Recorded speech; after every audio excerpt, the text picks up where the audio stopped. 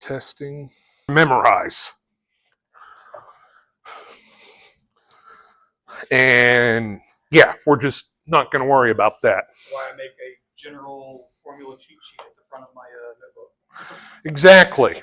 Now, these formulas that are on the front of this packet are ones that you should have memorized. Namely, your reciprocal and quotient identities, as well as your Pythagorean and even an odd identities. Now, what we're going to spend most of today doing is verifying some identities. Now, I'm not that big on them because basically the answer is literally right in front of us.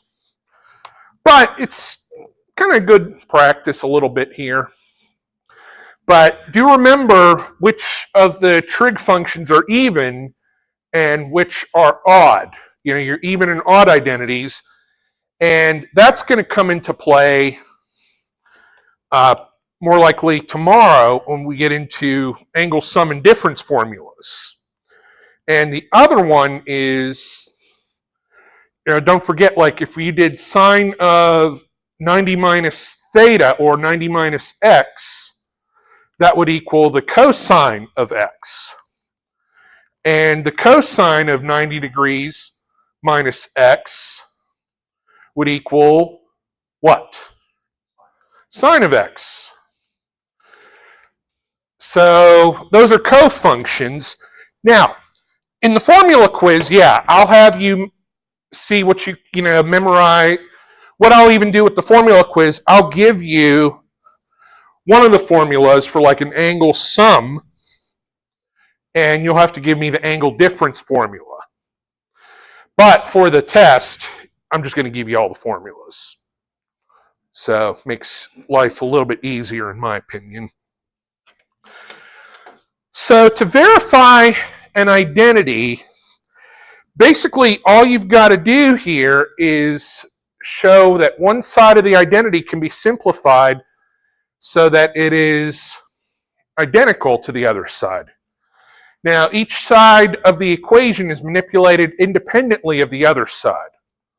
So basically, we're going to start with the side that contains the more complicated expression, and we're going to go from there. And you might get stuck somewhere. You know, don't freak out. Don't freak out too much. So this one's going to be kind of easy here. Verify that cosecant of x times the tangent of x will equal the secant of x. So basically, you're going to work with this. Let's see what we got here. So the cosecant of x, we can easily rewrite that as 1 over the sine of x. And tangent of x is simply the sine of x over the cosine of x. Well, what can be eliminated here? The sine of x, and you have 1 over cosine of x equals secant of x. Well, yeah, that's all there is to it. Will we have to write out the secant as the 1 over cosine? No. We can just leave it like this and call it a day. So, and again, I'm not going to put anything like this on a test here. Basically, it's going to kind of give us a little practice on how to manipulate things. So I want you to try. All right, so if we factor out the sine of x on the left-hand side, sine of x times what is sine of x? Just a 1. And minus what? Cosine squared x. Because this sine of x is multiplied by both. And that'll equal sine cubed of x. Now, 1 minus cosine squared of x, what's that going to be?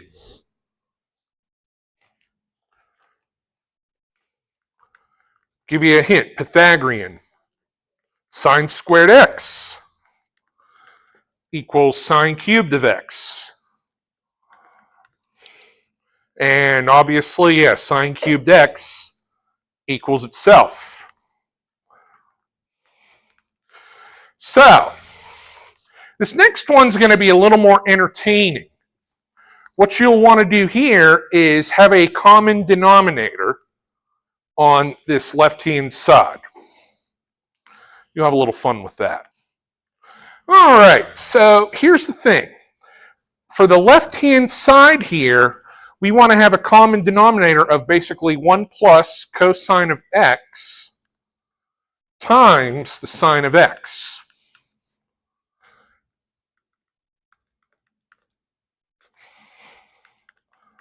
So basically what I need to do here is multiply the top and bottom of this first factor by what?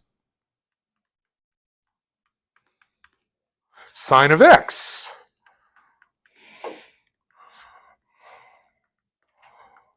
In fact, let me move this a little bit over here. Yeah, sine of x times, over sine of x. And don't forget the plus here. Now, I'll multiply the top and bottom of this one by what? 1 plus the cosine of x.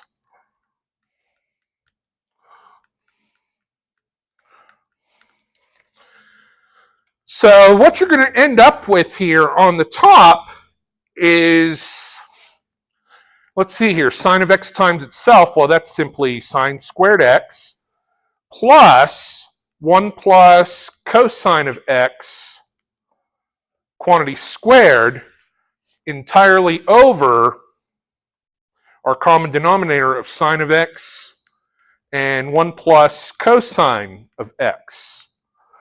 So what you'll need to do here is if you expand this second one, 1 plus cosine of x times itself, you'll get, we'll see what we get here. But the sine squared x can just stay. 1 plus cosine of x. And do I even really need to put a parenthesis around that x? Not really. Over the sine of x times 1 plus cosine of x.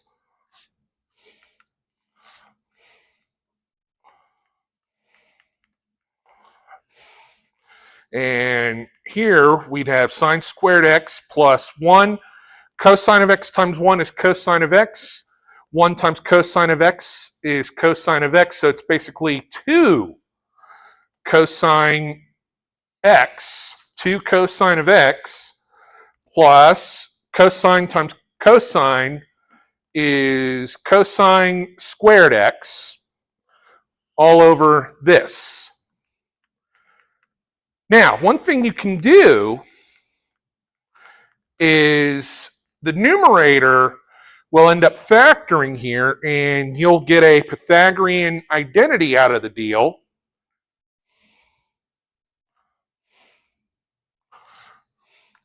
So here's the thing.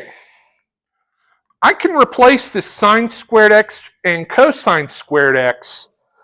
Sine squared x plus cosine squared x, well, it doesn't even matter what the argument is. Sine squared plus cosine squared of any of the same thing is 1. So you have 1 plus 1 plus 2 cosine x over top of this.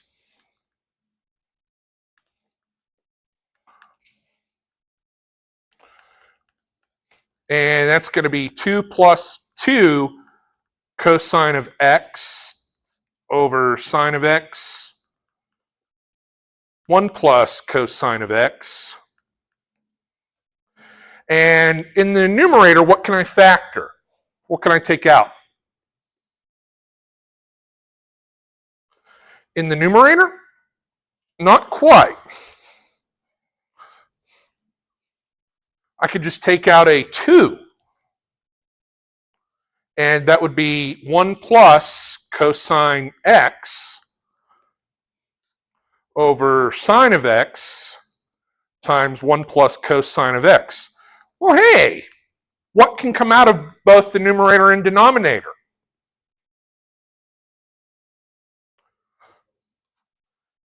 And you have 2 over sine of x, and that's literally going to be 2 cosecant of x. Of 1 plus sine of theta times 1 minus sine of theta.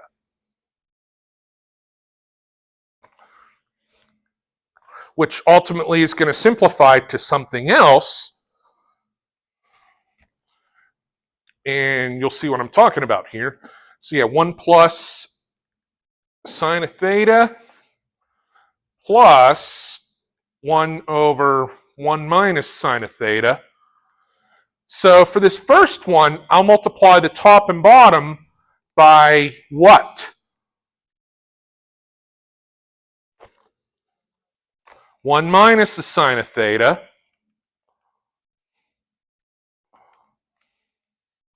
And top and bottom of this one get multiplied by what? 1 plus the sine of theta. So what happens here is you have 1 minus sine of theta plus 1 plus sine of theta over top of 1 minus sine of theta times 1 plus sine of theta. Well, on this left-hand side, we're going to be able to eliminate something right off the bat. What is that?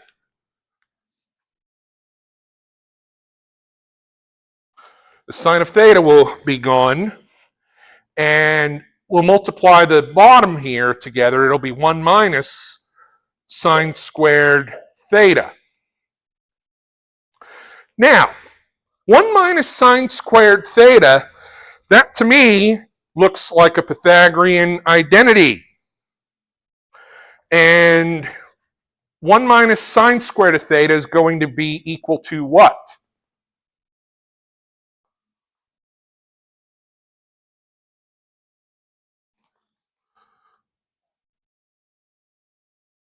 Cosine squared theta. Now, let's putz with this. 2 plus 2 tan squared theta. So let's take a 2 out. And that'll be 1 plus tan squared theta. Now, tangent of theta is what over what? Sine over cosine. So, what a lot of people think, oh, wait a second. 1 plus tangent squared theta, that's a Pythagorean identity. What's that going to be? Secant squared theta. And there it is. See, it's not too bad. At least I don't think. All right. I'm going to have you try this next one here. Now, if you have like a sum of a sum or a difference of things being divided, you can divide each of those individually. It's actually going to be pretty easy for a lot of these. In fact, we can do both of these. Just remember, we can make our substitutions a little bit later here.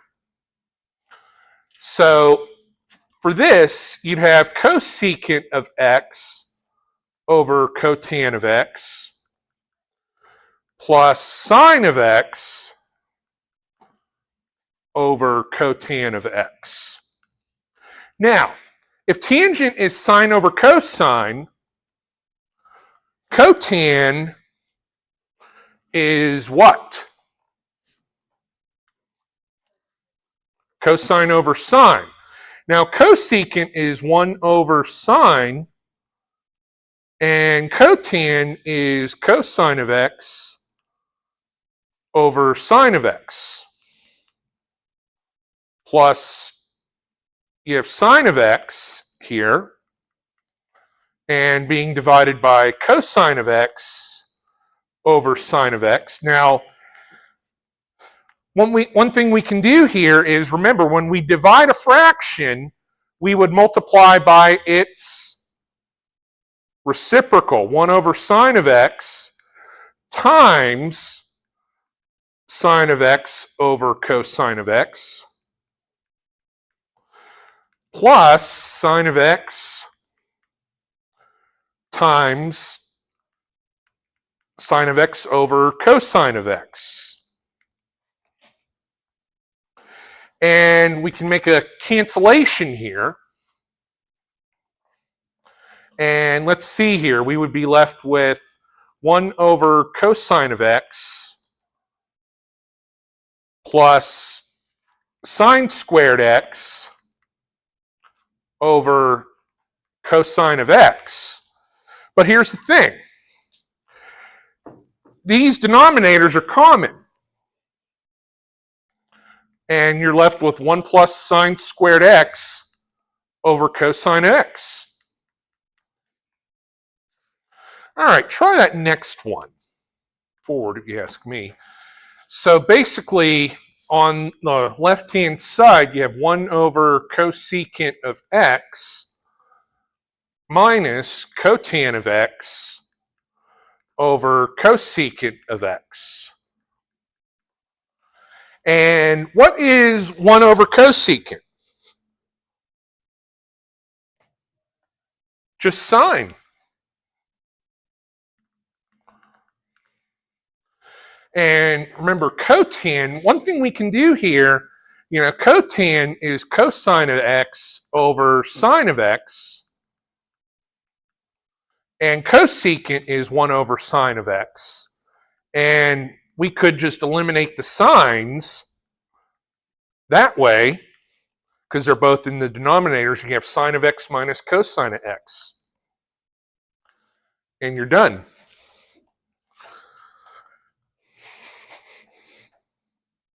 See, one of the reasons I don't put one of these on a test or anything either is because, these could be argued. There's some arguability here. And I'm going to kind of just shy away from that. Not really, but all right. How about this one? That one should be a goodie.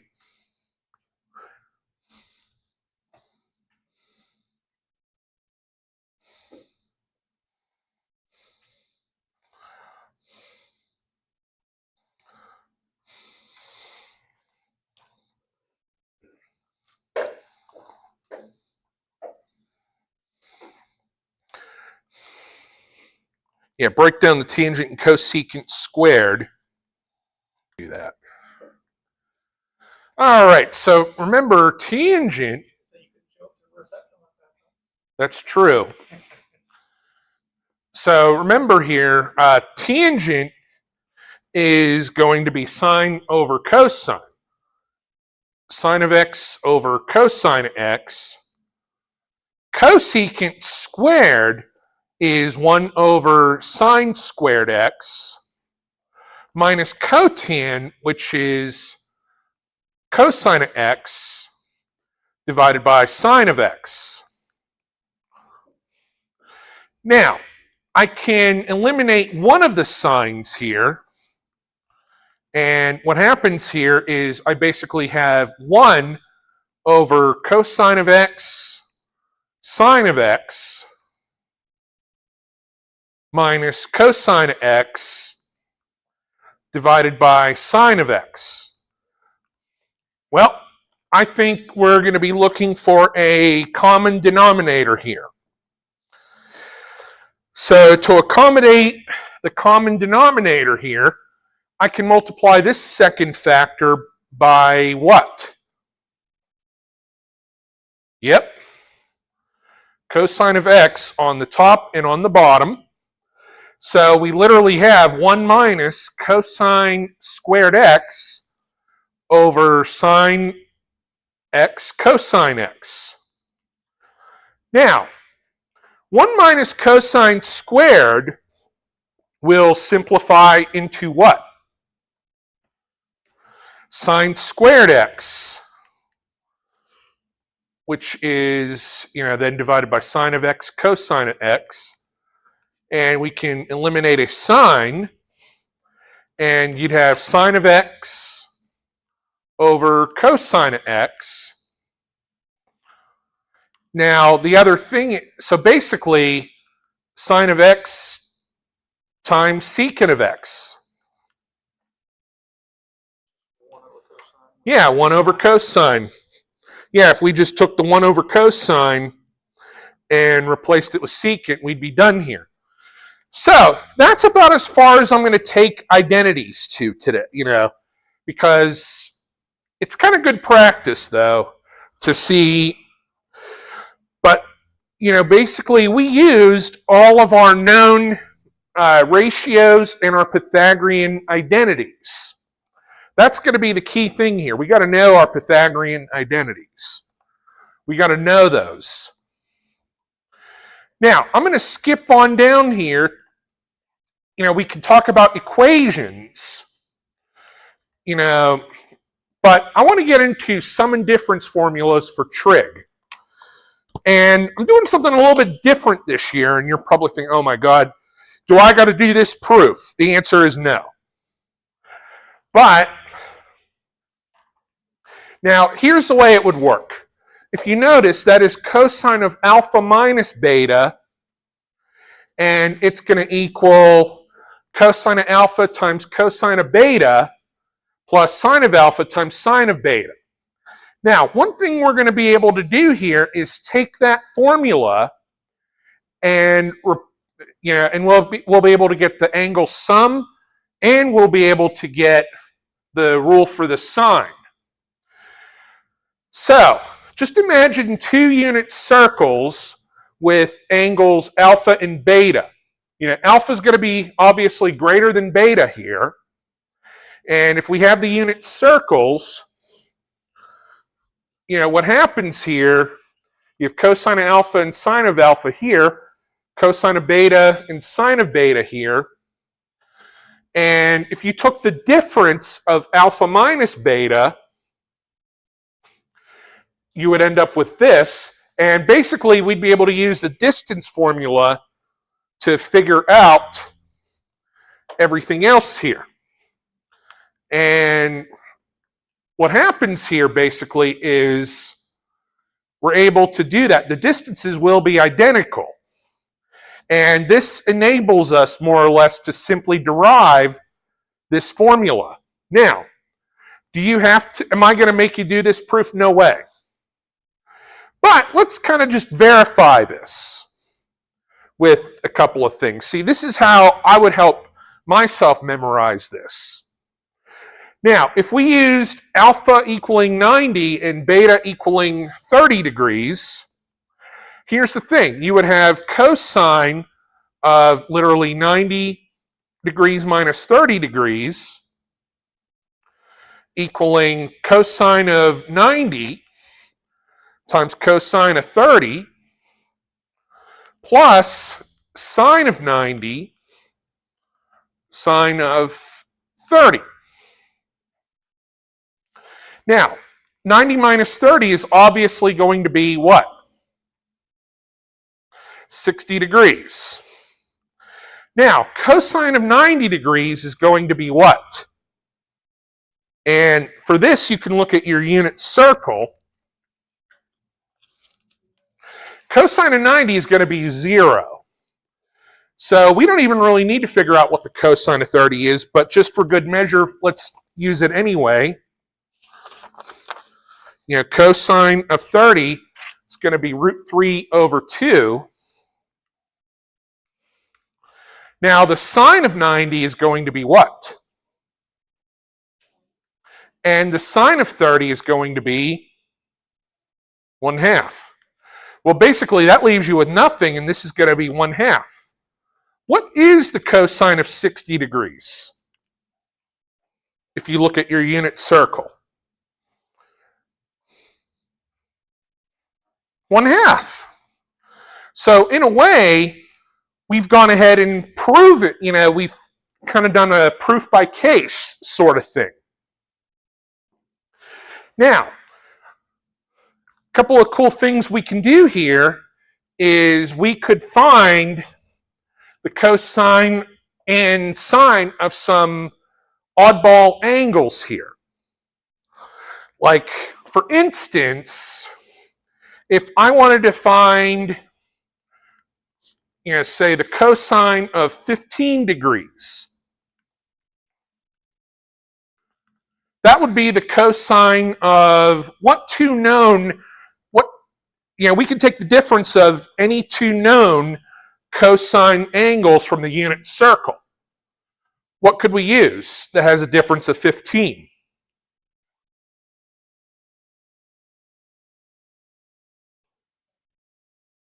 Well, 75 is not on the unit circle.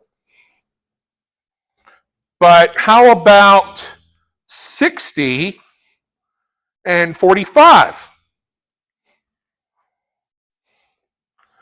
So basically, you would be taking cosine of 60 times the cosine of 45 degrees plus the sine of 60 times the sine of 45 degrees. Now, we're also going to be able to use the calculator to sort of verify this for us, because as we know, this is going to be an oddball thing. But we'll also be able to use other formulas that we'll learn. Now, cosine of 60 we know is 1/2.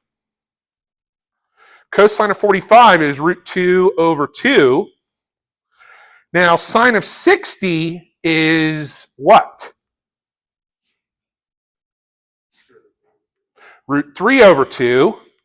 And the sine of 45 is √2/2. So, the cool thing is we're going to get a common denominator of 4 here. 1 times the square root of 2 is just the square root of 2. Square root of 3 times the square root of 2 is going to be the square root of over 4. Now, I would gladly accept an answer like this. Now, here's the sort of disclaimer. If you were to use a computer algebra system, which you really wouldn't have access to in here, but it might give you something in a slightly different format. But here's the thing. Let's figure out the decimal equivalence of this. Square root of 2 plus the square root of 6 all over 4, it's going to be that thing. And if I did cosine of 15 degrees, they're the same thing. Now, the answer I would be wanting would be one like this. This is the answer that I would want. Now, we could have done, we're going to learn the angle sum rule probably, today. We're down to a few minutes here. But let's see here. We could have done 135 minus 120. Even though, what's the point? But it could have been done that way.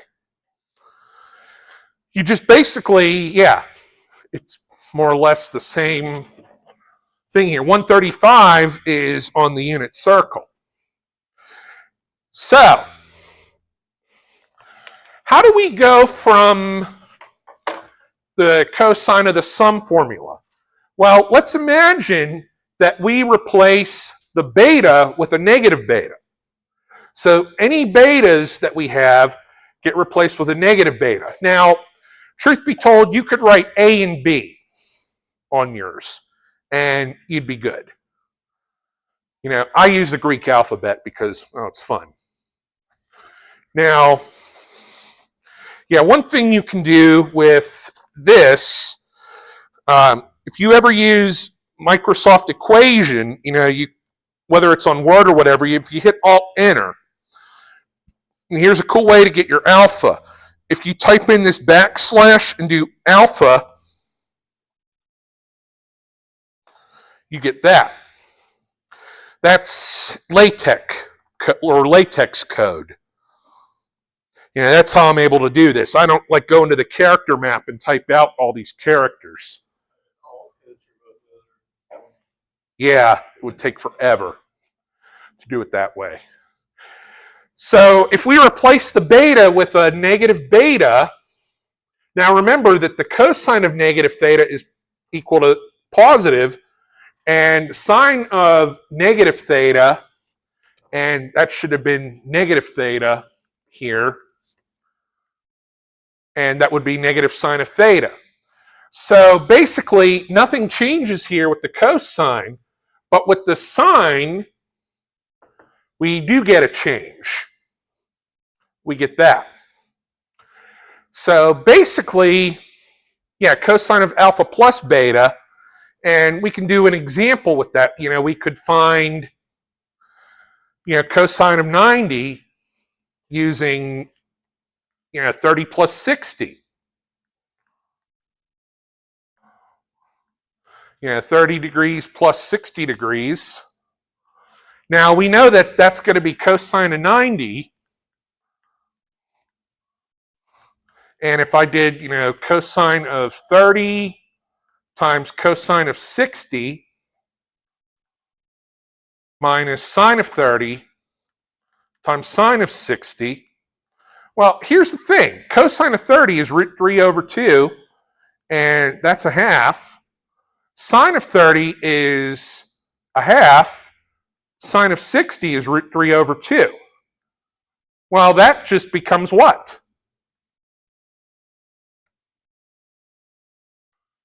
Yeah, root 3 minus root 3 over 4. That's just 0. What is the cosine of 90 degrees? 0. So in a way, we just kind of verified it. So what we will do tomorrow is I'll show you, and again, for the unit test, I'm going to give you the rules for the sine and cosine. I'm going to give you all these, but yeah, I'm going to go over how this is all derived at one time or another, and that'll be it. Testing. Yeah. I think so. All right, so we're going to get right back into these notes here. So basically, we have the cosine of the sum formula. That's where we sort of left off yesterday, where the cosine of alpha plus beta is basically the only difference is when it's cosine of alpha plus beta, you subtract the products of the individuals here. And yeah, so if you look at the formula sheet, which, this one you will be given on the unit test, you'll notice that you'll see that there is a cosine of alpha plus beta, and it's going to be cosine of alpha times cosine of beta and minus plus. The formula for sine. So do remember that sine of theta is the cosine of 90 minus theta, and cosine of theta is the sine of 90 minus theta. So basically what we do here, what we literally just need to do here is if we wanted to find the sine of the difference, sine of alpha minus beta, what we can do here is we take the cosine of pi over 2 minus alpha minus beta. and we rearrange it. And long story short, what happens is when we rearrange it, we'll end up taking cosine of pi over 2, which is 90 degrees minus alpha, plus beta. So what we then do, and again, do you actually have to do all this? No. Sometimes, yeah, well, I think it's still good to know. But what we do here is we replace pi over 2 minus alpha, let's call that omega. And we would get cosine of omega plus beta. And basically, through a whole series of substitutions, long story short, we get sine of alpha minus beta equal to sine of alpha cosine of beta minus cosine of alpha sine of beta. Now, what if we wanted to do sine of alpha plus beta?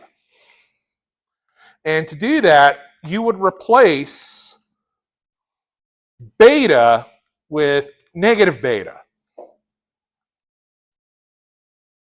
So, how we do that here, again, sine of alpha minus negative beta.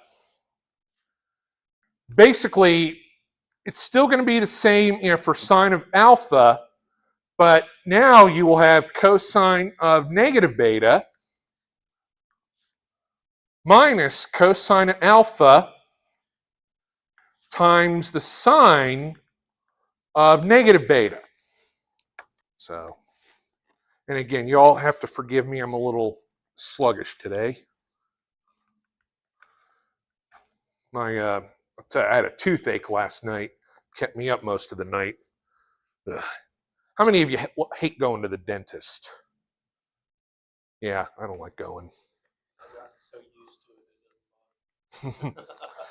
All right, so cosine of negative beta, if we look at our even odd identity at the front, cosine of negative beta doesn't change the sign. But for sine of negative beta, that's going to be negative sine of beta.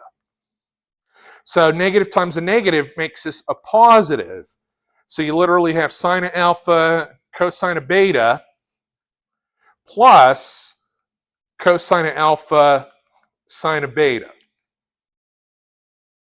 So you'll have this formula. Again, you'll have it right in front of you on the test. And if you notice, on the back sheet of your notes, sine of alpha plus minus beta, the signs are consistent this time. And yes, you can actually do a minus plus on here. It is such a thing, but bless you, you can actually type that out. I'll show you real quick.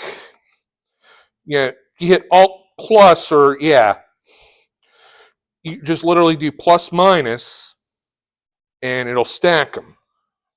Let me see, does it? Yeah, minus plus does the same thing. So you'll have that.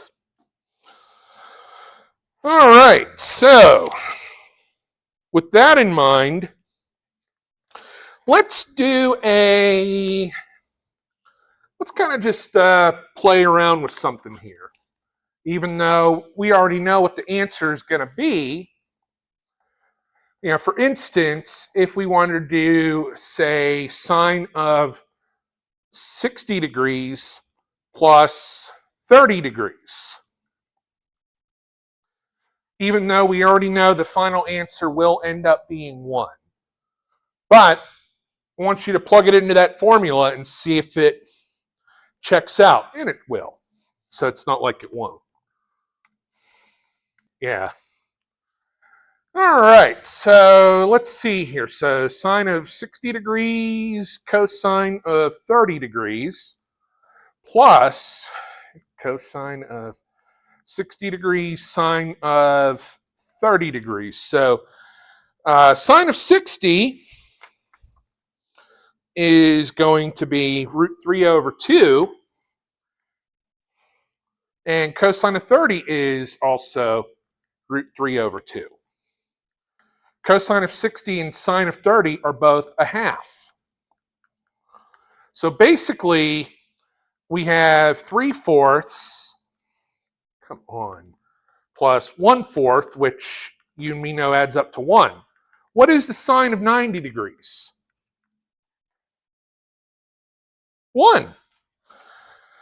So in a way, in our own little twisted way, we verified this formula kind of ourselves, which is kind of cool. Now, so, and guess what? We have tangent of angle sum formulas. And we could prove those, but the proofs are quite exhaustive. So how about I just give them to you and call it a day? You cool with that? All right. So using the angle sum formulas, I want you to find the sine of 7 pi over 12, cosine of 7 pi over 12, and the tangent of 7 pi over 12. And I'll tell you one thing. So yeah, just worked on that real quick. Where do I have this?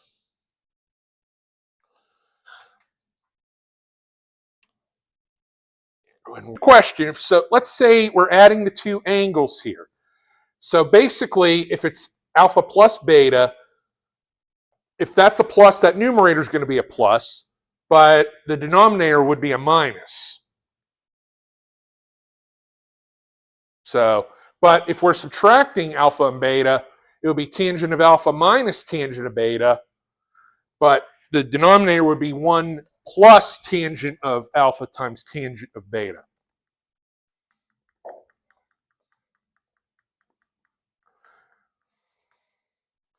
So yeah, if you notice, yeah, tangent of alpha plus beta, that's a plus and that's a minus.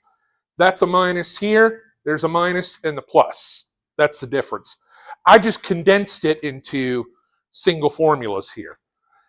So basically, alpha is pi over 4, which, that is 3 pi over 12, and this would be 4 pi over 12.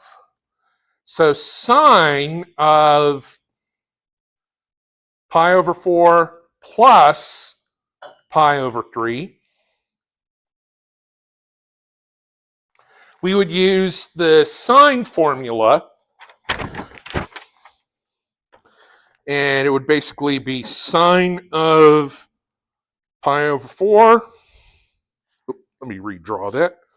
Sine of pi over 4 cosine pi over 3 plus cosine pi over 4 and sine of pi over 3.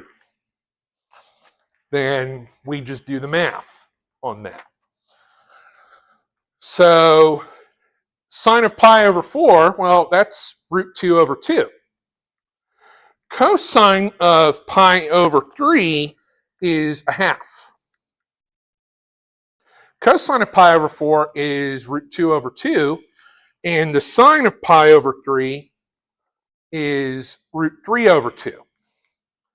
So we literally would just have root 2 plus root 6 all over what? Not 8. Okay, you know what? So 2 times 2, that's going to be a 4. And this is going to be root 6 over 4. And if you're adding two fractions just like that, all you really need to do is combine the numerators.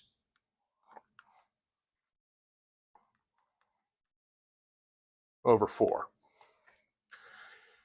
Now, I'd like you to do the same thing for the cosine. And yeah, we're going to do it for tangent, but we're also going to verify a couple of other things.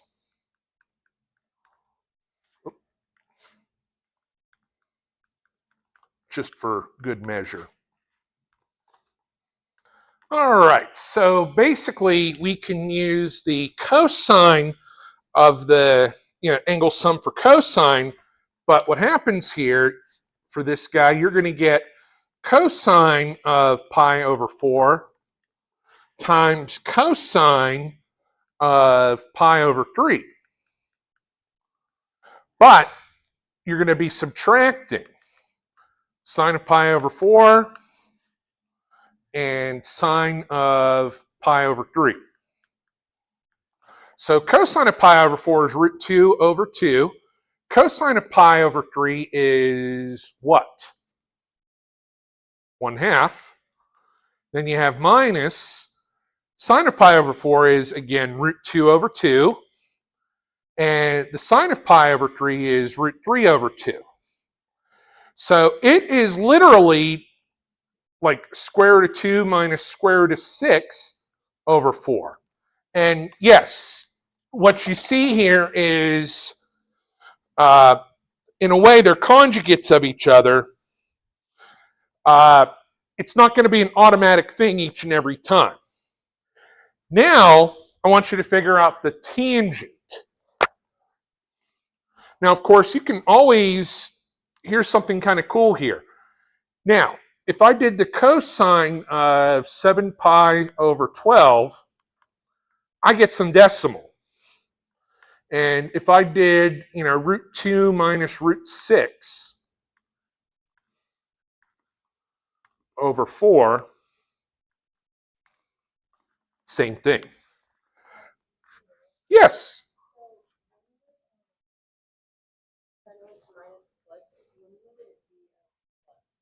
Between them? If you were subtracting the angle, like if you did pi over 4 minus pi over 3, or other way around, yeah.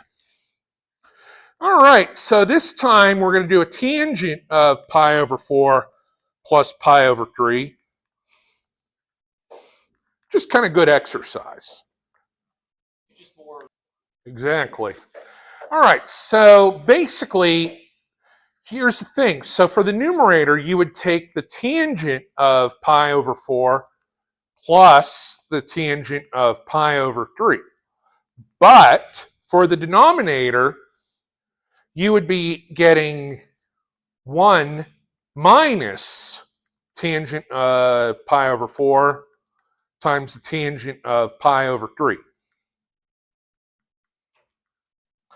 So I know the tangent of pi over 4 is going to be 1. Now the tangent of pi over 3, that would be sine over cosine, so root 3. So I think the tangent of pi over 3 is just going to be the square root of 3.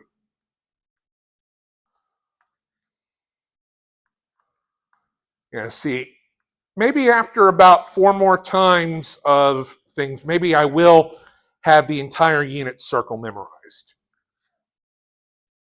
So 1 minus, basically it's going to be 1 and a root 3. So it's literally going to be 1 plus root 3 over 1 minus root 3. Now, in the world of mathematics, you wouldn't want to have a radical in the denominator, but I would accept it at this level. Now, here's something, I want to show that on the calculator here. So here's the thing. So if I did the tangent of 7 pi over 12,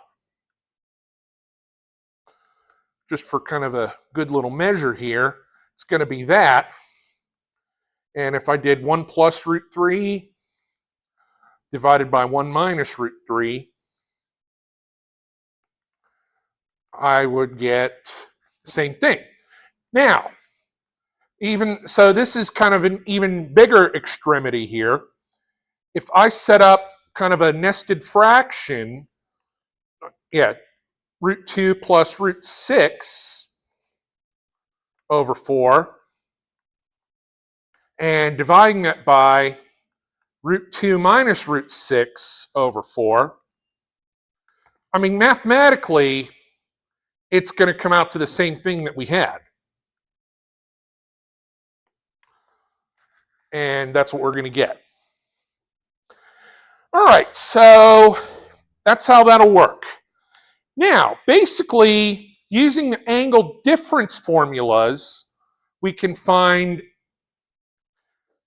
you know what, let's just do 1 pi over 12 for each. And basically let, alpha be pi, let alpha be pi over 3, which is 4 pi over 12, and beta be pi over 4, which is 3 pi over 12. So in other words, you would have sine of alpha minus beta, cosine of alpha minus beta, and the tangent of alpha minus beta.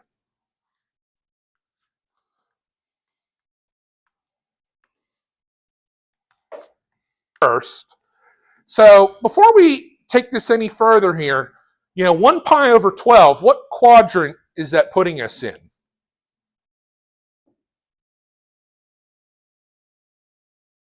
One pi over 12 is what quadrant?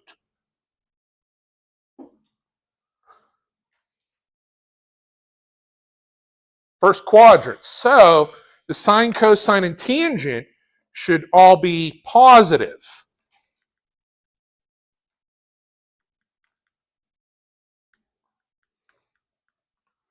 And sine of pi over 3 minus pi over 4. Someone looking at that for the first, someone who's not a math person might look at that and say, oh wait, that's a negative value. It's just like when, what's it called? I think it was A&W had to advertise that their 1/3 pound, they had to do some work here because customers didn't understand that 1/3 of a pound was larger than a 1/4 of a pound. It failed because of that. Yeah. So ridiculous. See, when I worked at burger joints, instead of saying it's 1/3 of a pound or a 1/4 of a pound, I just give it in ounces.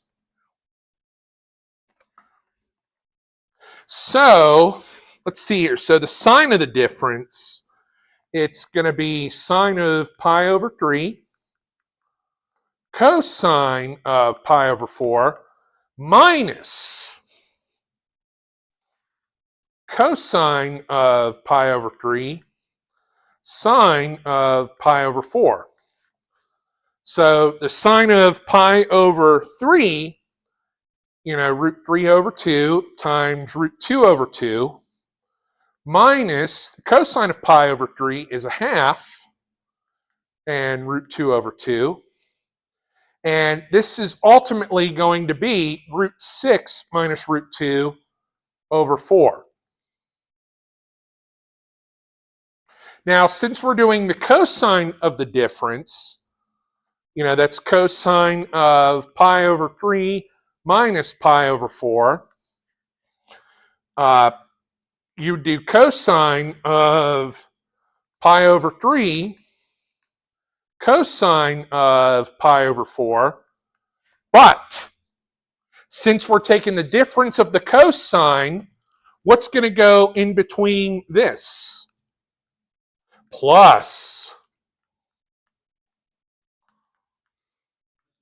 Yes? Why don't you convert the alpha and the beta to like pi over 3 to 4 pi over 12? To show you that the difference between 4 pi over 12 and 3 pi over 12 was 1 pi over 12. Because we're finding the angles of 1 pi over 12, not 5. It gets you to a point where you can actually just find it on the unit. Yeah. I mean, 5 pi over 12, we could have done 9 pi over 12 minus 4 pi over 12. Because 9 pi over 12 is 3 pi over 4. You could have, if we were doing the 5 pi over 12, that is. So, you could do it that way. So, cosine of pi over 3, that's going to be 1/2. Cosine of pi over 4 is going to be root 2 over 2, plus sine of pi over 3, which is going to be root 3 over 2, and that'll be a root 2 over 2 for this. And it will just be root 2 plus root 6 over 4. And yeah, basically you could even do like, yeah, sine of pi over 12.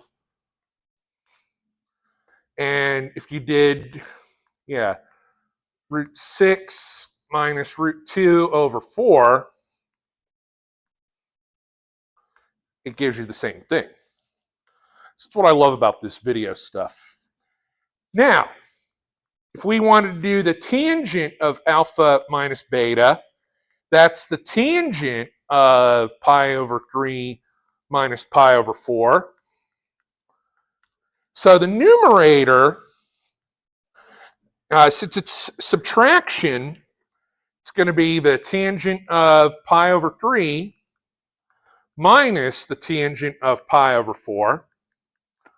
Now the denominator will be 1, but since we're subtracting in the argument, this is going to be plus.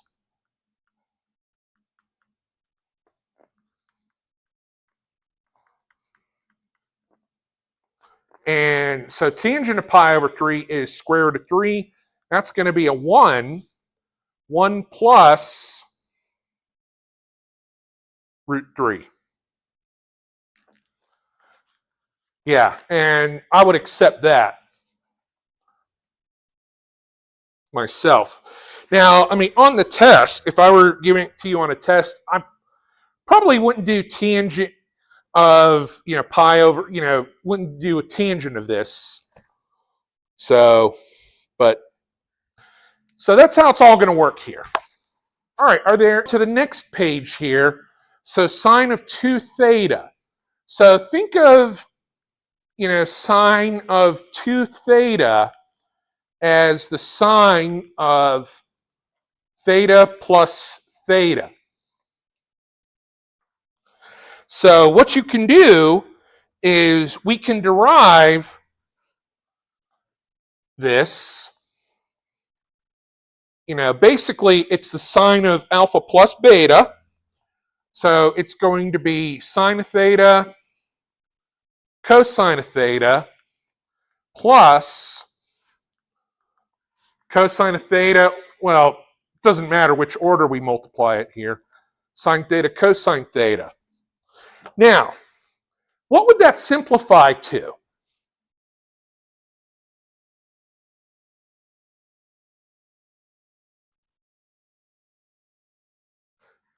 So think of a 1 in front of each of these. Sine theta, cosine theta, they're the same thing, aren't they? It would just be 2 sine theta, cosine theta. Now, I will say that in calculus, when you do like integration or finding derivatives, they love to give you something like this, like find the derivative or integral of this, because you can just use that formula. So I'd like you to figure out cosine of 2 theta and tangent of 2 theta. For that already, think of this as, cosine of theta plus theta, and, using our cosine of angle sums, it's going to be cosine of theta times cosine of theta minus sine of theta, sine of theta. And that's cosine squared theta minus sine squared theta. Now, that's one of the forms on there. And no, you can't really simplify that, but you theoretically could manipulate this. So, for instance, remember your standard Pythagorean identity. Sine squared theta plus cosine squared theta equals 1. So, what this means here is, cosine squared theta would be 1 minus sine squared theta, and sine squared theta would be 1 minus cosine squared theta. So what we could do here is take two different routes. replace cosine squared, and in this route, we would replace the sine squared theta. So if we replace the cosine squared theta, you'd have 1 minus sine squared theta minus the sine squared theta. Well, this ultimately becomes 1 minus 2 sine squared theta. So the thing is, for cosine of 2 theta, if you ever used Google or whatever, or looked at a textbook or something, you would actually find 2 additional representations. And if we replace the sine squared theta, cosine squared theta stays, but we replace that sine squared theta with 1 minus cosine squared theta. And distributing and all that gets us cosine squared theta minus 1 plus cosine squared theta. So it's literally going to be 2 cosine squared theta minus 1. So in other words, you literally have 3 different representations for this. Are we going to use all 3? No. Now the one that's going to be on your formula sheet will be the one in light blue. But just for fun, we're going to demonstrate that it all works. Now, take a moment and do tangent of 2 theta. That'll be a little more fun. So yeah, tangent of 2 theta would be the tangent of theta plus theta. By the way, I will have next week's labs up for you tomorrow. And because we didn't have labs this week, you'll have 2 free 100s on your homeworks for this week. So you kind of lucked out there. So basically, it's going to be tangent of theta plus tangent of theta on top, and then 1 minus tan theta, tan theta. Well, tangent of theta plus itself is just going to be 2 tangent of theta and 1 minus tan squared theta. Pretty straightforward. Now, you could modify the denominator and change that into another Pythagorean identity if you wanted, but we'll just keep it like that.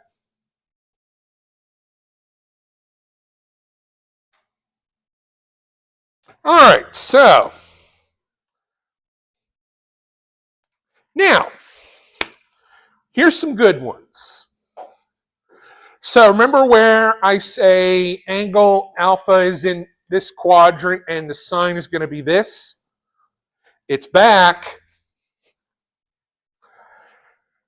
So what we're going to do here to kind of start ourselves off now, so when you would have a homework assignment with this, I might ask you for like sine of alpha minus beta or alpha plus beta.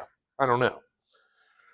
But what will happen is I will leave you room to work things out here because basically you would need, let me rewrite that. You need sine of alpha, cosine of alpha, and for good measure, tan of alpha, as well as sine of beta, cosine of beta, and tangent of beta. So basically, and the way it's going to be on your test, when you take the unit test for this, I'm going to give you give you something like this, and you have to be mindful of signs. And I'm going to give you ample room to work, but you're going to find various sum and difference rules pertaining to this. So for beta, since beta's in the first quadrant, everything's going to be positive, but alpha, not so much. So basically, your job would be to figure out,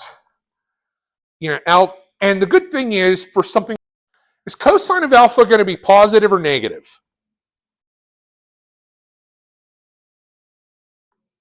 It's going to be negative because it's in the first quadrant. So basically, remember we did this back in the first unit. Yeah. Sine squared alpha plus cosine squared alpha is going to equal 1. Cosine squared alpha is 1 minus sine squared alpha, 1 minus 40 out of 41 squared.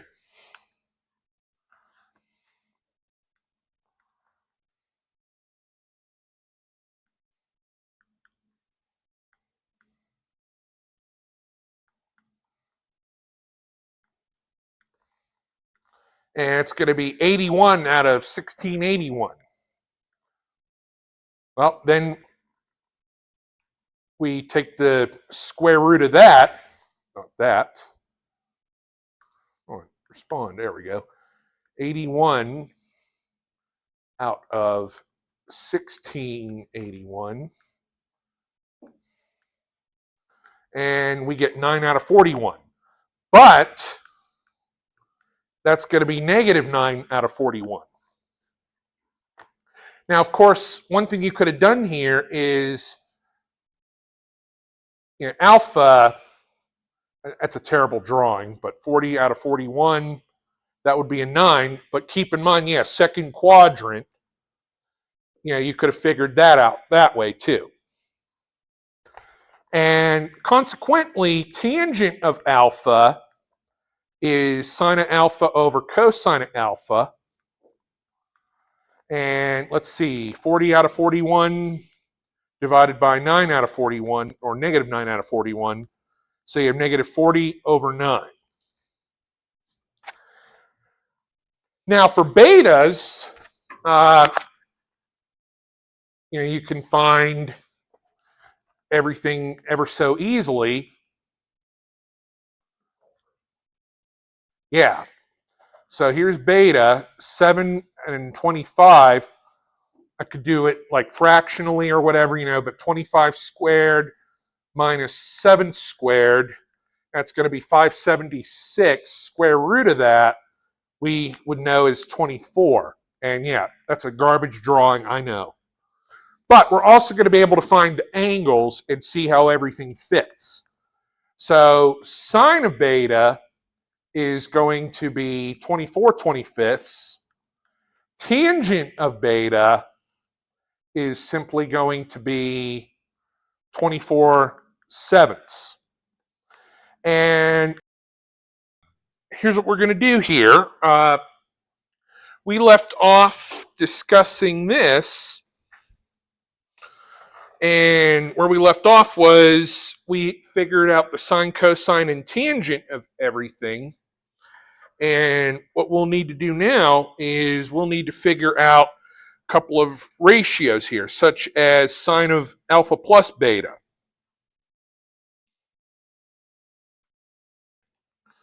All right, so in order for us to figure out the sine of alpha plus beta, well, it's also going to be a good thing to consult this formula here, sine alpha cosine beta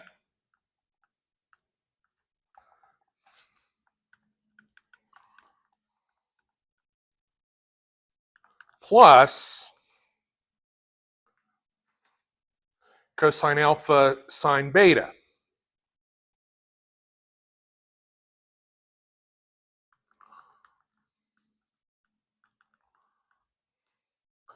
All right, so let's see what we got here. Well, we know sine of alpha is 40 over 41. Cosine of beta is going to be 7 over 25. And let's see here. Cosine of alpha is going to be negative 9 over 41. And sine of beta is 24 out of 25. So the nice thing is basically the denominator anytime you have a ratio like this, basically you kind of luck out here because the denominator is going to be the same thing. So one day I will make this work. So yeah, 41 times 25. So yeah, 1025. So you have 280 minus, because that's subtracted 9 times 24. That's 216 out of 1025. Let's see what 280 minus 216 is. 64 out of 1025. That's going to be the final answer for that. Now, a little bit later, another thing that we will do is we'll also figure out some angles themselves. But what I'd like you to do now is figure out cosine of alpha plus beta. I want to do this cosine of alpha plus beta. So in looking at the little formula that we get here, what we're going to see here is it will be cosine of alpha, cosine of beta, minus sine of alpha, sine of beta. So let's see what that's going to be here. Well, first off, cosine of alpha is negative 9 over 41. Cosine of beta is 7 over 25. Sine of alpha is 40 over 41. And sine of beta is 24 out of 25. So basically, yeah, we're going to get 1025 for the denominator. So basically, all I got to do is kind of just figure out what this numerator is going to be. Negative 9 times 7, well, I could have easily figured that out, minus 40 times 24. So I think this is going to be a negative value here, negative 1023. Now, what I want you to do is figure out the tangent of alpha plus beta.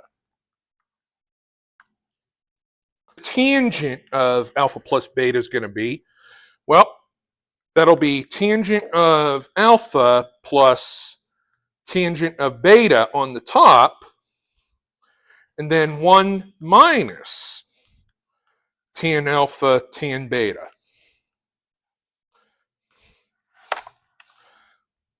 So, yeah, you just got to remember your rules here. So let's see here. Tan of alpha is negative 40 over 9. Tan of beta, let's see here. Tan of beta is 24 over 7.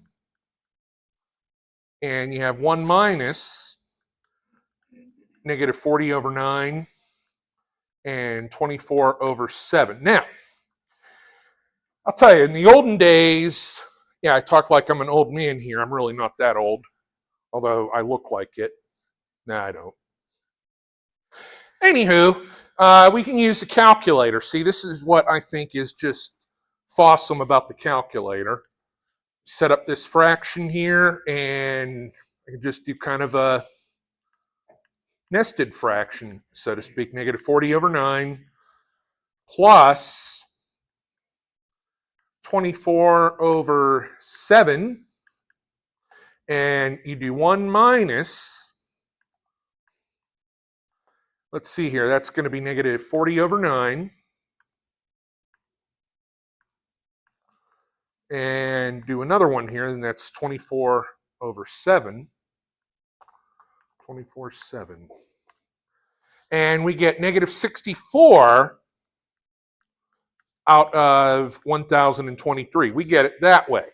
Now, chances are on the test, well, not chances are, on the test, if I do a sine of alpha plus beta or alpha minus beta and a cosine of alpha plus beta, here's the thing. We could have also taken a shortcut. simply by doing the sine of alpha plus beta over cosine of alpha plus beta. Because remember, it's the sine and cosine of the same argument. And if that's going to be the case, then it's going to work out. So let's see here. That's going to be 64 out of 1025 over top of negative 1023 out of 1025. So we get negative 64 out of 1023. Sound familiar? Now, wouldn't you just hate it if I put on the test sine of alpha plus beta and cosine of alpha plus beta, then I told you to do the tangent of alpha minus beta? Are we not awake yet? Yeah. I actually got a really good night's sleep for the first time in like 2 weeks. Like solid 7 hours. All right. I want you to do, let's do sine of 2 alpha. And for good measure, we'll do cosine of 2 alpha. And lastly, we'll do the tangent of 2 alpha. All right, so for sine of 2 alpha, it's literally just going to be 2 sine alpha cosine alpha. So let's see here. Sine of alpha was, the heck was it? 40 out of 41. And cosine of alpha was negative 9 over 41. So 2 times 40 times negative 9. 41 squared. So yeah, 1681. 2 times 40 times negative 9. So yeah, negative 720 over 1681. Now, cosine of 2 alpha, you can use any form of that, but the one that's on your formula sheet would be cosine squared alpha minus sine squared alpha.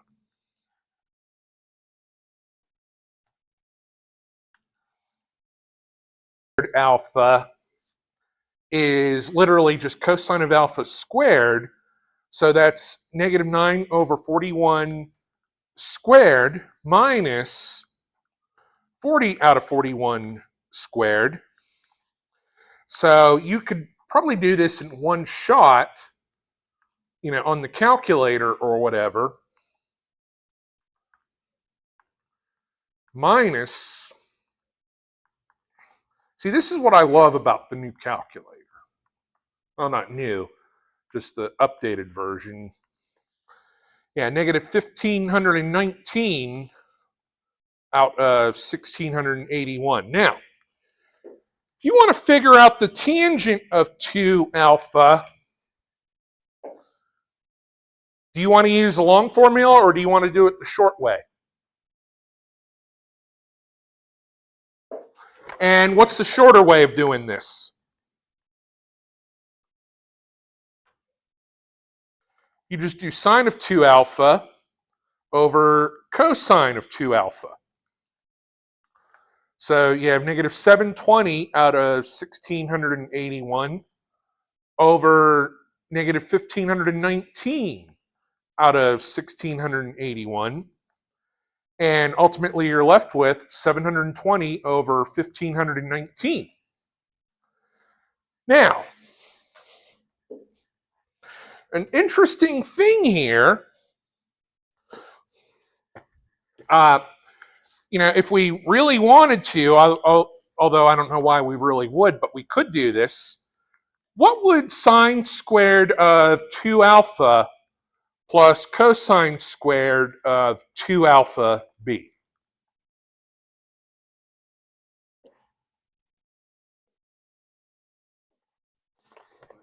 1. But because I am weird, I should say weird. I would say I'm not crazy. My mother had me tested. What's that? I'll say that the test came back positive. Yeah, test came back positive. So let's see here. Now, obviously, whenever we square a negative, it's going to end up being a positive. Now, if you actually wrote this out and squared it, see, it would give you a decimal. Because this calculator, while it's pretty great, it's not going to be that great. It has kind of a limitation to what it'll do. Squared. Yeah, because basically 720 squared plus 1519 squared, it's going to be a big, giant number here. And it's going to equal 1681 squared. That's another Pythagorean triple, in case you were curious. Basically, so let me just go ahead and tell you. For the unit test and on the assignments, see, for the first time I taught this course, I'd start off with Pythagorean triples and then throw in ones that weren't. But for angles, sums, and differences, that was getting a little skeevy. So, yeah, kind of messy. And I realized, yeah. But basically, yeah, we come up with our own Pythagorean triples. It's kind of cool here. Now, let's see here. So what I want you to do here is I want you to determine alpha and beta.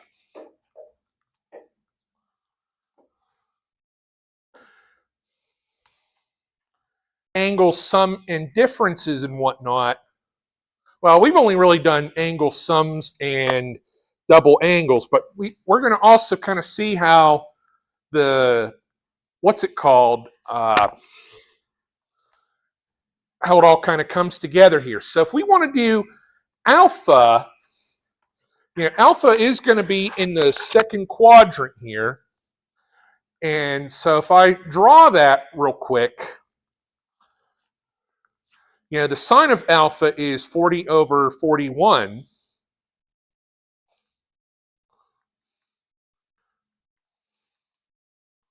Now, what happens here is we would be figuring out alpha prime, and we would ultimately have to subtract that from 180.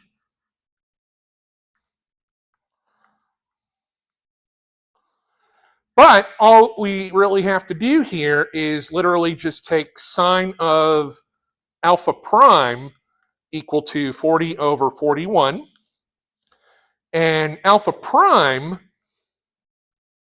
would be the inverse sine of 40 over 41.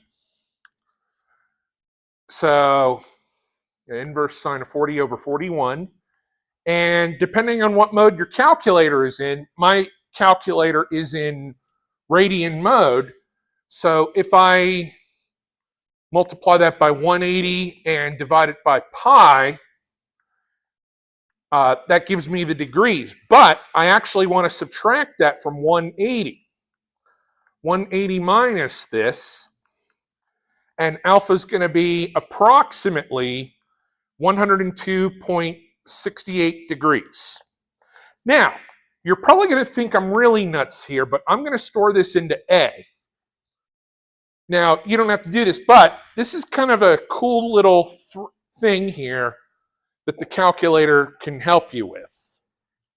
Now, for beta is easy because beta is going to be a first quadrant. Now, I will tell you that for the unit test, I would give you a first quadrant angle because, frankly, yeah. So here's beta, 25, 7. So basically, we know cos B, get it, cos B? It's terrible. You know, I used to watch his show as a kid. That was like what saved NBC.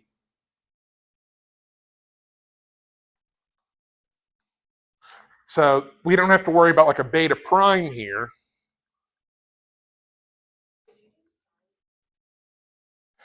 Yes, I could. So here's the thing. Sine of beta would be 24 over 25. So, but you can't take it of 7 over 25. So what the, oh, there we go. So if I did the inverse cosine of 7 over 25, I get this. Now, if I do the inverse sine of 24 over 25, I should get the same thing. And yes, I do. Times 180 and divide it by pi, beta is going to be 73.74 degrees. Now, what I'm going to do here is I'm going to store that into B. Now, if I did alpha plus beta, no, because it was a first quadrant angle. So if I did alpha plus beta, it's going to be 176 degrees. Now, what quadrant does that put you in? Second quadrant. So you can see why the sine would be positive, but the cosine and the tangent are both negative. And so if we wanted to do 2 alpha, 2a, that is 205 degrees, and that puts us into what quadrant? Third quadrant. And so the sine and cosine of that are both negative, but the tangent of that is positive. And see how basically it agrees with everything? It all gels. It all works. Now, if I did say the sine of A, and this is probably one I should have it in degree mode. Now, it's not going to give me a fraction, because even if I tried, it won't do that. But if I went ahead and 64 over 1025,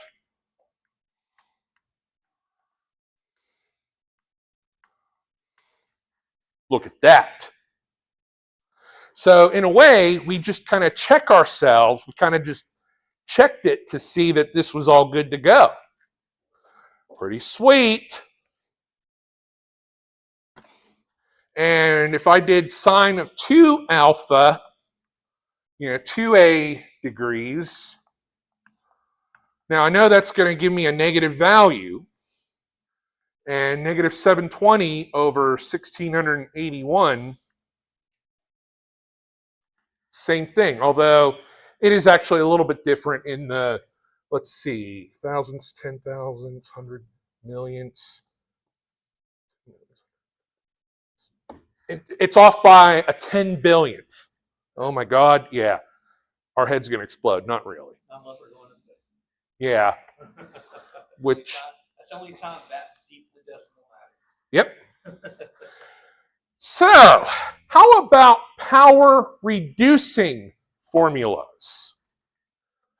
So, for instance, we can write cosine to the 4th of theta as powers of 1.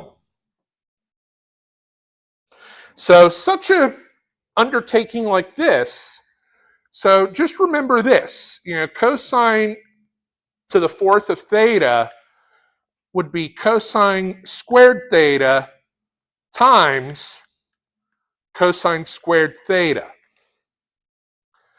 So basically what it does here is these are the formulas here. And you could derive it if you wanted. But yeah, 1 plus cosine of 2 theta over 2 times 1 plus cosine of 2 theta over 2. Now, I want to see what you can do here. First off, the 2 in the denominator, let's factor that out.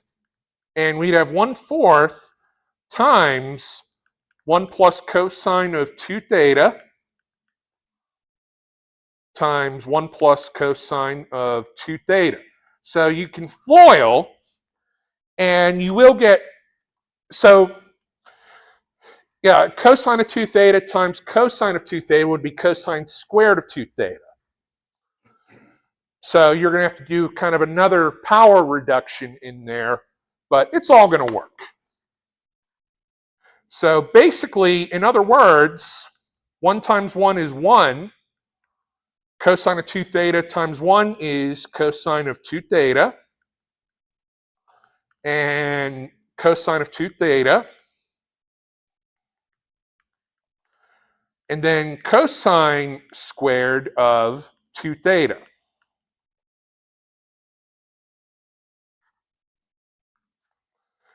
And what you can do here is you can just kind of combine like terms right quick.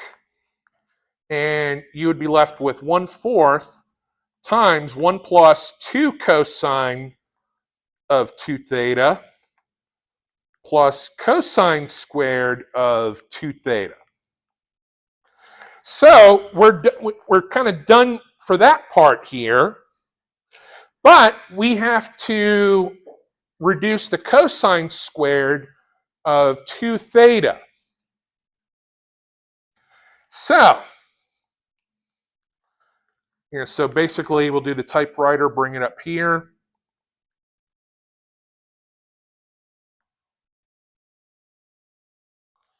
But instead of cosine squared 2 theta,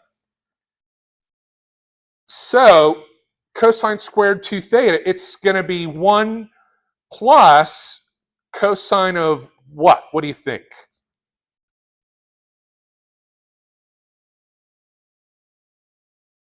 Not 2 theta. What? Not theta. Okay, so remember, cosine squared of theta, we go from theta to 2 theta here. So we can go from 2 theta times 2, which would be 4 theta.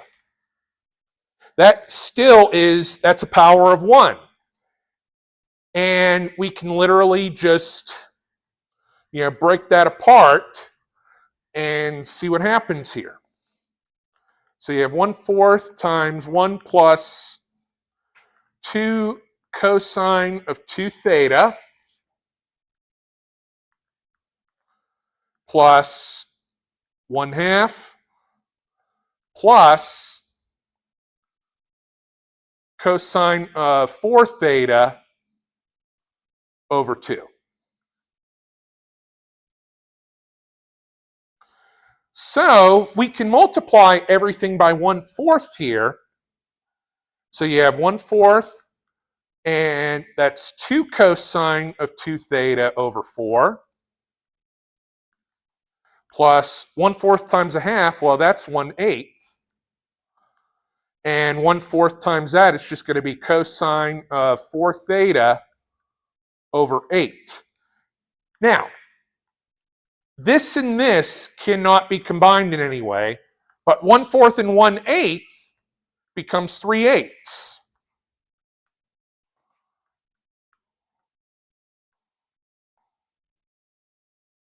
2 theta over 2 plus cosine of 4 theta over 8. Now, you might be wondering, why am I doing that? Why did I do that? Well, here's the thing. One day you're going to take calculus. And when you take calculus, you'll be told to integrate cosine of theta to the 4th. And I'll be honest, chances are it'll probably, this is what you would be integrating, but you still have to integrate it. But That's how it all works. Now, I want you to do sine to the fourth of theta. Basically, senior teachers get their pick of what class. Yeah. I mean, if I said, yeah, I want to do calculus, I don't know. I would basically have to do all the research myself. Well, not. But, so yeah, sine squared theta, it's going to be 1 minus cosine of 2 theta over 2 times itself.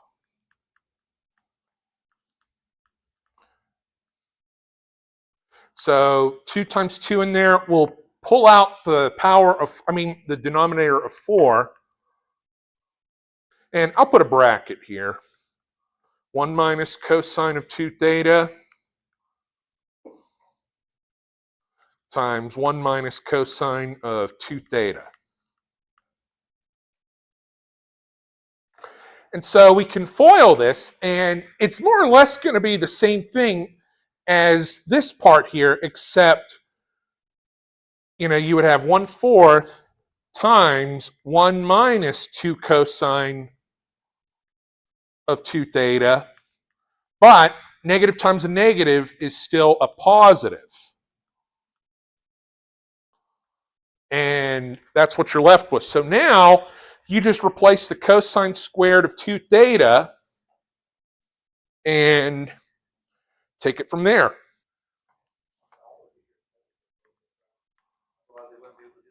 Exactly. So cosine squared of 2 theta is going to be 1 plus cosine of 4 theta all over 2. So doing this again here, and we can go ahead, let's leave the 1/4 out for the moment.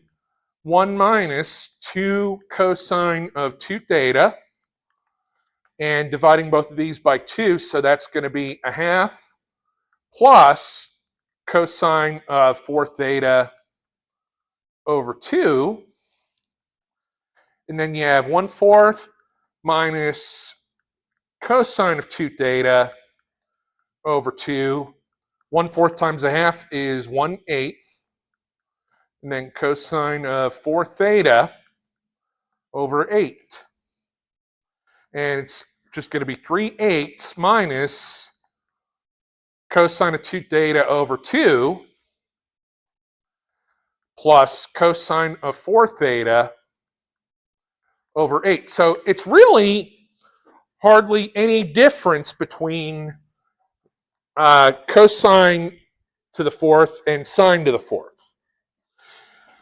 So what's going to happen on Monday is we are going to talk about the half angle formulas. Now, what this means here is the symbol in each formula does not mean that there are 2 possible solutions. The plus minus simply indicates that you have to determine the sign of the trig function based on the quadrant in which the half angle lies. So with that in mind, we're going to stop here and we'll pick this up. Entire programming language to use the damn thing. In a way, yeah. And I love it. It's great for checking my work. Angle formulas.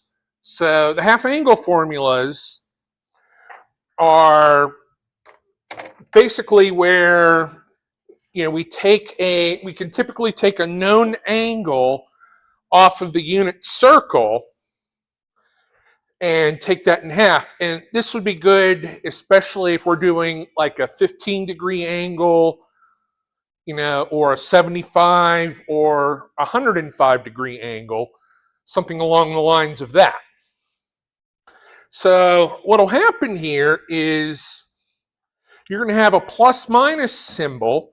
Now, it doesn't mean that, it means, they're the 2 possible values. What you have to do is basically determine the sign of the trig function, which is plus or minus based on the quadrant in which the half angle is going to lie. So what we're going to do here, and yes, I know we could have done, we're going to do the sine of 105 degrees. Now, here's the thing. 105 is obviously half of 210. Now, we could have done this with an angle sum formula as well. I've actually fired up the TI Inspire because I'm going to show you what happens there and show you how there's a way to actually kind of get around that here. But 105 degrees is half of a 210 degree angle, and 210 degrees is going to be straight on the unit circle. Now, let's think about this for a second. Sine of 105 degrees. Now, if we wanted the sine of 105, which is going to be right around here, we know the sine of 105 will end up being positive. Now, even though, we're going to do the sine of 105, and we're also going to go ahead and be doing the cosine of 105 after this. So what happens is you would take plus or minus, and depending on what this is going to result in here, so 1 minus cosine of 210 degrees over 2. Now, it's going to get a little convoluted in here, and I'm going to show you how to kind of fix that in a way. But since the sine of 105 is going to be positive, we just take the positive version and, 1 minus cosine of 210 degrees over 2. So basically, you'll have to do some simplifying within the radical, what have you. So the cosine of 210 degrees is going to be negative root 3 over 2. So we would literally take 1 minus negative root 3 over 2 and divide the whole bad boy by 2. Well, when we subtract a negative, that means it's going to be positive. 1 plus root 3 over 2. And again, the whole thing is divided by 2 here. So let's simplify this. Let's kind of work with this here. So for this numerator here, we'll multiply the top and bottom by a 2. And ultimately, what's going to happen is you'll have 2 plus the square root of 3 all over 2. And then that's going to get divided by 2. Now, one thing you can do kind of on the inside here, you have 2 plus root 3 over 2, and divided by 2 over 1, that's the same as multiplying by 1 over 2. So what happens is you have square root of 2 plus square root of 3 on the inside divided by 4. Well, this is also 2 plus square root of 3 over the square root of 4. But as we know, the square root of 4 simplifies to 2. So that's going to be our final answer here. Square root of 2 plus and square root of 3 within, and that's going to be a 2 here. Now, I would gladly accept an answer like that. Now, if you did this with an angle sum or an angle difference formula, you might get something a little bit different. That's okay. But here's the thing. If I did, sine of 105 degrees, not 15, but 105 degrees, if I went and did that on the calculator, I'm definitely going to get some really ugly looking thing here. And so basically it's going to be a 2 plus a square root of 3 on the inside, kind of a double radical, and that's going to be over a 2 here. Now, fortunately, for some reason, I guess when I shut down this computer, it freezes my TI-84 emulator because if you noticed, it's the same thing as this. Now, we're actually going to see the equivalence of that in just a few moments here. Now, one thing I'm going to do here is I'm going to do the sine of 105 degrees using this. And see, here's the thing. This calculator is what we call computer algebra system. And basically, we get what we had earlier. Because, sine of 105, we're going to do the cosine on the next page and everything. But, the thing is, if we did the sine of 105 degrees, that's the sine of 60 plus 45 degrees. And if I'm not mistaken, maybe we did something like that already. I don't know. Let me double check that. We did 60 plus 45. Yeah, 105 degrees. So basically, yeah, we get a different answer, but it is the same thing, and here's why. For instance, a nested radical. Now, I would never order you to memorize something like this because, just look at it. But I actually had to do a little bit of research because, frankly, I never actually saw this before. But what happens here is if we have, 2 plus square root of 3. Now, I know it's going to be divided by 2 here, but what we're going to do here is let's follow this. And you're probably going to be thinking, oh my God. But keep in mind here, we're going to end up dividing the whole sucker by 2 in just a few minutes anyway. So you have a plus, or no. Oh, no, it's minus. I'm sorry, I made a little mistake here. It should have been this one.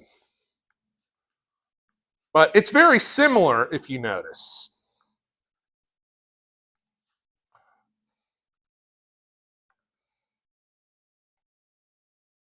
So basically, the value of A is going to be what? 2. And B plus the square root of B, that's going to be a 3. So I'm going to let you plug that in and see. All right, so basically, let's see what we've got here. Now, keep in mind, we're going to end up dividing this whole shebang by 2 in just a few minutes anyway. So A is going to be a 2, and 2 squared minus 1, well, that's just going to be a 1 over 2, plus, that'll be a 2 minus another square root of 1 all over 2. So basically, we have root 3 over 2 plus, 1 over 2. 3 halves plus 1 half, or basically, square root of 3 plus, square root of 1 all over, square root of 2.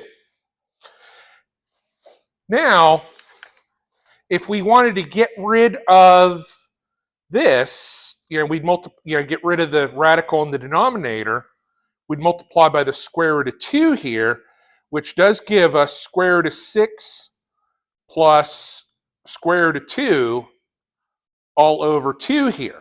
But there is one other thing that we didn't do yet, and that was to divide the whole thing by 2. So basically, this is why we have root 6 plus root 2 over 4. And here's the thing. Another thing that you could do here, literally, is take the square root of 2 back out. Root 3 plus 1 over 4. I mean, either way, I'll give you credit for basically any of these versions here. What I'm trying to show you is you can wind up with something different if you decide to check your work with some kind of a computer algebra system or something, which, checking your work, I mean, that's fine and everything, because frankly, so if we did it with half angle formula, you end up with this. Did 105 with a half angle, you got this. If you did it with sum or difference, you got this. But long story short, we have now basically proven to ourselves that no matter which way we do it, they are going to be the same thing. I mean, truth be told, we could have done that with the calculator as well, but so here's what I want you to do. I want you to figure out the cosine of 105 degrees. And yes, I know you've done that with the angle sum, but do it with the half angle.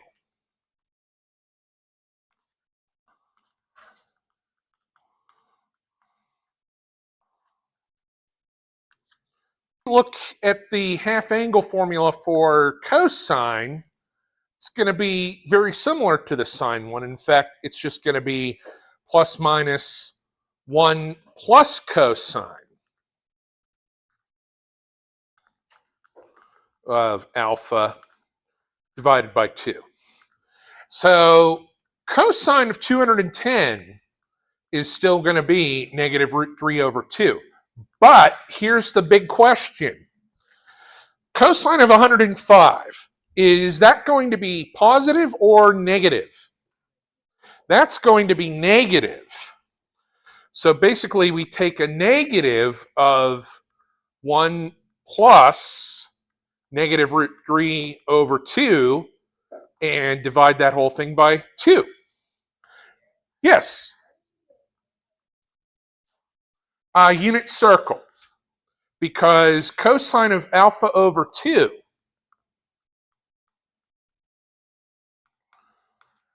because if I want 105 degrees, what's half of what is 105? Half of 210.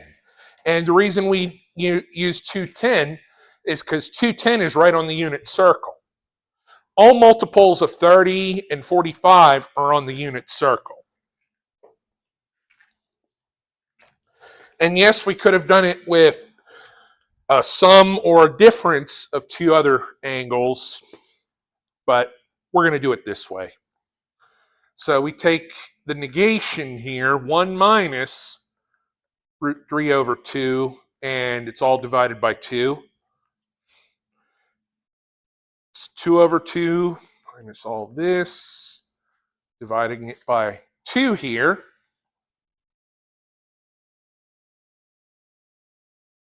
Two minus root 3 over 2, and in turn, that gets divided by a 2 there. So what we'll do there is basically get to divide this whole thing by 4. 2 minus root 3 over the square root of 4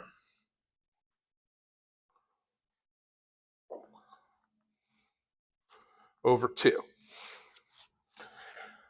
Now, what I want you to do here is convert this nested radical into what we want to do here, and you'll probably find something oddly familiar. Figure out that that was negative. Well, because cosine of 105 puts us into what quadrant? Second quadrant. So that's why that's going to be negative.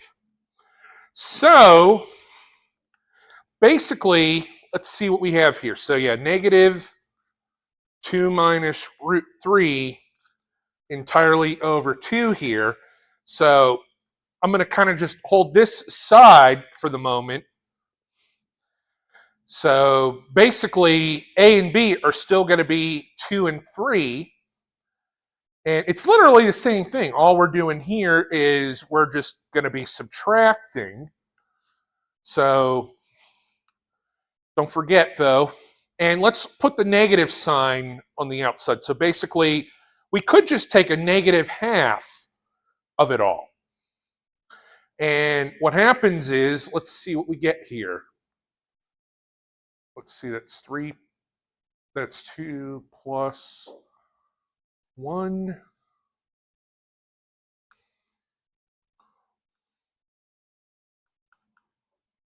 Over 2 minus, just double check that, 2 minus root 1 over 2.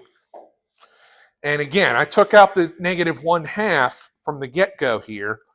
So let's see here, that's going to be a root 3 over 2 minus 1/2.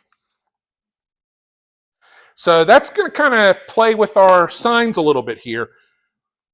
But what we can, oh, these are over square root of 2 here.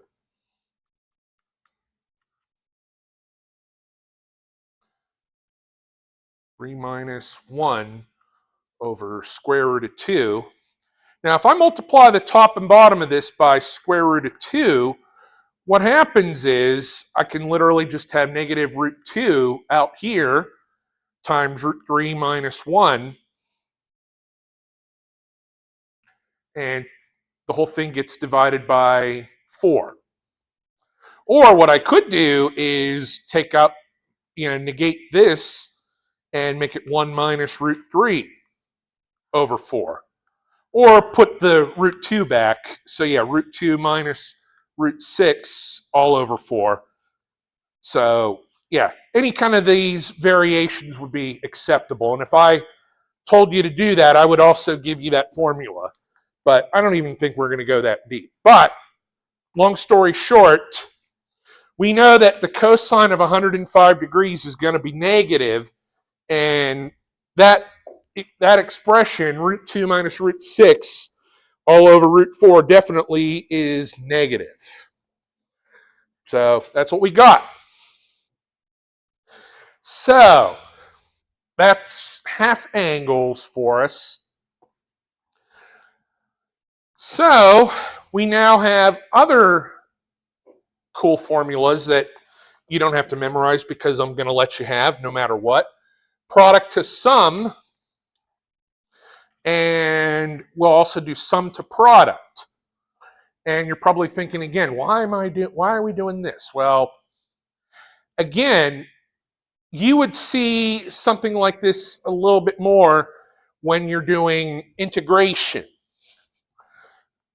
So what I want you to do here is let's express the sine of 4x times the sine of 3x as a sum. So basically, let alpha be 4x and beta be 3x. This is going to be, let's just take out the 1/2 now. And that would be cosine of 4x minus the cosine of, oh, wait, I forgot something. Yeah, so 4x minus 3x minus cosine of 4x plus 3x.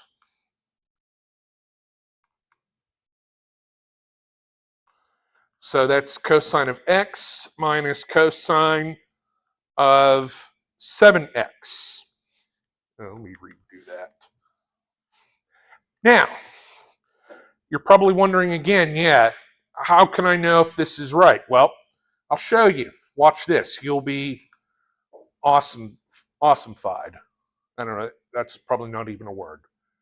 But sine of 4x times the sine of 3x, if we graph that bad boy, yeah, you're going to see something probably weird looking like that. But let's see what happens when I do this. We take a half times cosine of x minus cosine of 7x. And let's see what that does. Same thing. All right, I'd like you to times the sine of 2x. So let's see here. cosine times sine. Now, of course, you have a sine times cosine. And one thing that you might have to catch is, I would say, leave it as a positive argument only. So basically what I would do is make sure you take the greater of this. So basically, cosine of alpha times the sine of beta, alpha plus beta is going to be, so alpha is going to be 5x, beta is going to be 2x. So basically, it's going to be 1/2 of the sine of 7x minus the sine of 3x. Now, another way that this could have been represented here, sine of 2x times cosine of 5x. Now, even though what we did is the answer I would prefer, I want to just show you, you could do it this way too, because I also want to see only positive arguments. Don't forget the 1/2. So that would still be sine of 7x plus the sine of negative 3x. But I would specifically say, don't give me any negative arguments. Now, when you take the sine of a negative, what happens? Like sine of negative x. It makes it negative. It negates it. So basically, yeah, sine of 7x minus sine of 3x. So it is the same thing. All right, give you a minute on that one. A little more fun, so to speak. So let's see here, sine, cosine. Let's do this. Let's make this cosine of 9x over 2 times the sine of x over 2, so that we don't have to deal with any negatives. So let's see here, sine and cosine. Oh, that's easy enough. For cosine and sine, you take the half. And let's see here, sine of, we add the arguments together, 9x over 2 plus x over 2 minus the sine of 9x over 2 minus x over 2. So it's still going to be a half here. Sine of 10x over 2, well, 10x over 2 simplifies to what? 5x. And sine of 9x minus x, that's 8x over 2. But 8x over 2 is going to simplify to 4x.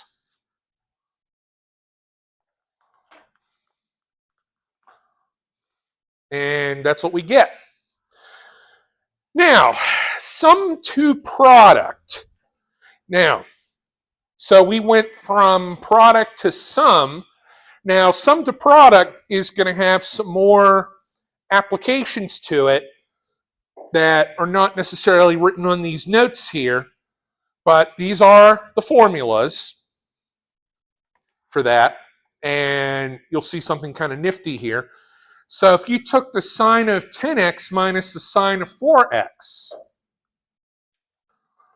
so basically that would be 2 times the sine of 10x minus 4x over 2 times cosine of 10x plus 4x over 2.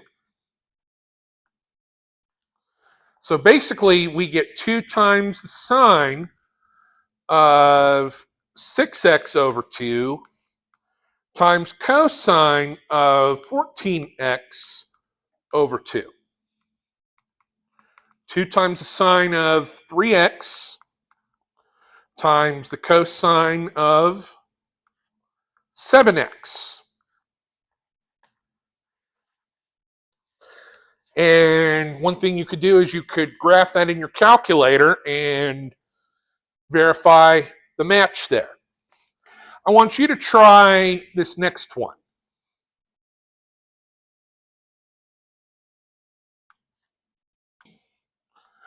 Let's see here. Cosine of 4x minus cosine of 6x.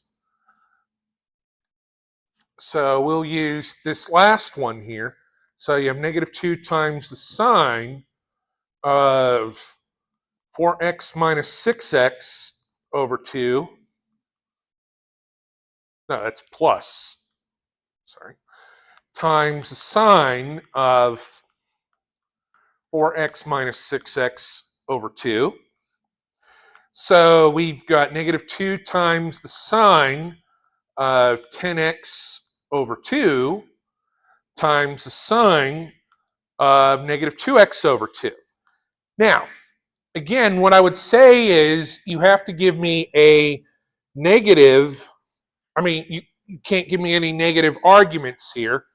So you have negative 2 times the sine of 5x times the sine of negative x. But sine of negative x becomes what? Negative sine of x. So basically, it's just going to be 2 sine of 5x times the sine of x. And let's just see for fun if it matches up. It should. Cosine of 4x minus cosine of 6x. And let's see here. 2 sine of 5x times sine of x. Let's see. Boom, boom.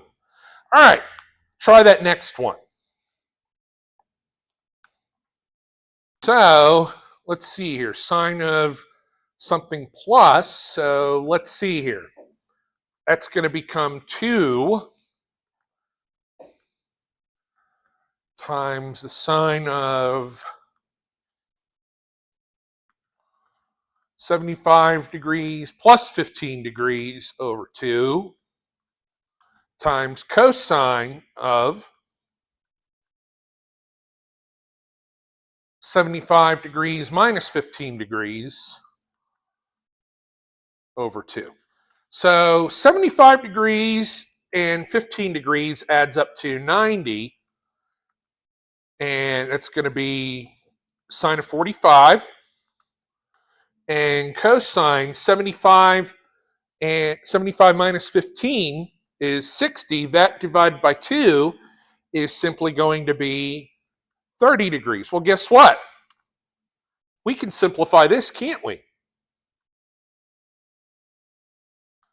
Root 2 over 2. And cosine of 30 is what?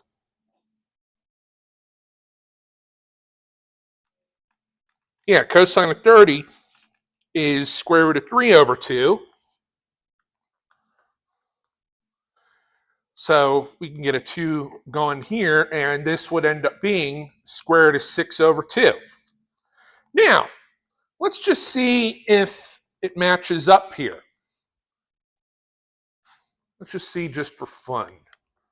Sine of 75 degrees plus the sine of 15 degrees. Now, we know both of these are going to be positive because, well, they're both first quadrant angles. Square root of 6 over 2. Boom! All right. And let's end it with this last one.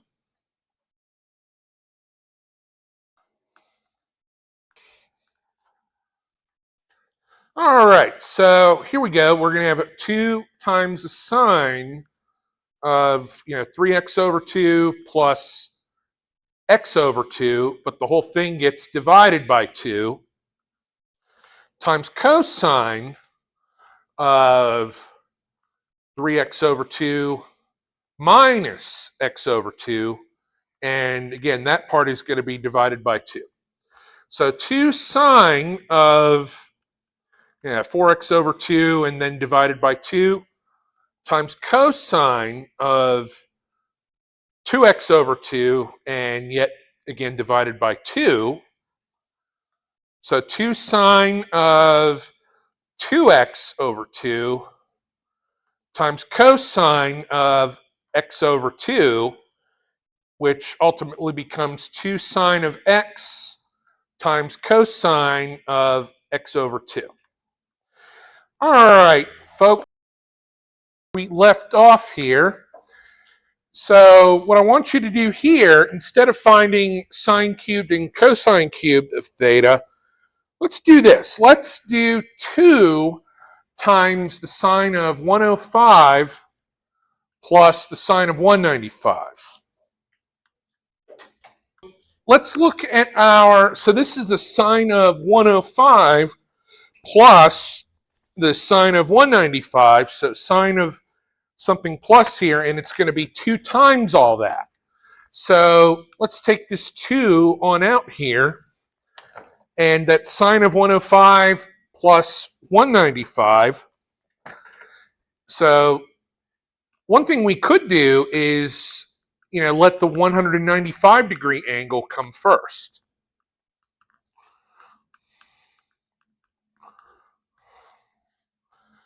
So basically, alpha is going to be 195 degrees. Beta will be 105 degrees. So we still have that 2 that's going to be on the outside here. And sine of alpha plus sine of beta, that's going to wind up being 2 sine of 195 plus 105 over 2 times the cosine of 195 minus 105 all over 2. So now we'd have 4 times the sine of, 195 plus 105, that's 300 over 2 times the cosine of 90 over 2. Now keep in mind these are degrees here. So 4 times the sine of 150 degrees times the cosine of 45 degrees. So here's the thing. With that in mind, what we can do here is we can get these from the unit circle straight up. The sine of 150 degrees would be a half, and this would be root 2 over 2, and the final answer is simply going to be the square root of 2 when it's all said and done. Now, I want you to try this one on for size. First off, kind of putz with that a little.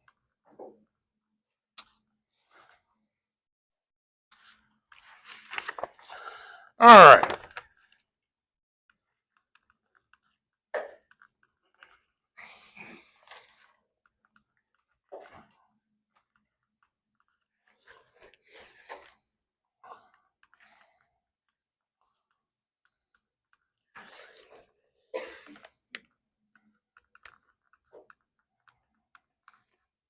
And I want you to find the exact value. I'm going to find something kind of interesting. All right, so if you notice, we have a sine cos or sine cosine plus a cosine sine. So that seems to gel with the fact that this would just be what? That would simplify to what?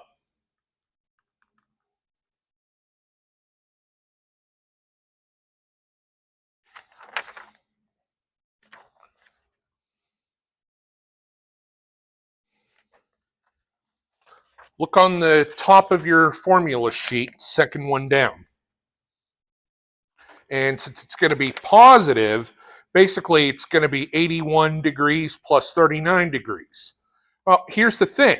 What is 81 plus 39? Yeah, 120 degrees. And the exact value of that, sine of 120, is root 3 over 2. Now, here's the thing. If you entered this on any calculator, you would get the decimal equivalents.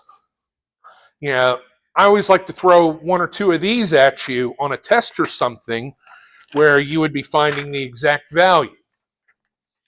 And just like this. All right.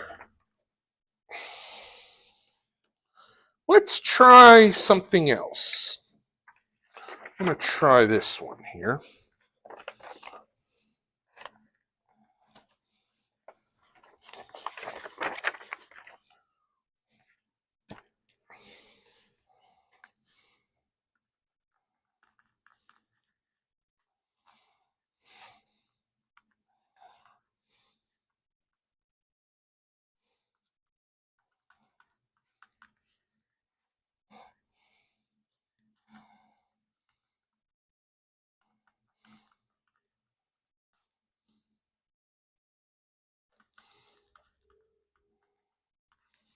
And frankly, I probably need it. So here, let's see here. This is a cosine times a sine. And so if we let alpha be 144 degrees, that's pretty gross. Beta equal 29 degrees, that's pretty prime. I was hoping someone would get that, but I guess we didn't. Get it, gross and prime? Oh, tough room. All right. All right, so basically you would have to take the sine of 144 degrees plus 29 degrees minus the sine of 144 degrees minus 29 degrees all over 2. Well, 144 plus 29 is 173 degrees, and 144 minus 29 is 115 degrees. And that's it. See, that one's a little simpler. All right, so now we're going to get into one of my very favorite things in all of this course. Yeah, this is actually probably my favorite unit of all time. So we're going to solve trig equations. So basically, what is a trig equation? Well, it's an equation that will contain a trigonometric expression with a variable such as the sine of x. So the values that will satisfy such an equation are the solutions. Now, when an equation includes multiple angles, and here's what I mean by that. Whenever it is, say, like sine of 2x or cosine of 3 theta, the period is going to change. Now, we're going to start off today with some relatively much more simpler equations. But I assure you, we're going to get some more entertaining ones in here for you. So just kind of buckle up here. So what I want you to do for this first equation is simple. I'm going to have you solve this, and right now we're going to do it between 0 and 2 pi.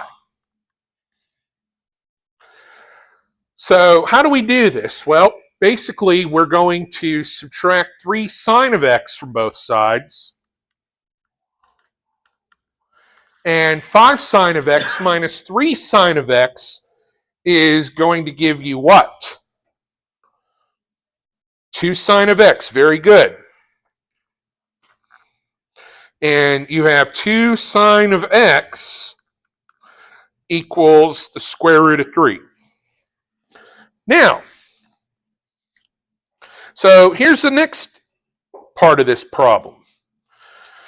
We have a bit of a little quandary here where what we need to do is we need to get the sine of x by itself and divide out by the square root of 2. And here's what happens. You're literally left with the sine of x equals square root of 3 over 2. Now, here's what we're going to do. First off, has the period of this function changed in any way, shape, or form? No. So the period is still going to be 2 pi. Well, here is the luxury that we have with this. The sine of x equaling the square root of 3 over 2. Now, we didn't have to do any kind of substitutions or anything like that, which makes our life just a little bit easier, I think.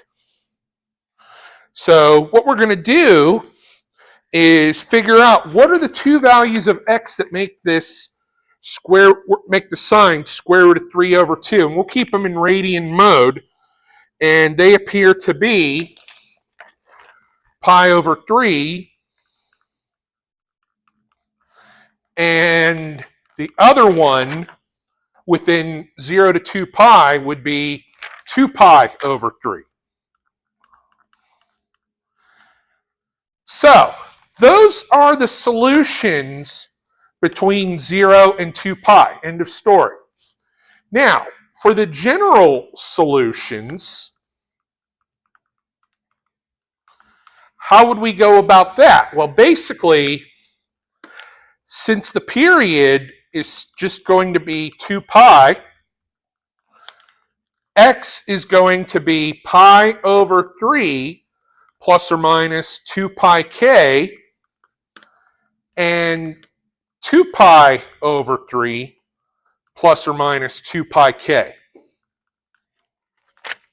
Now, this was a much simpler equation than we're probably going to see even though we're pretty confident with this, we're still going to use the calculator just to kind of hedge our bets in a way. But I assure you, we're going to be doing a lot more equations. So, here's the thing. So basically, actually there's kind of two ways we could take this. One way I would take, you could take it, when we're graphing is, let's see here. We could do 5 sine of x on one side, and then 3 times the sine of x plus the square root of 3.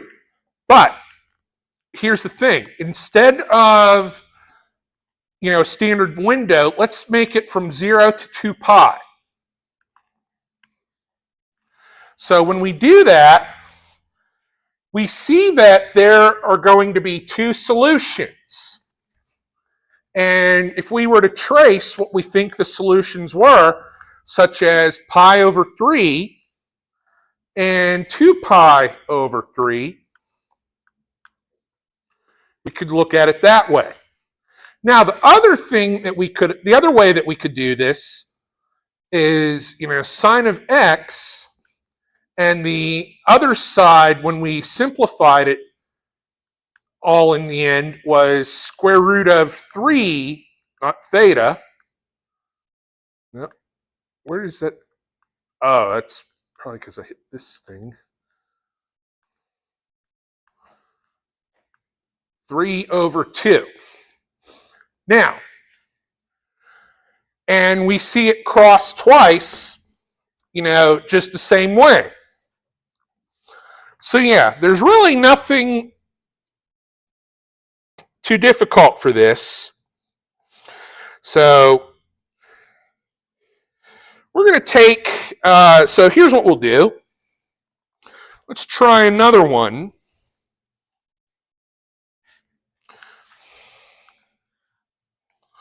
How about the sine of x plus pi over 3 equaling 1/2.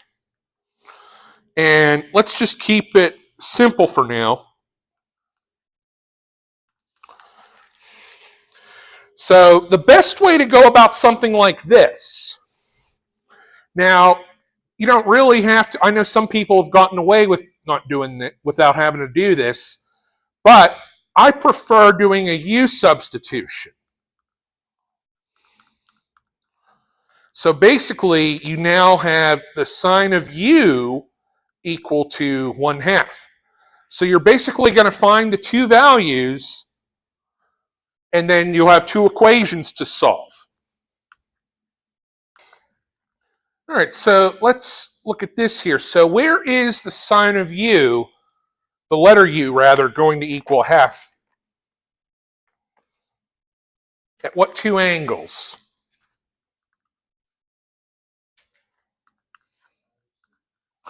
Pi over 6 and? Correct. So here's what happens. Now, since u equals x plus pi over 3, here's what's going to happen. X plus pi over 3 will equal pi over 6. X plus pi over 3 will equal 5 pi over 6. Now, what we can do is we can multiply everything out and keep this in mind too. Does the period change? The period is still going to be 2 pi. Now, you can subtract pi over 3, or that's x plus 2 pi over 6 equals pi over 6. You could just do it that way, make it all common. X will be negative pi over 6. Now, just hold that thought for about 30 seconds. X plus 2 pi over 6 will equal 5 pi over 6. X will then be 3 pi over 6, which does simplify to pi over 2. Now, negative pi over 6, what's the problem with that? It's not within the interval from 0 to 2 pi, but we're going to use that. So here's how we're going to use that. Now, 2 pi, by the way, is how many pi over 6? 12 pi over 6. So this is not within, and the interval will always be between 0 and 2 pi for my standard here. So basically, you would have to do negative pi over 6 plus a period, 12 pi over 6, which becomes 11 pi over 6. Now, is 11 pi over 6 within our prescribed interval? Yes, it is. Now, keep this in mind. It's also the same as between 0 and 12 pi over 6.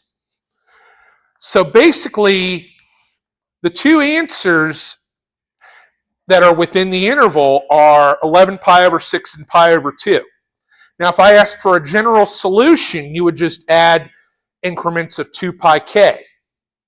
But generally, most of the problem with these equations is getting all of the solutions that are between 0 and 2 pi. That's 90% of the problem. Tacking on that period just kind of finishes us off in a way. So, with that in mind, let's try this one.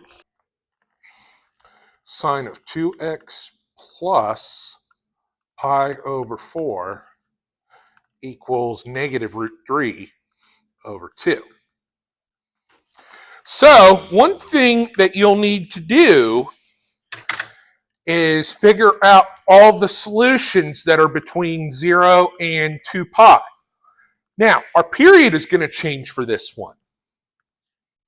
So basically, you can do yourself a u substitution, make that 2x plus pi over 4, and you get sine of u equaling negative root 3 over 2. All right, here, so the sine of u is going to be negative root 3 over 2. So negative root 3 over 2, well, what are the angles for u? U is going to be 4 pi over 3, and what else? 5 pi over 3. So now we have 2x plus pi over 4 equal to 4 pi over 3. Ugh, we've got some ugly fractions to play with. 2x plus pi over 4 will also equal 5 pi over 3. Now,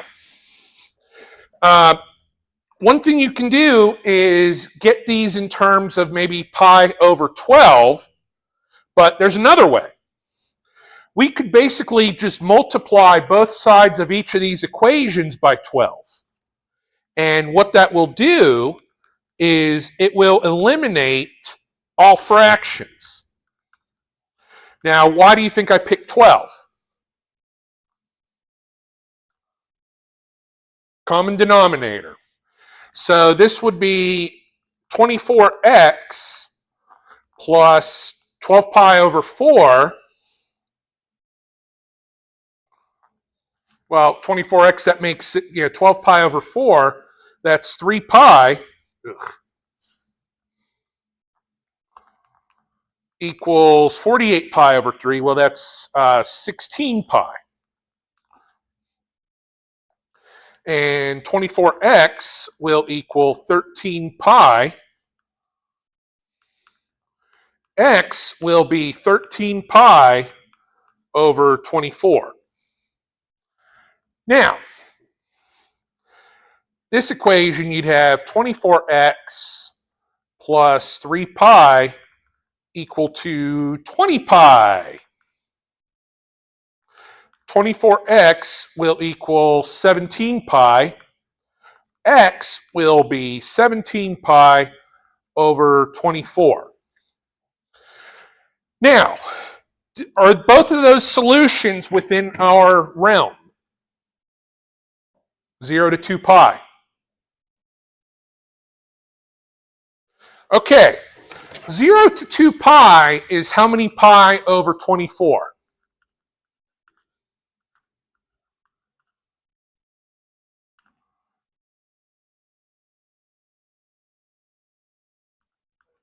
(48 over 24).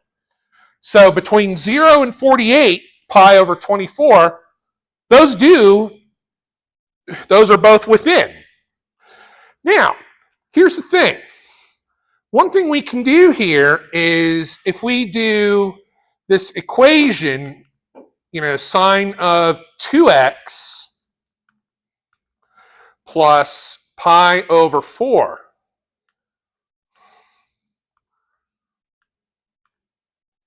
And what was the other side? Negative root 3 over 2? Yeah.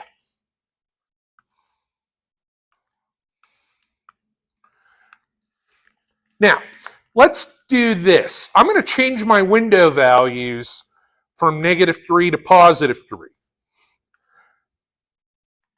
Now, if we traced two of these values, which were 13 pi over 24, we see that it meets there.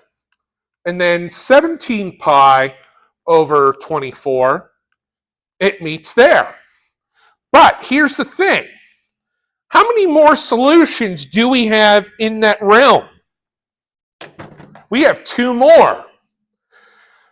Because has our period changed? The period is now 2 pi over 2, which is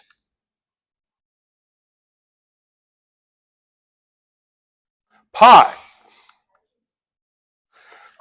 Period of any of these functions is 2 pi divided by what's in front of that. Now, but here's the thing. Our denominator is 24, so this is 24 pi over 24. So, if we add 24 pi over 24 to this, what's 13 plus 24? 37 pi over 24. That's within our realm.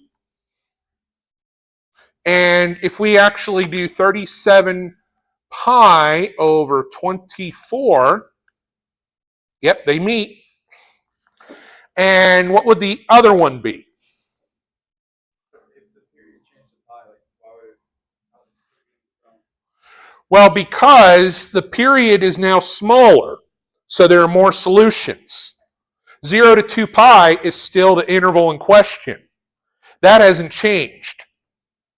But since the period has changed, I want all of the solutions that are between 0 and 2 pi. So 17 plus 24 is what? 41 pi over 24. And if we graph that, 41 pi over 24, yep, they meet. Now, if I wanted to add another 24, here's the thing. 37 plus 24 would be 61. Now, if you gave me this, I would not mark you wrong, but is it between 0 and 2 pi? No, so we really wouldn't need that. But if you actually wrote that, I would not dock you. Technically, it's a possible solution of the equation. It's just not within the prescribed range. Correct. Now, general solutions, x would be basically 13 pi over 24 plus or minus what? Pi k. And why is this pi now as opposed to 2 pi? That's our period.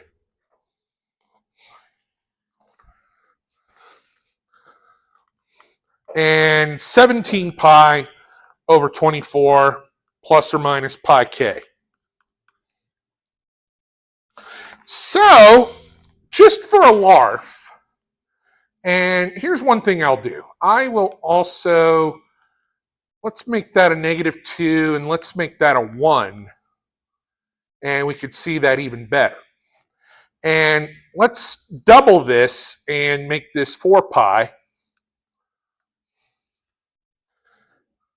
So for instance, if I were to type in, say, 13 pi over 24 plus a pi all by itself,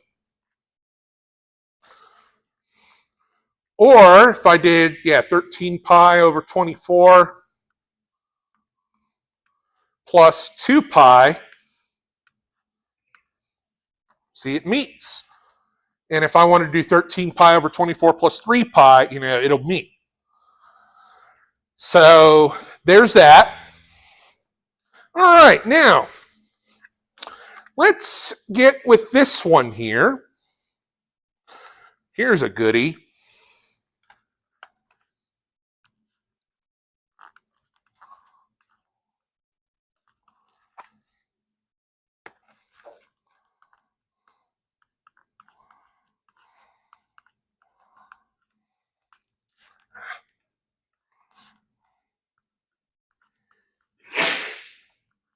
Bless you.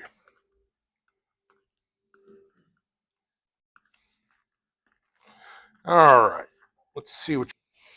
So I remember I had someone, either last year or the year before who actually could do this without like replacing this with a U, but I don't know.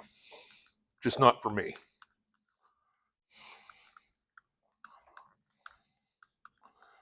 So cosine of u is going to be root 2 over 2. Therefore, where is the cosine going to be root 2 over 2? Well, pi over 4 is one of them. And the other one is going to be at 7 pi over 4. Very good. So now we have 3x minus pi over 6 equal to pi over 4. And 3x minus pi over 6 equal to 7 pi over 4. Now, you actually have two options. The way I do an equation like this is I multiply both sides by something that will enable me to get rid of all the denominators.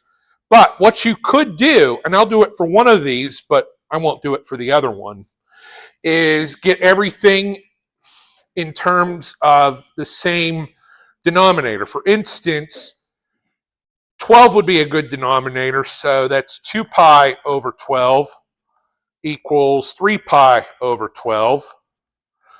3x is going to equal 5 pi over 12, but I have to divide that by 3 or multiply by a third. And this x is going to become 5 pi over 36. Well, believe it or not, 5 pi over 36 does have a nice clean angle. I believe that would be 25 degrees.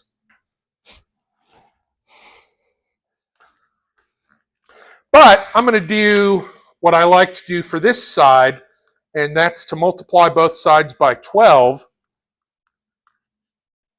So I have 36x minus 12 pi over 6, well, that's 2 pi, equal to 21 pi.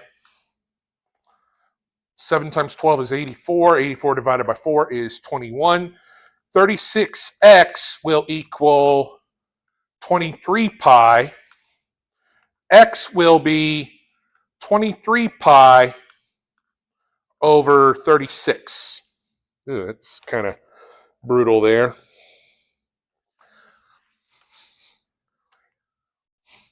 So, now, keep in mind here, the period is going to be 2 pi over 3, which is how many pi over 36? 24 pi over 36. Now, between 0 and 2 pi, that is literally going to be how many pi over 36? 72. So basically, our period is 24 pi over 36. So if we add that, we would get 29 pi over 36. And adding another 24, that's 49, 53 pi over 36. But if I added another 24, we would be outside 77 pi over 36, but yeah, we don't really need that. And 23 plus 24, that's 47 pi over 36. And then 71 pi over 36. So, between 0 and 2 pi, how many solutions are there? There are 6. Basically, here's the way you can kind of catch this. For a standard period of 2 pi, any trig function should have how many solutions? 2. Basically, whatever you divided the period by is how many solutions there should be between 0 and 2 pi altogether. But we'll work on this some more tomorrow. All right, that's here. So sine of beta minus alpha, of course, I'm going to pull out my little formula sheet here because, yeah, and frankly, yeah, you're going to have this on your unit test. So let's see here. Now, if we know that sine of alpha minus beta is what it is, so let's see here. Sine of beta minus alpha, it's going to be sine of beta times cosine of alpha minus cosine beta sine of alpha. If you really wanted. Maybe they will, who knows. All right, so let's see here. Sine of beta is negative 112 over 113. Cosine of alpha is negative 20 over 101. Minus, you have cosine of beta, which is negative 15 over 113. And sine of alpha, which is 99 over 101. So what we'll do here is, let's see, 101 times 113, we already know that's going to be 11,413. So basically, all we have to do is figure out what this numerator is. So you have negative 112 times your negative 20 minus, negative 15 times 99. And that's going to be, wow, 3,725 over 11,413. Now, keep in mind, beta minus alpha is 160 degrees and change. So that's a second quadrant angle. And since that's a second quadrant angle, we know the sign would be positive. So how about you figure out for me now, let's see.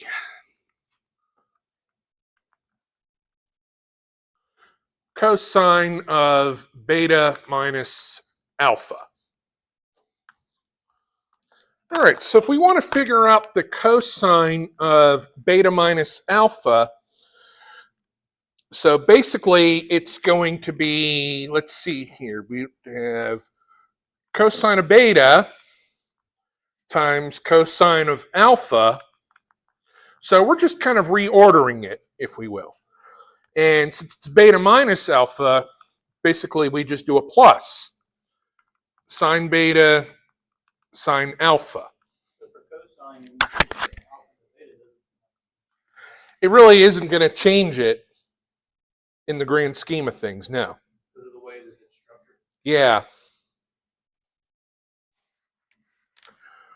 Ultimately, you still have the same multiplication on both sides. Yep, that you do. All right, so let's see here. For cosine of beta, we have negative 15 over 113. Cosine of alpha, negative 20 over 101. Plus, let's see, sine of beta, which is negative 112 over 113. And sine of alpha, 99 out of 101. So we know that this is going to be a negative. And so basically we want to find the numerator, just like we did earlier. So yeah, negative 15 times negative 20 plus negative 112 times 99, and we get negative 10,788 over 11,413. So that's going to be the cosine of beta minus alpha here. Now, believe it or not, we could have actually done a Pythagorean, we could have actually done a little bit of a Pythagorean thing. Bless you. So Now we know beta minus alpha is technically going to put us into the second quadrant here. So technically, yeah, it is going to be into the second quadrant. So here's the thing. If the sine of beta minus alpha is 37.25, and this is just kind of like added practice. This is something we really need to do here. Beta minus alpha is probably going to put us somewhere around here. Now remember, sine is opposite over hypotenuse, 11,413. Well, here's the thing. If we took 11,413 squared minus 3,725 squared, we're going to get some giant number here. And if we take the square root of that, we get 10,788. So we verified it a couple of other ways here. All right, now let's do a trifecta here. Let's do sine of 2 alpha, cosine of 2 alpha, and tangent of 2 alpha based on. All right, so if we want to figure out the sine of 2 alpha, so let's see here. So sine of 2 alpha, using our handy dandy little formula sheet here, sine of 2 alpha looks to be 2 sine alpha cosine alpha. So 2 times, let's see here, sine of alpha is 99 over 101. And cosine of alpha is negative 20 over 101. Now, 2 times 99 times negative 20, for the numerator, let's see what that's going to give us. That numerator is going to be negative 3,960. And the denominator will be 101 squared, which is 10,201. So that's a sine of 2 alpha. Now, keep in mind, let's kind of put it into perspective here. Alpha was 101.42 degrees. Twice that is 202 degrees. And the sine of that should be negative. And lo and behold, it's going to be. In fact, the cosine of 2 alpha should also follow being negative. And you can easily figure out the tangent of 2 alpha right from there. Well, that's easy. Again, you look at your handy dandy little formula sheet. So let's see here. Cosine squared alpha minus sine squared alpha.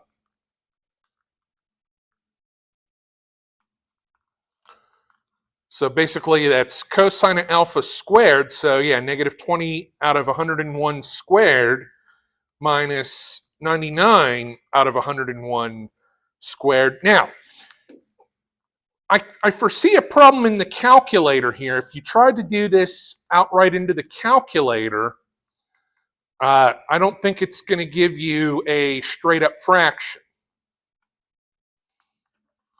Let's see if it does. If it doesn't, we have a little bit of a workaround for that. And we don't have that. And if we tried to enter math and fraction, yeah, it's not going to work. But here's the thing. 20 squared is 400. So basically you have 400 and you have 99 squared, which is 9801 all over 10,201.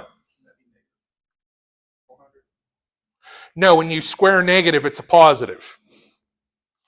But here's the thing.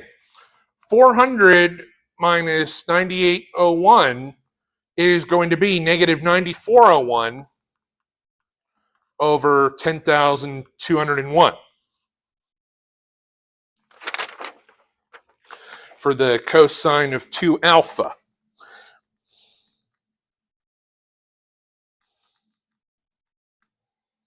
And for the tangent of 2 alpha, we can do this 2 different ways. We can do it outright here, which is basically the sine of 2 alpha over the cosine of 2 alpha. So the sine of 2 alpha is going to be negative 3960 over 10,201. Cosine of 2 alpha is going to be negative 9401 over 10,201. And you're left with 3,960 over 9,401. And since 2 alpha, twice the alpha is in the third quadrant, the tangent should be positive, and it follows that. Now, the other way you could have done it is you could have used the formula from that. Now, problem is, if you entered that on the calculator, you probably wouldn't get a fraction outright. All right, so before we end this problem, I think I have just another thing for us to try, and that is going to be cosine of beta over 2. So we want to figure out the cosine of beta over 2, and it's going to be plus or minus depending on what quadrant beta over 2 is going to land in, but it's going to be 1 plus cosine of beta over 2 here. So let's, we got to look at the angle for beta. Beta was 262, and half of that is 131. So since we're finding the cosine of 131 degrees, that puts us into what quadrant? Second quadrant, which means the cosine will be positive or negative. It'll be negative.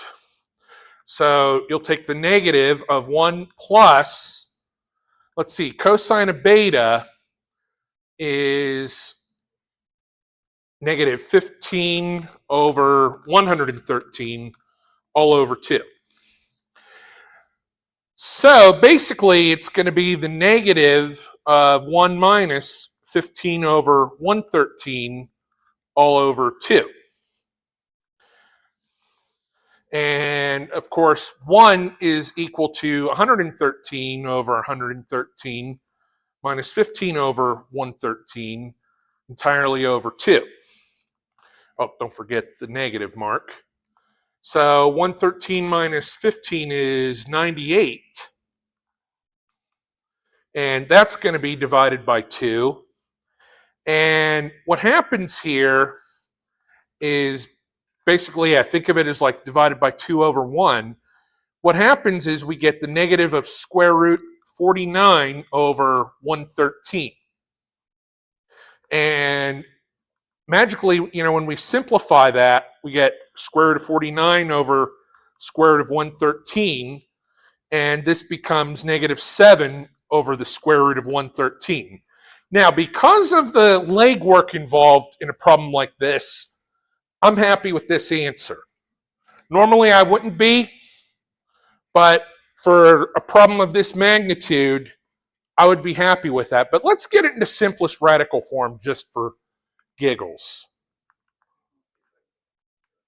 It really is one extra step. You know what, though? Because I said that once, I shouldn't go back on it, but basically you have negative 7 root 113 over 113. If it was anything other than 113, yeah, it'd be a lot more work. Yeah. You can't break one. Nope. And that's what you're going to get here. All right, so I'm going to enter at this bad boy here. Let's do a u substitution now. So we'll let u equal to 3x plus pi over 3. Hence, we get 3 cosecant of u minus 2 equals 4. And yeah, this looks pretty scary, but in reality, it's not. Because what happens is, 3 cosecant of u is going to equal 6. Dividing by 3, we get cosecant of u equals 2, which is the same thing as saying the sine of u is 1/2. Reciprocal. Now, so we get to figure out the two angles that make this work. So the sine of u equal to 1/2. Let's see here. Oh, I've got u equal to pi over 6. And u equal to,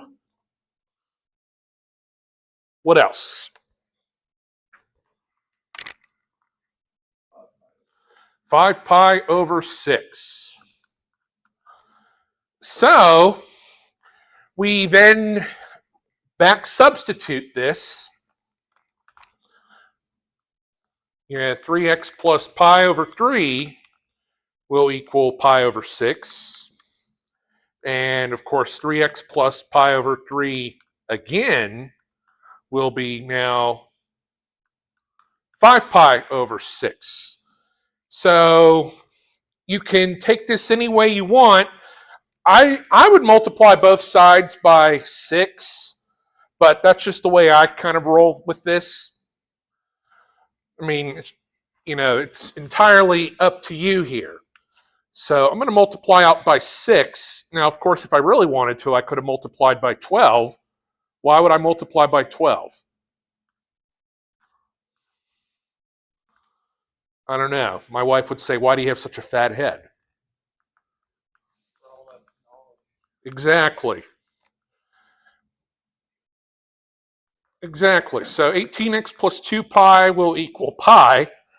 18x plus 6 pi over 3, that's 2 pi, will equal 5 pi.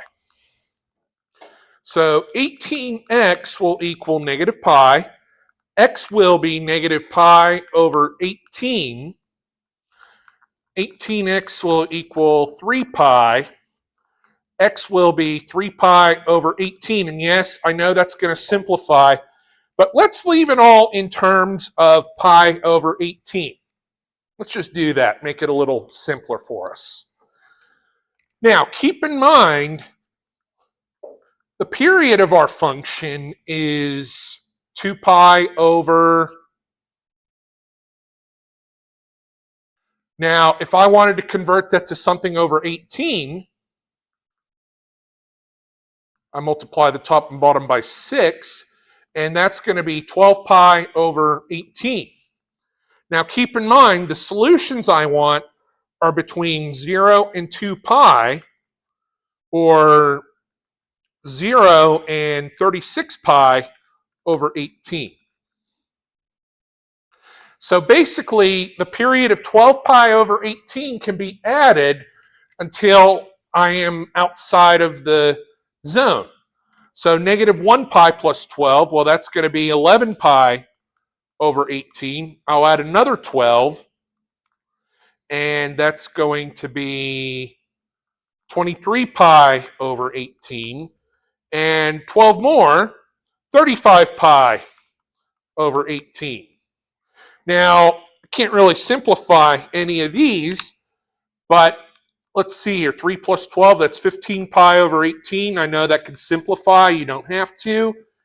Or 27 pi over 18, which is literally 3 pi over 2. But there's our solutions right here. That's all. Plain and simple. All right. Got another one coming up.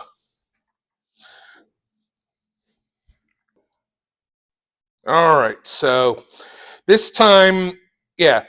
And if you notice here, yeah, there's a funny looking Greek letter epsilon that means belongs to, or you could read that as between. X is going to. All right, so let's go ahead and get this set up here. So yeah, u is going to be 2x minus the pi over 6. So you have 4u, well, not 4u, but 4 cosine of u equals negative 2 root 3. And if we divide out by 4, what we've got here is cosine of u equal to negative root 3 over 2. So the way it's always going to work is it's going to result in an angle from the unit circle straight up. So the cosine is going to equal negative root 3 over 2. There's two angles where that's going to happen. And they are where? 5 pi over 6 and 7 pi over 6. So there's no cases where it would not appear on the unit circle. Correct. If you got like cosine of u equal to square root of 3 over 4, that would be a flawed question. Like you would have to use a calculator to get the angles that work for that, but we wouldn't. So it wouldn't be a solution that we find in this class. Yeah. I mean, you could find any solution with a calculator, but we're keeping it to the unit circle for obvious reasons. I just know if Yeah. I mean, if I really wanted to, I could make it like a 15 or a 75 or 105, something like, but nah, we have enough to do with this. So here's the thing.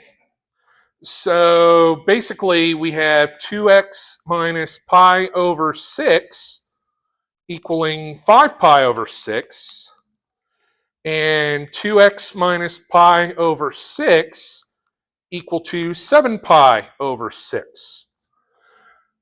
So since we have that here, 2x will equal pi, 6 pi over 6, x will be pi over 2, 2x will be 8 pi over 6, x will be 4 pi over 6, or 2 pi over 3. See, if I really wanted to make this easier for me to grade, I would say all of the angles have to have the same denominator, but I'm not going to even ask you to do that. Now, let's keep this in mind here. The period is 2 pi over 2, which is pi, which is the same thing as 2 pi over 2. We just wrote that. Or 6 pi over 6. Now, you're probably wondering, why the hell did I just do that?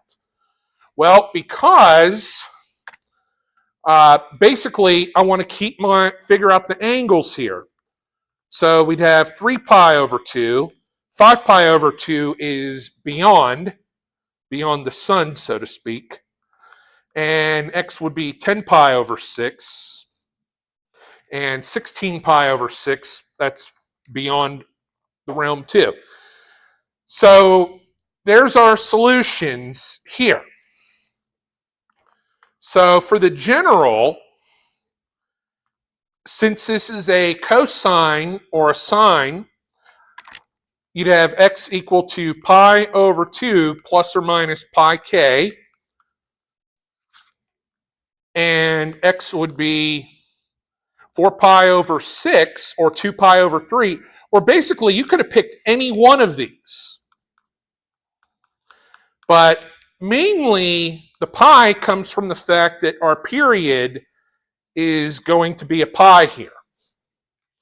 And of course, we can verify things on the wonderful graphing calculator that we have. But, all right, so that's going to do us for today, folks. So remember, your next lab is due tomorrow. And I will see you then. All right, so basically what we need to do is do a little substitution here. 3x minus pi over 4. So you have 4 times the tangent of u equaling to negative 4 root 3. And then we divide out by 4. And what we get now is simply the tangent of u equaling negative square root of 3. So then what we need to do is look at our unit circle well, we can't exactly look at the unit circle. We need to know where the tangent is going to equal negative square root of 3. Now, there's going to be two places where that happens, where u will equal 2 pi over 3, and then where u will also equal 5 pi over 3. Now, if you want to kind of check yourself on this, if you did the tangent of 2 pi over 3, you would get negative that, which I recognize as the negative square root of 3. And if I did the tangent of 5 pi over 3, I would find that it's going to be the same thing. So, basically, you have, now here's the thing, with tangent, as I've said before, and I'll say again, you really don't actually have to solve two equations with a tangent, because thanks to the period, you're really only going to have one solution here. But I'm still going to do it anyway because, force a habit. So replacing u back with 3x minus pi over 4 equal to 2 pi over 3, and then 3x minus pi over 4 equal to 5 pi over 3. What we need to do is, well, before we actually do that, let's figure out what the period is going to be. The period is going to be pi over 3. Because remember, if it's a tangent or a cotangent equation, the period is going to start off with a pi. Now, we'll probably have to change the equivalent, change the denominator for that, but we'll chew that food when it needs to. So we'll multiply both sides of everything by 12, and we'll have 36x minus 3 pi equal to 24 pi over 3, which is 8 pi. And 36x will equal 11 pi. X will be 11 pi over 36. So basically, this is the equivalent of 12 pi over 36. So now we have 36x minus 3 pi equal to 20 pi. 36x will equal 23 pi. X will be 23 pi over 36. Now, here's the thing. The difference between 11 pi and 23 pi over 36 is simply 12 pi over 36, or pi over 3. Now, that, again, will only work for the tangent function. It will not work for, it'll also work for the cotan function. But it will not work for sine or cosine. You'll have to get two separate answers out of this. Now, keep in mind, we wanted the values between 0 and 2 pi, which are effectively now between, let's see, 2 pi is 72 pi out of 36. So basically, we can just keep adding 12 until we get outside of this. 35 pi over 36, 12 more, that's 47 pi, and 12 more, and then 12 more yet again.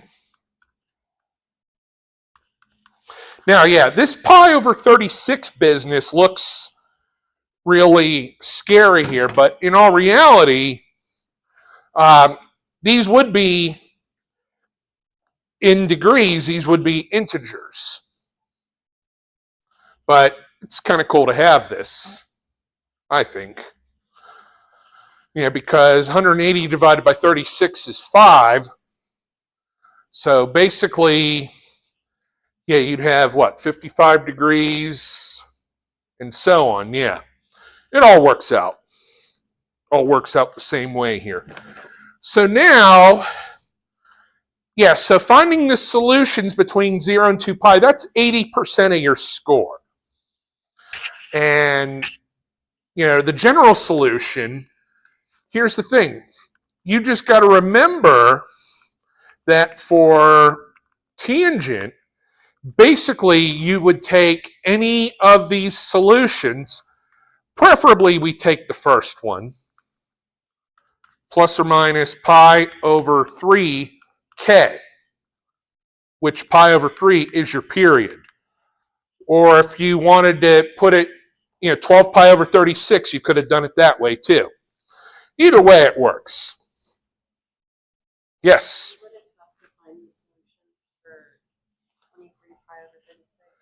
No, and here's why. Because for 23 pi over 36, if you added increments of 12, you would get these the same way you did it from 11. Remember, for tangent and cotangent are the special case where you do not have to, where you only get one general solution. If it's sine, cosine, secant, or cosecant, you will have two general solutions. So, but if you gave me two general solutions for the tangent, technically you're not wrong, so I wouldn't dock you. Nope, you could have chosen 35, 47, 59, 71, or any of it. Even outside of 2 pi, technically the general solution has to fit. So if you wanted to make me work, you could choose some really odd multiple, and I'd have to punch it into my calculator, make sure it works. But knowing you guys, it would work anyway, so you're all good. All right, so there's that one. Any other questions? Okay, so what we'll do now. All right, so now here's the thing. Alpha is going to be in the second quadrant. So basically, here's what's going to happen. Not that. I don't know why it's doing that all of a sudden. But yeah, here's 181. And here is 19. Because here's the thing. Alpha is going to be that. Basically, we already know sine of alpha is still going to be 19 out of 181. So what we need to do basically is figure out this missing side here. So we take 181 squared minus 19 squared. We get 32,400. And here's the thing. We're going to get 180. So cosine of alpha is going to be negative 180 out of 181. And then tangent of alpha is going to be negative 19 out of 180. So, as I said, one thing that we initially did when we would do these is we would do, you could do 1 minus sine squared and take the square root in your calculator. Now, the problem is your calculator might not simplify that as a fraction the way we'd like. In other words, if we did that, here's the thing. So, yeah, we did 1 minus 19 over 181 squared. Yeah, see, we're not going to get a fraction for that. So we have to kind of go in there and do it with a little bit more brute force here. But if we did 180 over 181, you notice,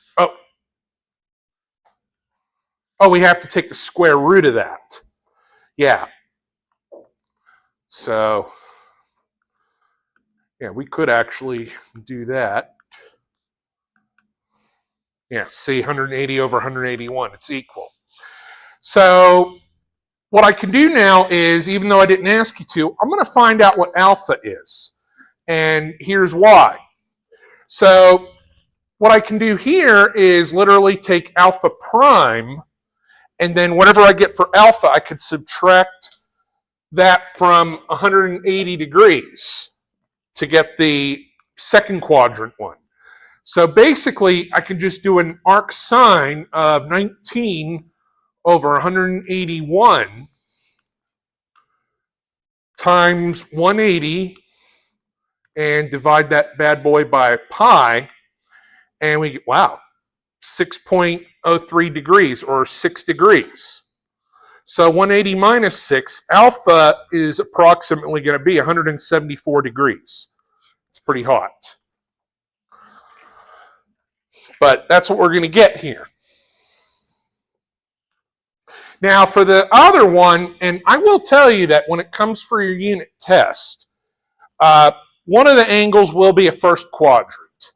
So you don't have to worry about sines or anything like that.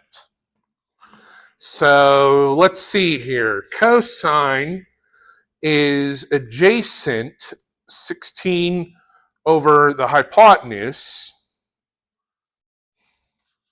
So basically, yeah, 65 squared minus 16 squared.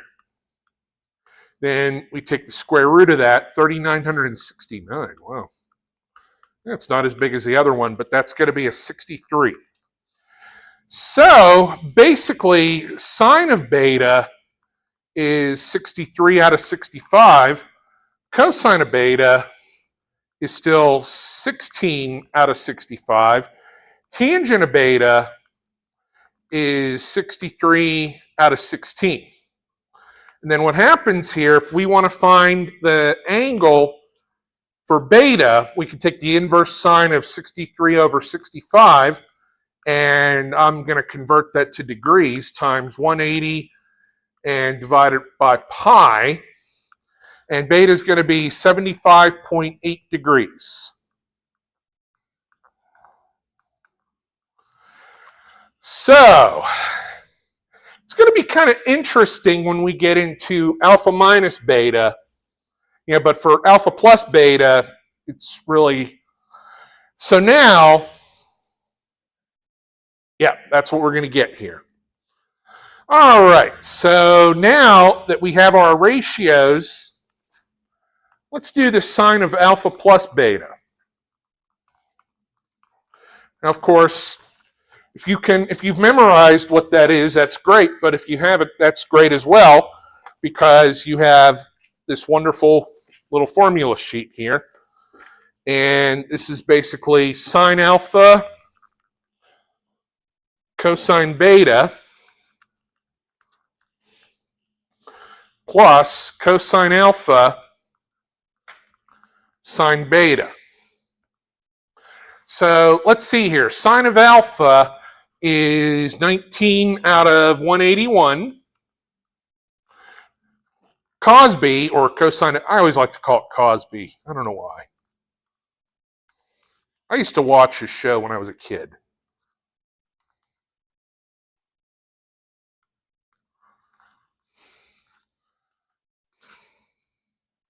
$63 out of 65. So now if you try to do this in your calculator the way it's drawn out, it's really not going to end up good, because it's going to end up as a decimal. So what we'll do is, 181 times 65, that's going to be 11,765 in that denominator. So basically 19 times 16 plus 180. I made a mistake.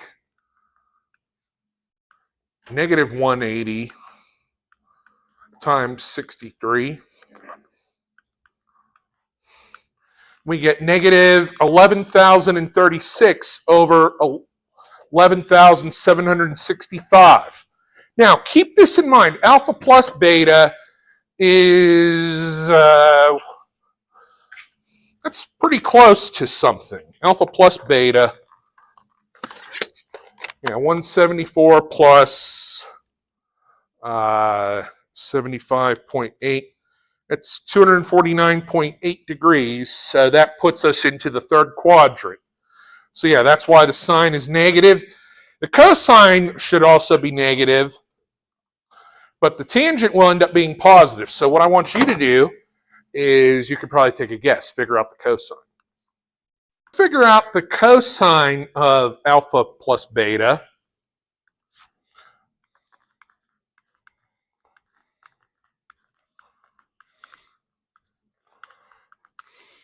So if I wanted to figure out the cosine of alpha plus beta, it's going to be cosine alpha, cosine beta, minus sine alpha, sine beta. So we just do a little math here.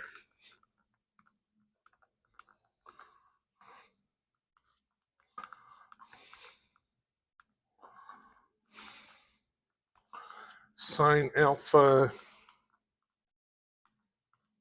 sine beta. And so, yeah, we're still going to have the same denominator of 11,765. Now, for the numerator, let's see here. You have negative 180 times 16 minus 19 times 63, and we get negative 4,077 over 11,765. Now, here's something interesting. So, if you actually drew alpha plus beta as a triangle, and here's the thing, remember, when you square a negative, you're going to get a positive. Now, you're probably wondering, why am I doing this? So basically, that's going to be a giant number. But basically, we have established yet another Pythagorean triple.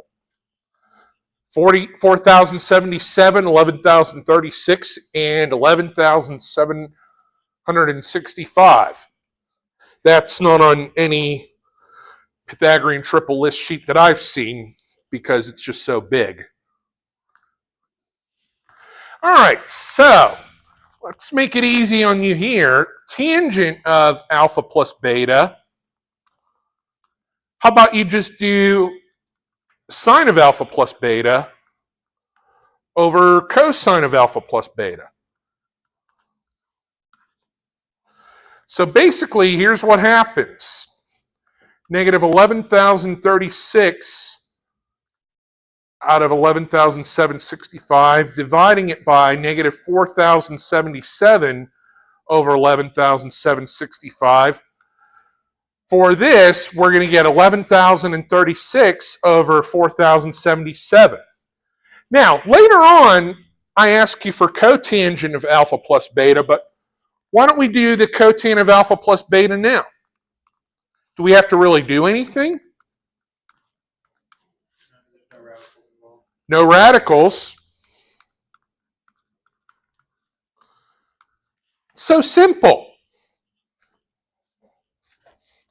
Now, secant of alpha plus, oh wait, let's do cosine of alpha minus beta.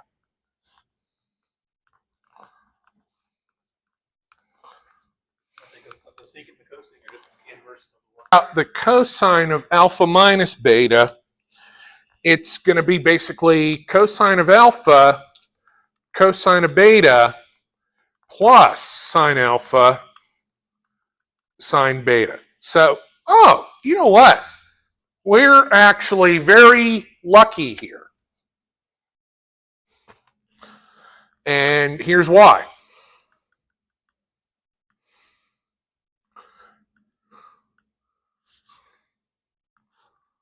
So cosine of alpha plus beta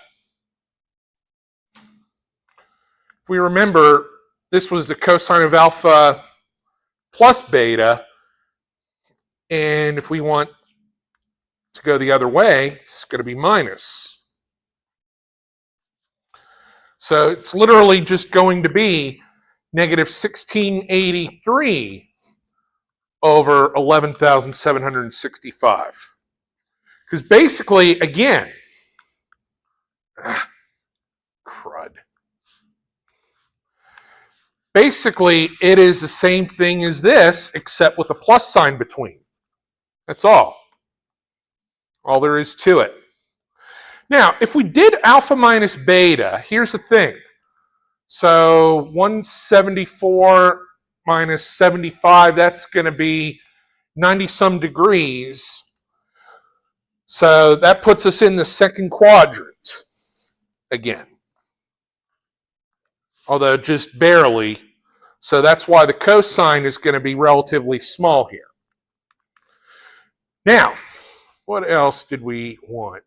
Sine of 2 beta, tangent of 2 alpha.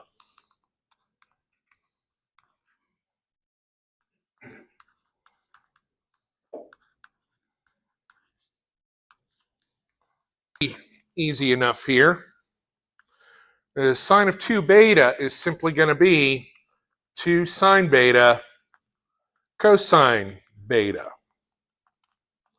So 2 times, let's see here, sine of beta, that's 63 out of 65.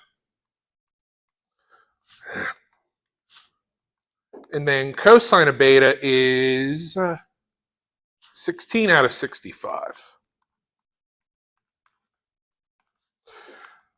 So 2 times 63 times 16 over 65 squared, 2016 over 4225. And tangent of 2 alpha,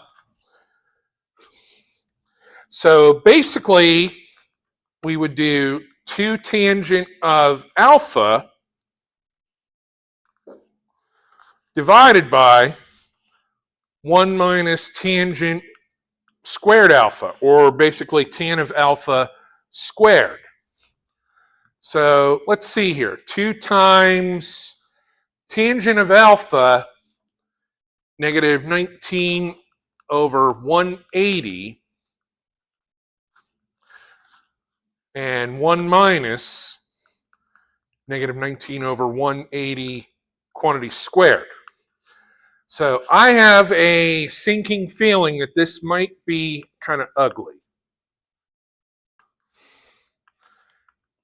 And if that's the case, I know it seems like, yeah, real easy, just plug it into the formula or whatever.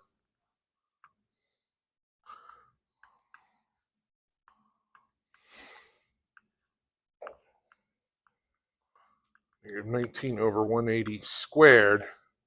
Yeah, we're going to get that, and I don't think that's going to be a fraction here. But what we can do is, yeah, negative 38 out of 180. And let's see here. You know what?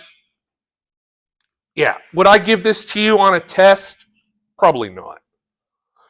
Like, I probably would have been better off to do tangent of 2 beta. But, you know what? Let's kind of just finish this here. Because, yeah, 180 squared, 32,400. 1 minus, 19 squared. 361 out of 32,400. So basically, yeah, we still have negative 38 over 180 times 32,400 minus 361.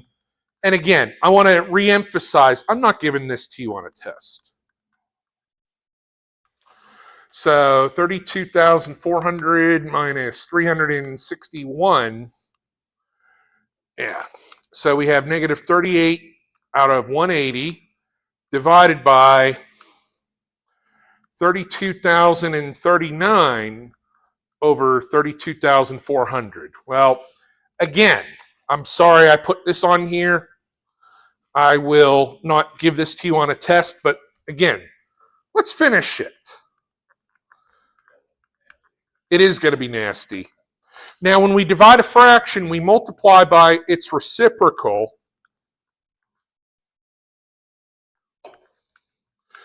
Oh, wait, I know this. That's just going to be a 180. So basically, negative 38 times 180 is negative 6840 over 32,039.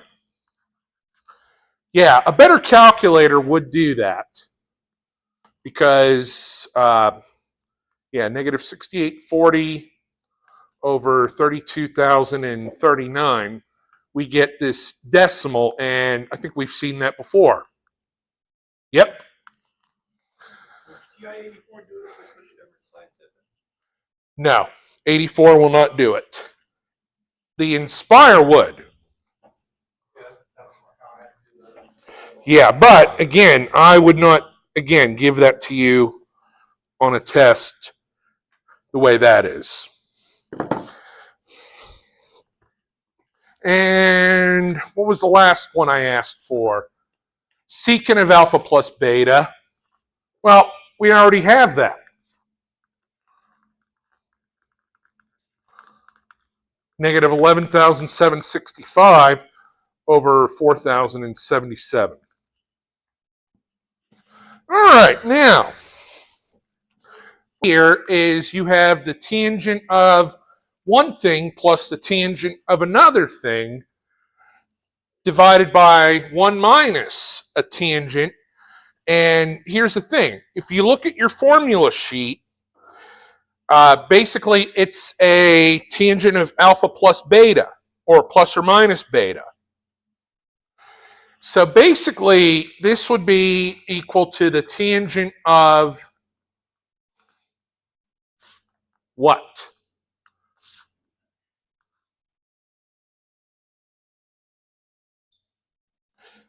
You would be adding. So yeah, 31 pi over 18 plus pi over 9. Now, before you freak out too much, here's the thing. 31 pi over 18, well, that pi over 9 is 2 pi over 18. And even though I gave you some kind of redonkulous looking denominator here, this is the tangent of 33 pi over 18, which is the same as the tangent of 11 pi over 6. Hey, we know that from the unit circle. So basically, 11 pi over 6 is on our unit circle. We can just take the ratio of sine over cosine, and we get negative 1 over square root of 3. Well, that's no good. We have to multiply the top and bottom by the square root of 3. We get negative root 3 over 3. Sounds familiar? Well, it should. Okay, one more and we're done. It's going to be the sine of the sum, the sine of 49 degrees plus 191 degrees. Well, that's going to be the sine of 240 degrees, which is negative root 3 over 2. And that, ladies and gentlemen, is all she wrote for what we can do to kind of get us started here. Basically, if you remember, sine squared theta plus cosine squared theta is going to equal 1. Now, if we divided out, all right. So if we divided everything by cosine squared theta,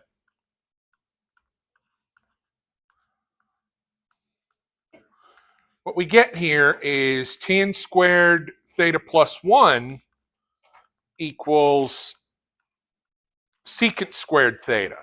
So basically what we have to do in a case like this, we can't really rewrite the secant as anything, so we should rewrite the tangent squared as secant squared. And then we'll go ahead and do a Pythagorean identity for that. Substitution we need to make here. So basically, we have a secant of theta. So what we want to do is rewrite the tangent squared theta in terms of secant squared theta. So basically, tan squared theta, I don't know why this thing is like stuttering sometimes, but it's going to be secant squared theta minus 1. So have secant squared theta minus 1 plus 3 secant of theta. Now, for a Pythagorean identity question, I am not going to ask you to do general solutions. If you notice, I'm only asking for the solutions that are between 0 and 2 pi here. Yeah, so secant squared theta plus 3 secant theta plus 2 is going to equal 0. So what this is going to result in is simply a quadratic equation. So basically, you want to let u equal secant of theta. So basically, you've got u squared plus 3u plus 2 equaling 0.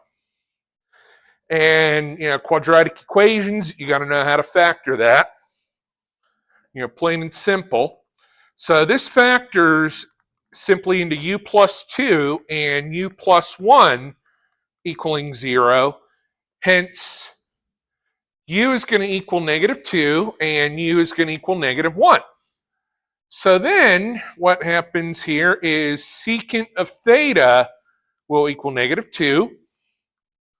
Secant of theta will equal negative 1. Now, we don't have an arc secant button on the graphing calculator.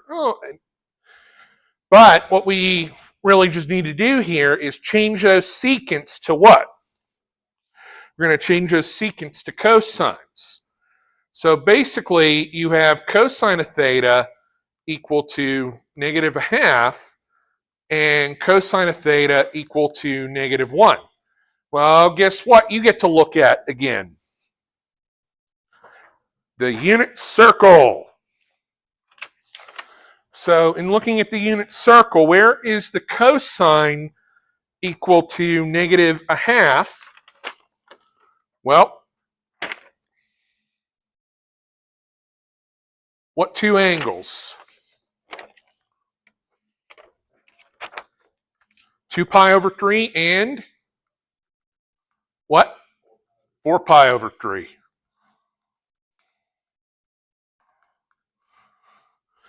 And cosine of theta equaling negative 1, what's that one going to be? Pi.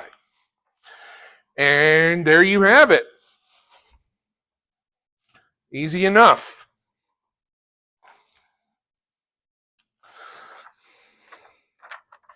All right, so with that in mind, let's try this equation.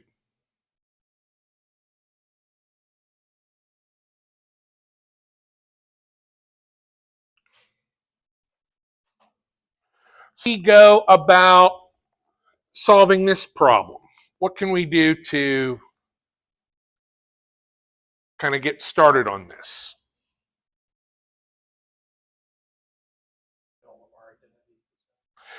Well, so we basically need the same trig function here. So if we have a sine here, a standard sine, we probably want to change that cosine squared into a sine squared in some way. So it's going to involve a little bit of legwork, but we can do that. Sine squared theta plus cosine squared theta is going to equal 1. And cosine squared theta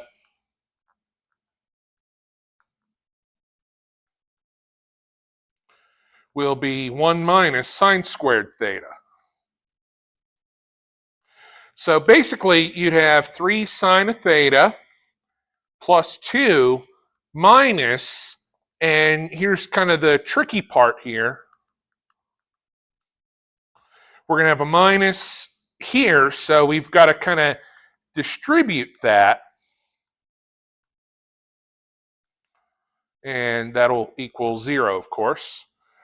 So we still have 3 sine of theta plus 2 minus 1 plus sine squared theta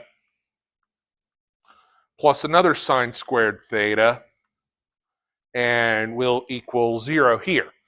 So we then need to go ahead and combine all of our like terms here. So to do that, well, sine squared and sine squared, it's 2 sine squared theta plus 3 sine theta. 2 minus 1 is 1, equal to 0. So if u equals sine of theta, you have 2u squared plus 3u plus 1 equal to 0. This one, but the nice thing is we really don't need to do the sum and product rule here, because, I mean, truth be told, yeah, when I learned how to factor quadratic equations like this, you know, if it was like a 2x squared, we would know 2x would go here, and we kind of have to do mental trial and error here. But 1u plus 2u is 3u. So basically u is going to equal -1/2, and u is going to equal -1. So basically sine of u will be -1/2, sine of u will be -1. And we look again at our wonderful unit circle. Where is the sine equal to a -1/2?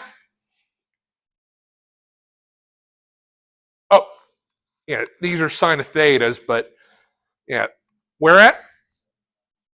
And 7 and 11. I like 7 and 11. And how about where the sine of theta is -1?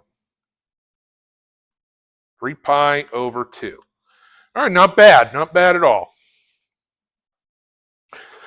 All right, so let's kind of go off from equations a bit, and we're going to go to something like this, where I'm going to have you write this product. If we look at the formula sheet here, it is the product of 2 cosine values, and we do have to make sure that the arguments stay positive. So this is cosine of alpha times cosine of beta. So what we want to do with that 4 is, let's just kind of put it off to the side, so to speak. And in the formula sheet, you look at cosine of alpha, cosine of beta. So basically, it's going to be cosine of 94 degrees minus 14 degrees. And let's see here. And that will be plus cosine of 94 degrees plus 14 degrees. And the entire thing is divided by 2 here. Now, what we can probably go ahead and do now is just know that the 4 divided by the 2 is going to be what? 2. So it would just be 2 times the cosine of 80 degrees plus the cosine of 108 degrees. And you would not need to distribute that 2, but if you did, so in other words, I would accept this, or I would accept this.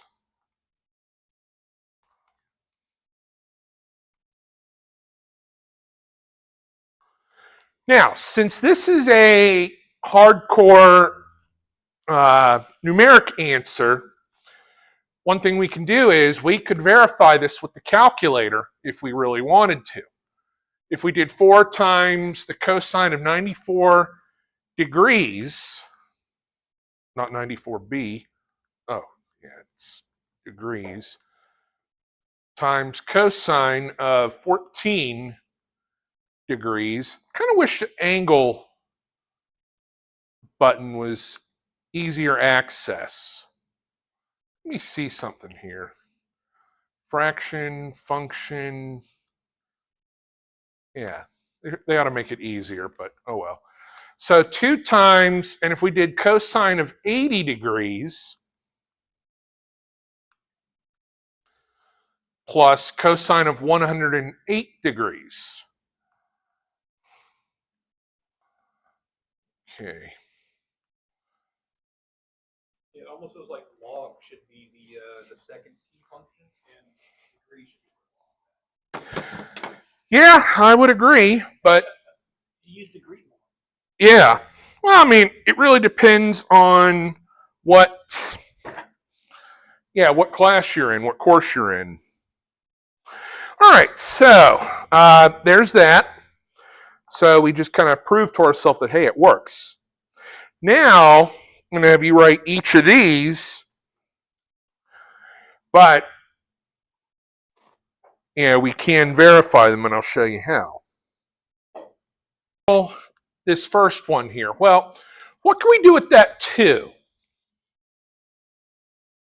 for this first one? Let's factor it out.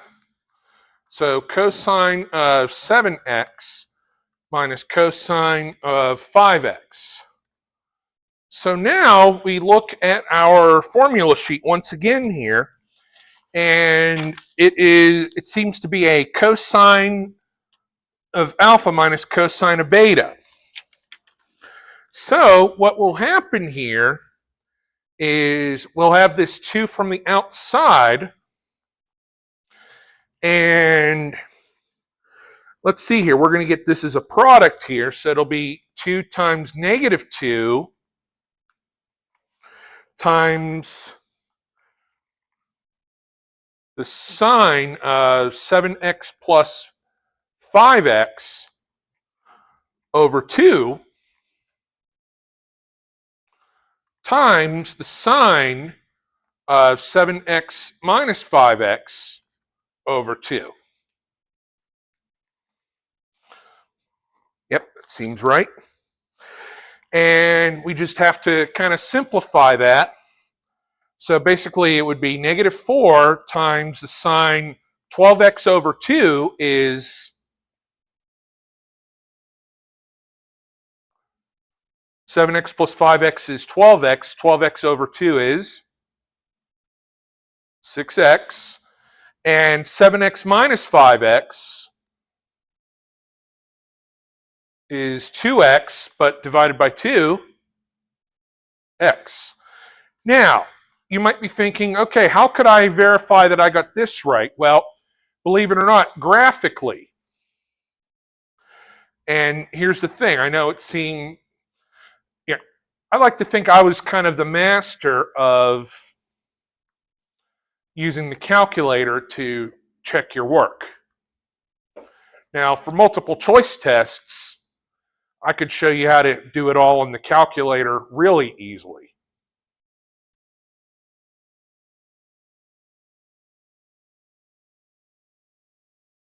So,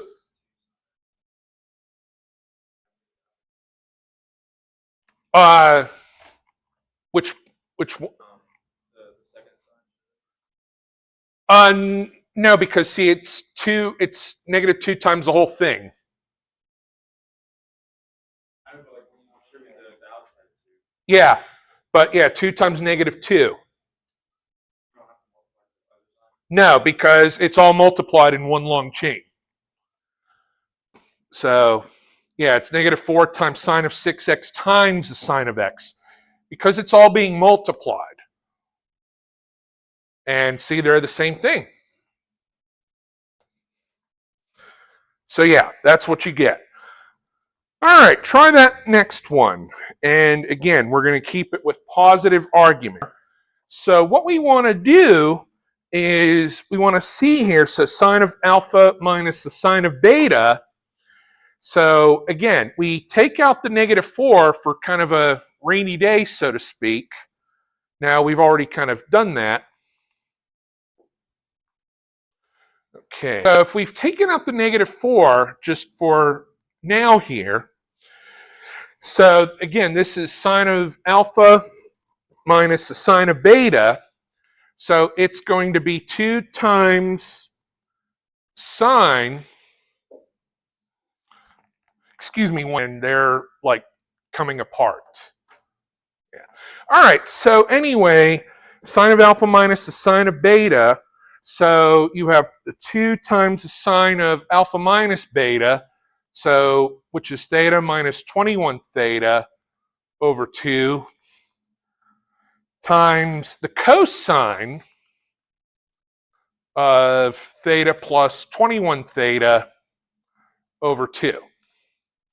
So the reason we don't need to multiply the 2 by the cosine is because everything is multiplied already. Now, if the sine and cosine were added, then you would multiply both things by the 8. So basically you have -8 times the sine of -20 theta over 2 times the cosine of 22 theta over 2. Well, that's going to be -10 theta times cosine of 11 theta. So we're back to sine of negative theta. If we have the sine of negative theta, what does that get replaced with?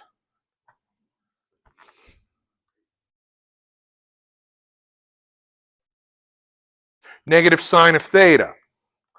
So basically you have -8 times negative sine of 10 theta times cosine of 11 theta. And -8 times -1 is just going to be 8 times the sine of 10 theta times the cosine of 11 theta. And we can also verify that graphically as well. Now, instead of theta on the calculator, you'll use x.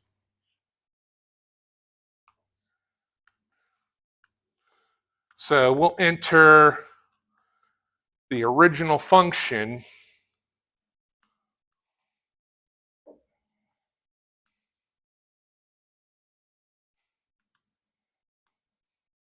Eight times sine of 10x times cosine of 11x.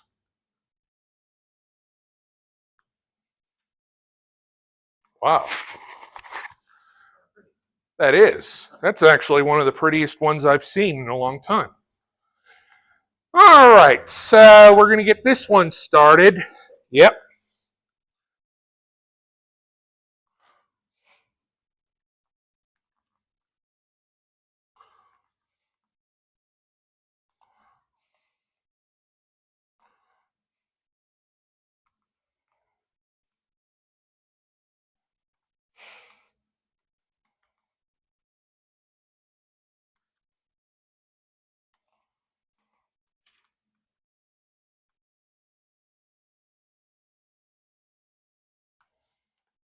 All right, so let's figure out everything as they pertain to alpha and beta here. So for alpha, we know that the tangent of alpha is 9 over 40. Now, since alpha is in the third quadrant, the sine and cosine of alpha are going to be positive or negative.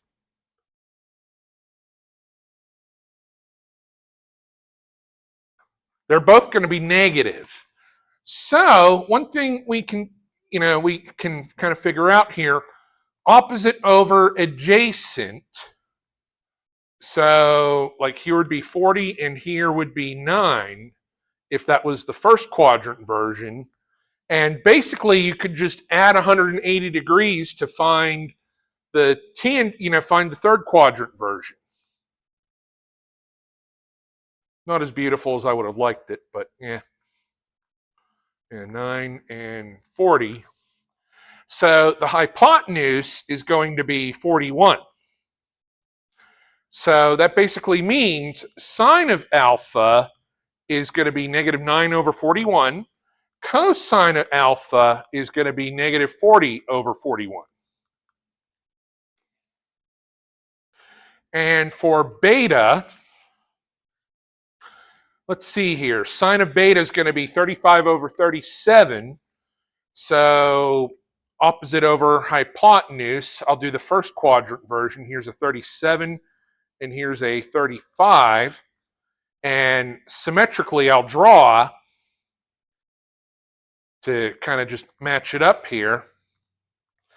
Needless to say, that third side, 37 squared minus 35 squared,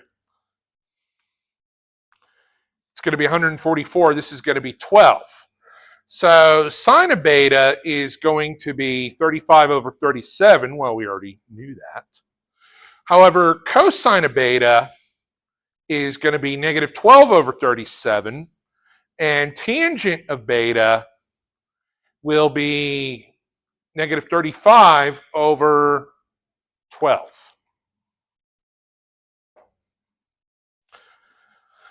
Now that we have that in our pocket, we can figure out the sine of alpha minus beta and the cosine of alpha minus beta. If we want to figure out the sine of alpha minus beta,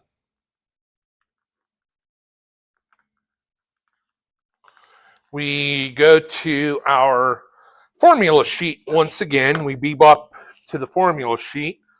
And this is going to be sine of alpha. Oh, there we go.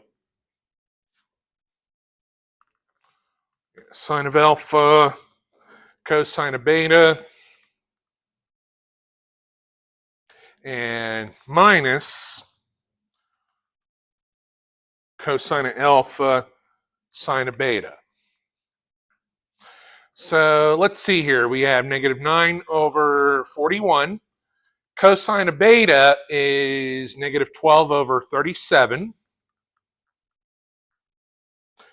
So our denominator is going to be whatever 41 and 37 multiply to, minus negative 40 over 41. And sine of beta is 35 over 37. So yeah, this is definitely going to be positive here. So yeah, it's true. You probably could punch this into the calculator and get it that way, but I'm still going to do it this way because it's more fun. 1,517. So we do the numerator, negative 9 times negative 12 minus negative 40 times 35, and we get 1,508. Wow. That's pretty close to 1. Now, if we do the cosine of alpha minus beta, we look back at our handy-dandy little formula sheet once again, and it's going to be cosine alpha, cosine of beta, plus sine alpha, sine beta. So let's see here, negative 40 over 41 times negative 12 over 37 plus negative 9 over 41 and 35 over 37.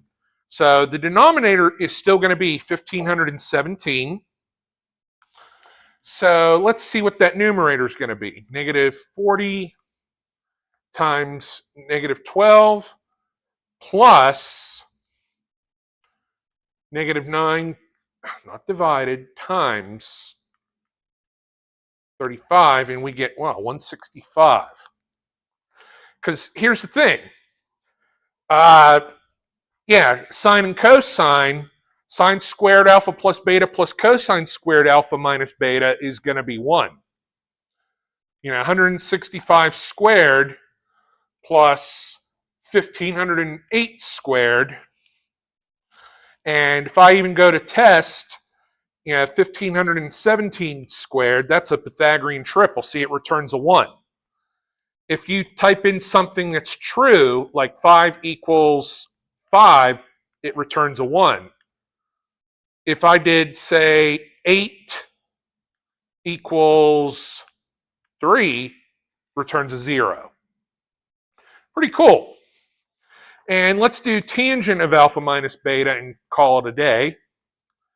And here's the thing. We can use the convoluted angle, some difference for tangent, or why don't we just do sine of alpha minus beta over cosine of alpha minus beta. Yeah, so 1508 over 1517, 165 over 1517. It's 1508 over 165. So that, okay, so before we officially get underway with that problem at hand, so what I'm going to do here, labs, which I will update. So Unit 3 review materials, I have actually gone ahead and added both forms of last semester's test. I had to give 2 forms of tests when we had classes of like 20-some. So this is kind of an idea of what to expect. And yeah, so basically the general form of an equation, I mean, not general, but the solutions that would go between 0 and 2 pi is a bulk of the score. And then the general solutions are much less involved there. So as you can tell, yeah, there's really not much here. Did I even 40 points each? Yeah, so I'm going to give you all sorts of room plus that formula sheet. So yeah, I mean, grading tests in this class has been relatively easy this semester because you all do so well. All right, so we figured out the sine of alpha minus beta, the cosine of alpha minus beta, and the tangent of alpha minus beta based on this. So let's have a little more fun. And as I said, in this class, I would make a bonus like sine of 3 theta and the cosine of 3 beta.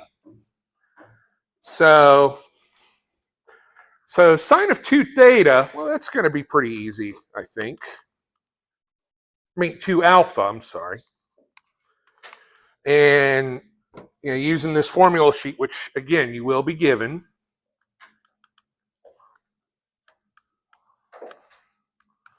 So you have 2 times the sine of alpha, that's negative 9 over 41. Cosine of alpha, which is negative 40 over 41. And I forgot to turn on my calculator here. Boy, I got a little bit of a late start this morning. I had to take our dogs and my mother-in-law's dogs to the groomer. So I had 4 dogs in my car. And it's not easy. All right. So basically you have you'll have 2 times negative 9 times negative 40 on the top here, which is 720. Dividing that by 41 squared, that's 1681.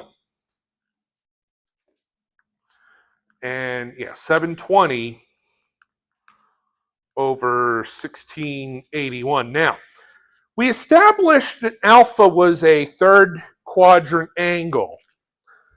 So when alpha was a third quadrant angle, so it would be between what? 180 and 270. So twice that, it would be between 360 and 540. And it can only be positive. Now, let's have the fun one.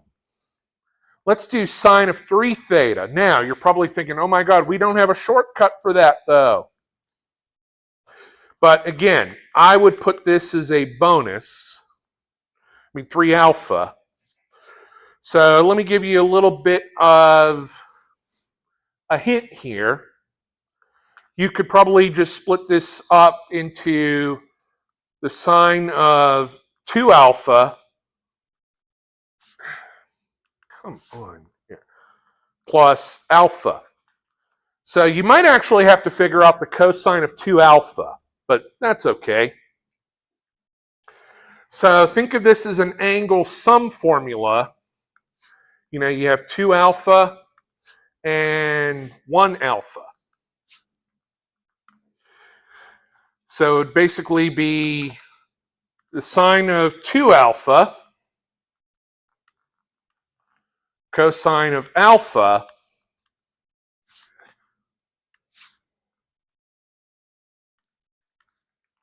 and let's see, plus cosine of 2 alpha,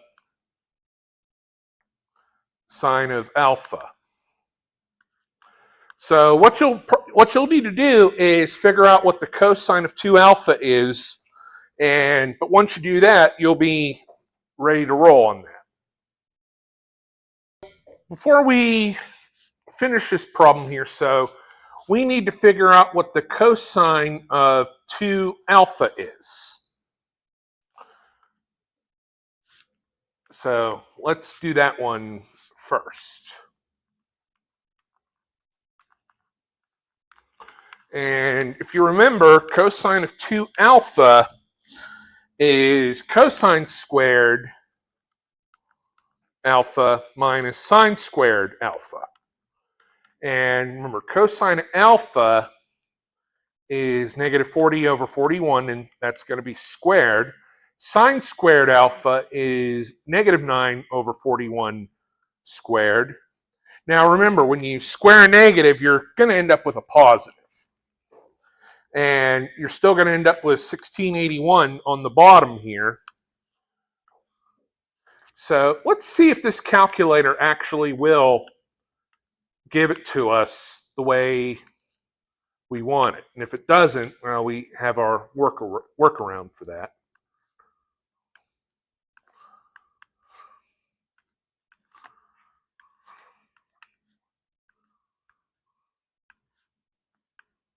Oh, awesome. 1519 out of 1681.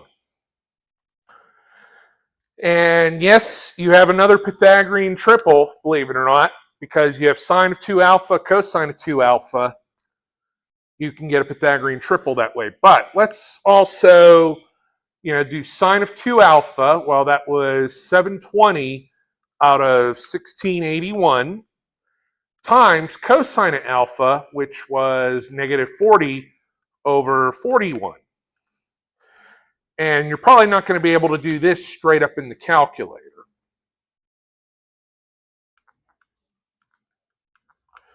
But the nice thing is it's all going to be a common denominator anyway.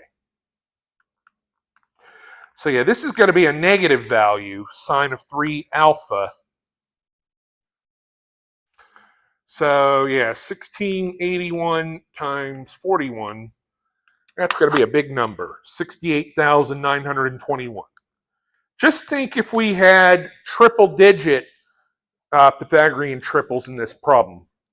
Finding like 3 alpha and 4 alpha would really be a pain in the arse. So, yeah, if 720 times negative 40, and again, I would ask these as extra credit. Shouldn't that be 1519 over 1681? Right side? You were, yeah, cosine of 2 alpha. Yeah, you're right. I don't know what I was smoking there. Oh, nothing. I don't smoke. Thank you for pointing that out. Let's see. All right, and let's see here. 1519 times -9. So yeah, we're going to get a negative value for this. Negative 42,471. Now, I'll tell you what. Yeah, let's do cosine of 3 beta.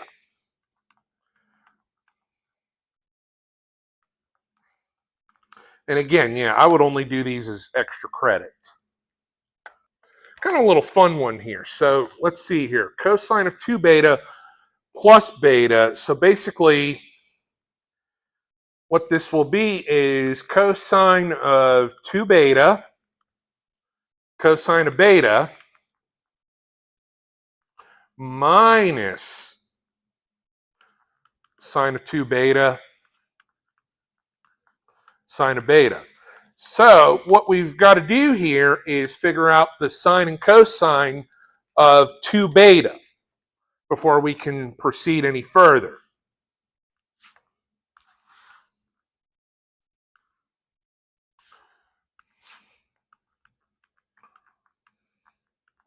So yeah, cosine of 2 beta is going to be cosine squared beta minus sine squared beta. So let's see here. Cosine of beta is negative 12 over 37. And sine of beta is 35 over 37.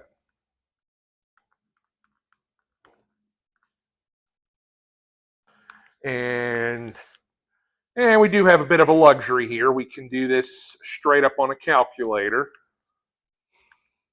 The one that'll be on your unit test, your alpha and beta, will be, God, what's it? It'll all be double-digit Pythagorean triples, which, yeah. Now, what I'm going to do is I'm going to post on Moodle some extra practice. You don't have to do it, but I'm still going to post it with the key. I'm going to post some real brain busters on there too. So with cosine of 2 beta, we want sine of 2 beta, which is literally 2 sine beta cosine beta. So 2 times 35/37 and negative 12/37. 2 times 35 times negative 12.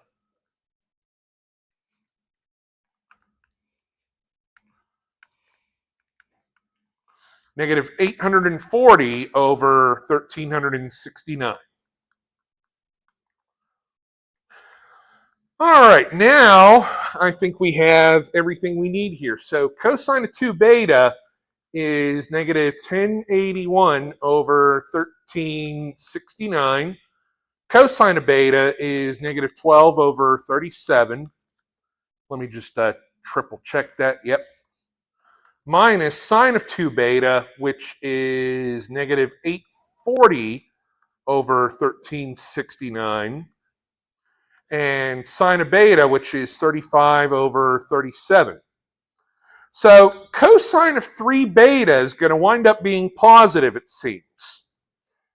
1369 times your 37, well, that's, wow, 50,653.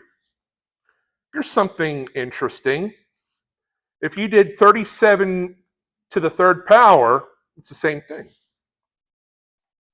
Because, yeah, we're dealing with a lot of 37s. That's pretty prime. Get it?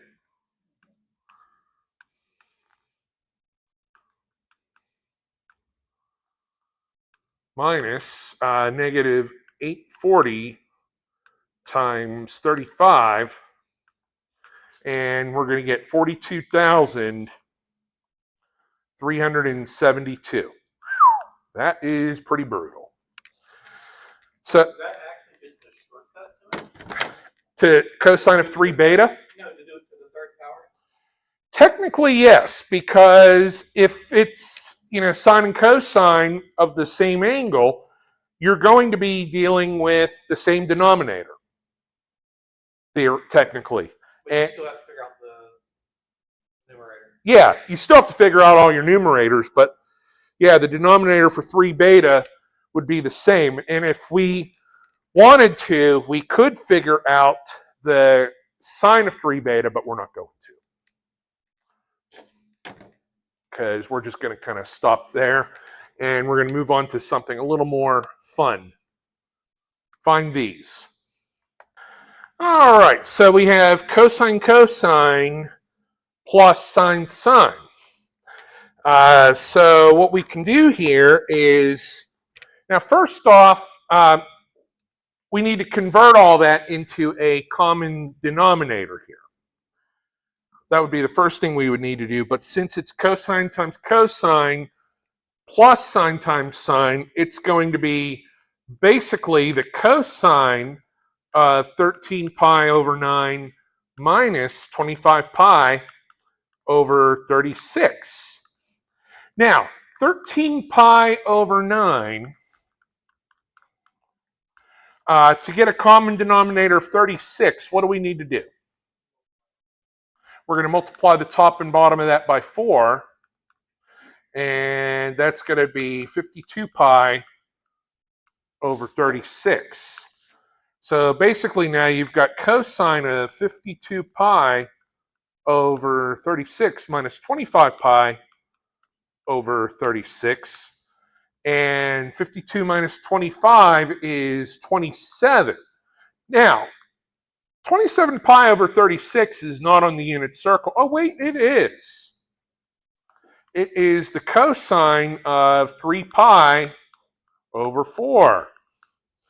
And cosine of 3 pi over 4 is negative root 2 over 2. And it's probably true. If you entered that onto your calculator, you would get the decimal equivalent of that. So in essence, these two problems are, these types are probably going to be your freebies. All right, how about you try that last one? I think a little bit easier. All right, so if we do this here, this is tangent plus, so here's an angle sum rule, and it looks to be basically the tangent of pi over 9 plus 5 pi over 9. Pi. So tan of 6 pi over 9, and we know that that's going to simplify to the tangent of 2 pi over 3. 2 pi over 3, basically you take root 3 over 2 and divide it by negative 1/2, and we get negative root 3. And again, you probably could have just done that in the calculator, and you would have gotten the same thing. All right, so the sine of 4x times the sine of 5x. So this is sine times sine. So what we can do here is let's take out a 1/2 right now. And that will basically be cosine of 4x minus 5x minus cosine of 4x plus 5x. Now you have 1/2 times the cosine of negative x minus the cosine of 9x. Now, problem is, cosine of negative x, that's not a positive argument, so we need to change that. Now, if we had cosine of negative x, what does that get replaced with? Is it negative cosine of x? it's just going to be positive, so it's just going to be cosine of x. It'll just be 1/2 times cosine of x minus cosine of 9x. That's all. Now, if it were sine, it would change the sign on the outside. Because then we just because then it would be negative sine of x, and we take the negative out, it would be negative 1/2. You could do it that way, yes. All right, so let's take out this -4. And here's the thing. We're going to take out a half. So in essence, we're going to get a -2 out of this. So it's sine of one thing times sine of another. So it's basically going to be cosine of 102 minus 54 minus cosine of 102 plus 54. So -4 times a half is -2. And 102 minus 54, I think, is 48. Minus the cosine of 156 degrees. It's pretty hot. All right, that's what we get. All right. And we will end our day.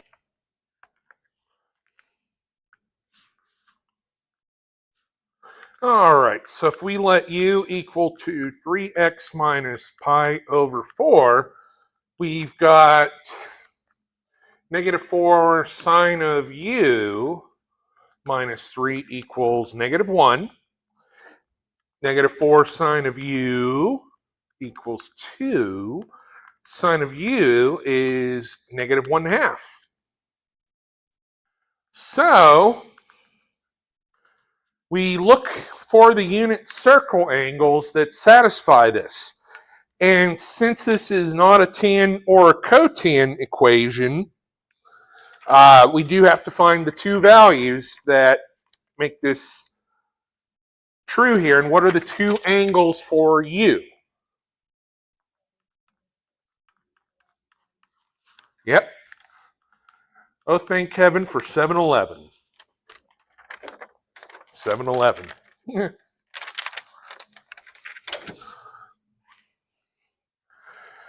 All right, so now let's keep something in mind here.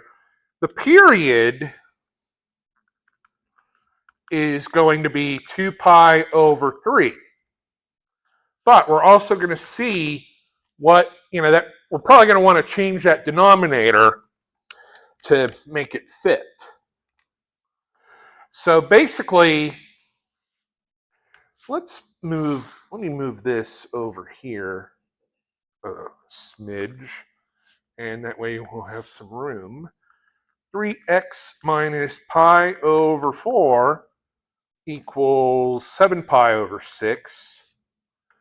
And then 3x minus pi over 4, 11 pi over 6. And I'm going to multiply both sides of both equations by 12 to get rid of denominators. So let's see here. That's 36x, 12 pi over 4. That's 3 pi.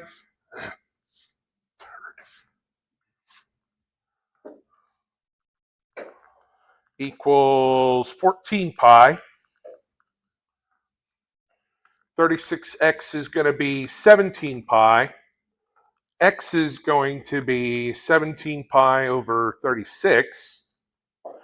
And for this other equation, we'd have 36x minus 3 pi equal to 22 pi.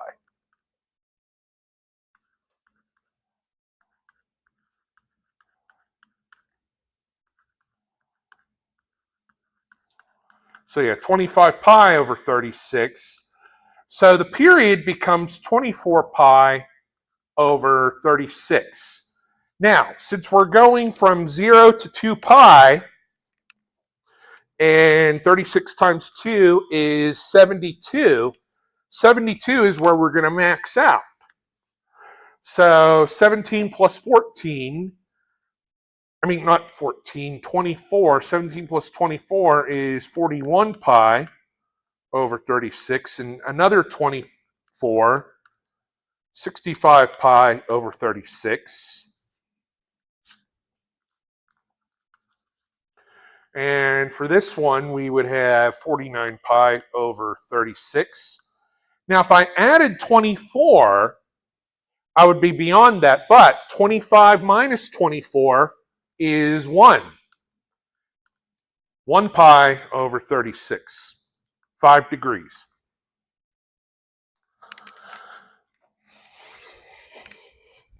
So that's what we get. Those are the 6 general solutions. So what we'll do here is get the generals.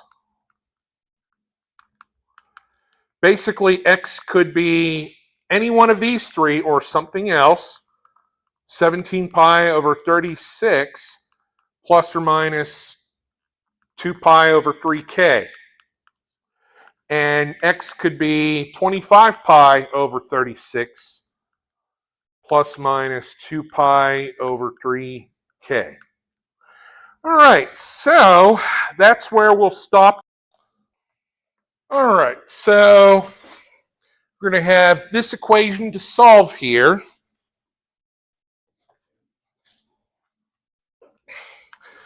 You're going to use a unit circle. You're going to find 2 different solutions. Now, if it's a tangent or a cotangent, so we'll do a tangent equation after this one. All right, so of course we can replace the 3x minus 2 pi over 3 with a u, and you have negative 3 secant of u equal to 2 root 3, and then we divide out by negative 3, and we get secant of u equals negative 2 root 3 over 3. Now, that's also going to mean that cosine of u is going to be the reciprocal of that, negative 3 over 2 root 3. Now, you're probably thinking, wait, that's not on the unit circle. Yes, it is. We've got to rationalize it and make it so. So we basically multiply the top and bottom of this guy by the root 3, by square root of 3, and we have negative 3 root 3 over 2 times 3. The 3's are eliminated. Hence, you have the cosine of u equal to negative root 3 over 2. Well, that's on the unit circle, which, by the way, again, you will be given that when you take your test on Wednesday. Now, I will be in here early Wednesday morning, so you can get an early start if you so desire. All right, so where is the cosine equal to negative 3 root 2? 7 pi over 6 and 5 pi over 6. 7 pi over 6 and 5 pi over 6. So we resubstitute, we reback sub, so to speak. 3x minus 2 pi over 3 will equal 7 pi over 6. 3x minus 2 pi over 3 will equal 5 pi over 6. Now, what you could do is you could multiply all the equations by 6, multiply both sides of the equations by 6, and what'll happen is it'll get rid of your fractions right now, or you could convert that 2 pi over 3 into 4 pi over 6, but keep in mind you're still going to have to divide by 3 or multiply by a third. So you're not quite in the clear yet. So I'm just going to multiply out by 6 here, because, well, why not? So we have 18x minus 12 pi over 3, that's minus 4 pi, equal to 7 pi. 18x minus 4 pi is going to equal 5 pi. 18x is going to be 11 pi. X is going to be 11 pi over 18. And for this one, you have 18x equals 9 pi. X will be 9 pi over 18. Yes, that does simplify to pi over 2. However, you can opt whether or not to do that. I mean, yeah. So in other words, if you left that as 9 pi over 18, I would not dock you. Because, yeah. All right, so let's get a couple of other things into mind here. So because this was a non-tangent or cotangent, we're going to get our solutions. We have to get our solutions, the rest of our solutions between 0 and 2 pi, based off of these two values. So the period of this is going to be 2 pi over 3, which does become 12 pi over 18. Multiplying by 6 here. And keep in mind, 0 to 2 pi, I write that as an interval, would be the same thing as saying from 0 to 36 pi over 18. So let's see here. We'd have, 23 pi over 18?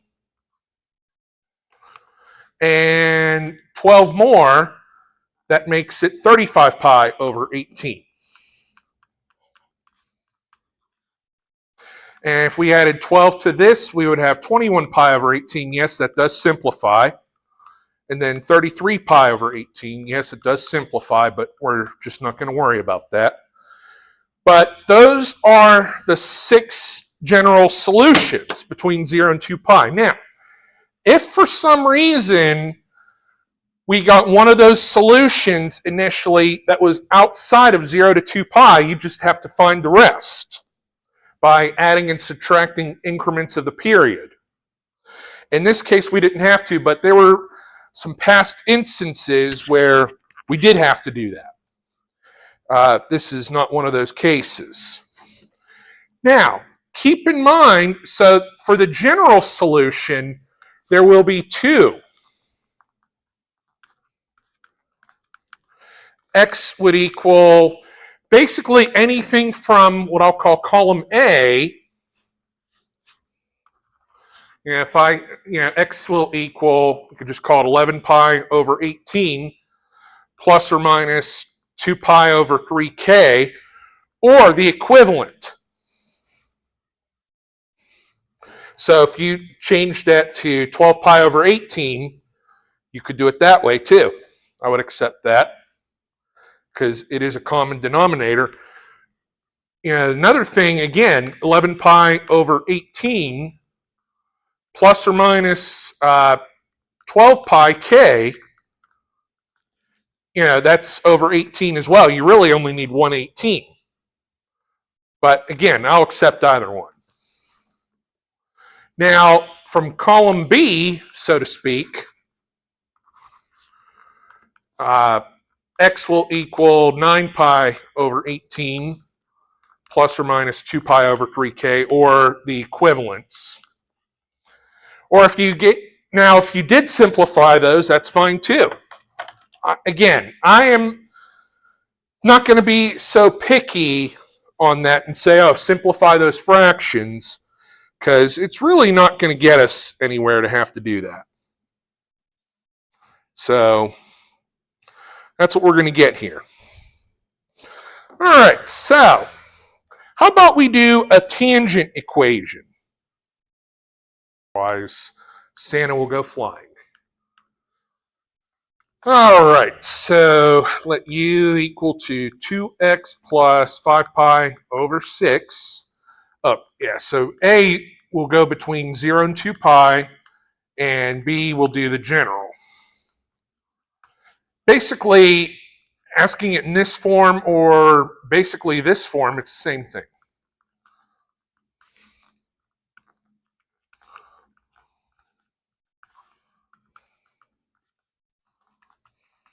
So tangent of u is going to be literally root 3 over 3.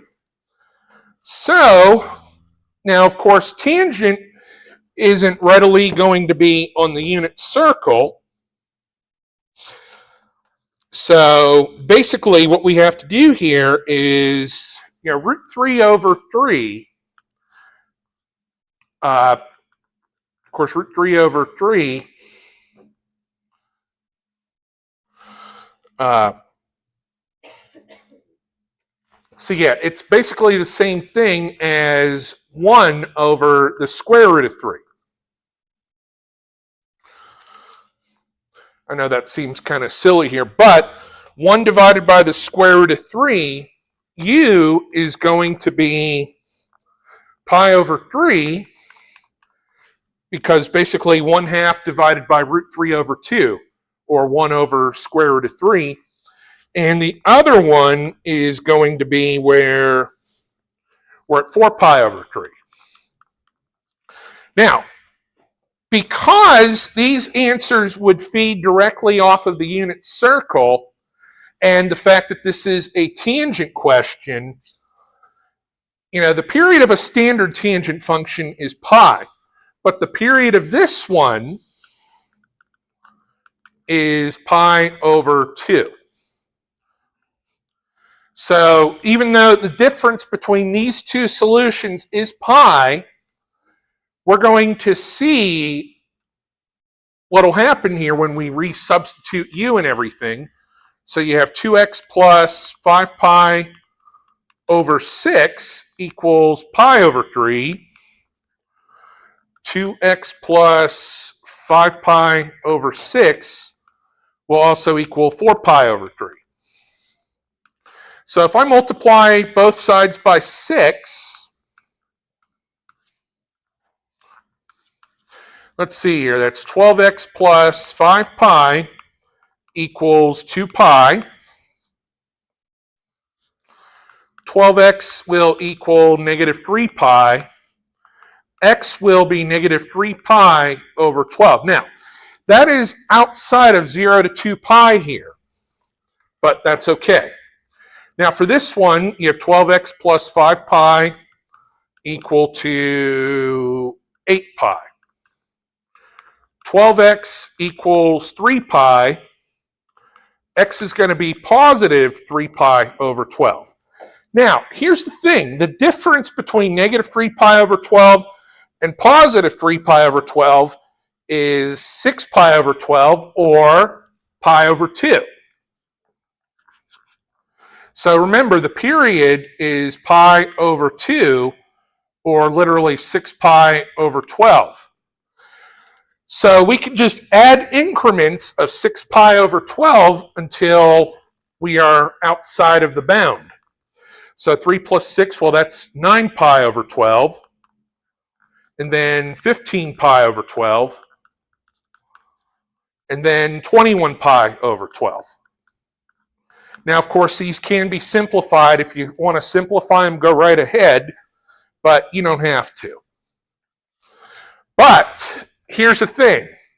Because we are dividing by 2, not dividing, but there was a 2 in front of that x, generally between 0 and 2 pi, you have two solutions times whatever is in front of this x. And that's been kind of a thing that you probably should have seen. You probably have seen throughout the course, throughout the unit anyway. So those are the solutions. Now the general will just be x equal to 3 pi over 12 plus or minus pi over 2k, or any equivalent. Now, again, with the tangent, it's literally just going to be one general solution. So that's what we're going to get here. All right, so there's that one. So, wrong. I kind of wish like tangent was on unit circle along with sine and cosine. Well, you can put it. What you can do is you can put the tangent of everything. So you could figure that out in advance. Basically, if you remember, tangent is sine over cosine. So you'll have that. All right, I cannot believe I made a big mistake there. Whew. Well, I can make a mistake too. I'm not. Let's correct because, yeah. All right, so what we should have gotten was, yeah, pi over 6 and 7 pi over 6. So here's what I'm going to do. First off, I'm going to do a little erasing. Pi over 6 and, oh, not there. Oh no. Yeah, pi over 6 and then 7 pi over 6. So let's see what happens here. So that just becomes a pi here, and this will become a 7 pi. Well, what this means here then is this is negative 4 pi. Yeah, then we get to change our other solutions a bit. But we at least, it's still going to be divided by, no, that's positive 2 pi. Yeah, it's still all going to be divided by 12. So let's see here. That's 12x will equal 2 pi. And that'll be 2 pi over 12. So that's pi. This is negative 4 pi. That's negative 4 pi over 12. So basically, yeah, my 12s are a little off. Yeah. In fact, what I might just do is I might just give you the dang tangents. Make it a little quicker. Yeah, you know what? Is it going to break my leg to do that? No. So, I can't believe I did that. All right, so anyway, the period was 6 pi over 12 here, so this will be 8 pi, 14, and then 20. And we'll get this. All right, so now we seem to be fixed. All right, I cannot believe I did that. But thank you for pointing that out there. Only have one of these where you'll have to give me simplest radical form and all that. Now, alpha is going to be in the 4th quadrant, beta is going to be in the 2nd quadrant. So, now, truth be told, we don't need to figure out everything yet for these, but we will. Figure out the other trig ratios. But for cosine of alpha over 2, now we have to get the sign right on that. Now, cosine of alpha over 2 is going to be plus or minus 1 plus the square root of 1 plus cosine of alpha over 2. All right, so the plus minus basically is indicative of, depending on what quadrant that this is going to land in. Now, let's keep in mind here, between 270 and 360, 135 and 180, so that's half of that. So we know that the cosine will be negative. I mean, we know that the half angle ratio should be a negative value here. So that's why it's going to be negative. But the other way we could figure this out is to figure out the angle itself. But you're going to have the square root of 1 plus 19 over 181 entirely divided by 2 here. Now, on the unit test, everything's going to be no more than double digits. I just threw in a triple digit example just for the fun. Because, well, why not? It's not going to hurt us or anything. So that 1 is literally replaced with 181 over 181 plus 19 over 181 all over 2. Oh, don't forget the negative.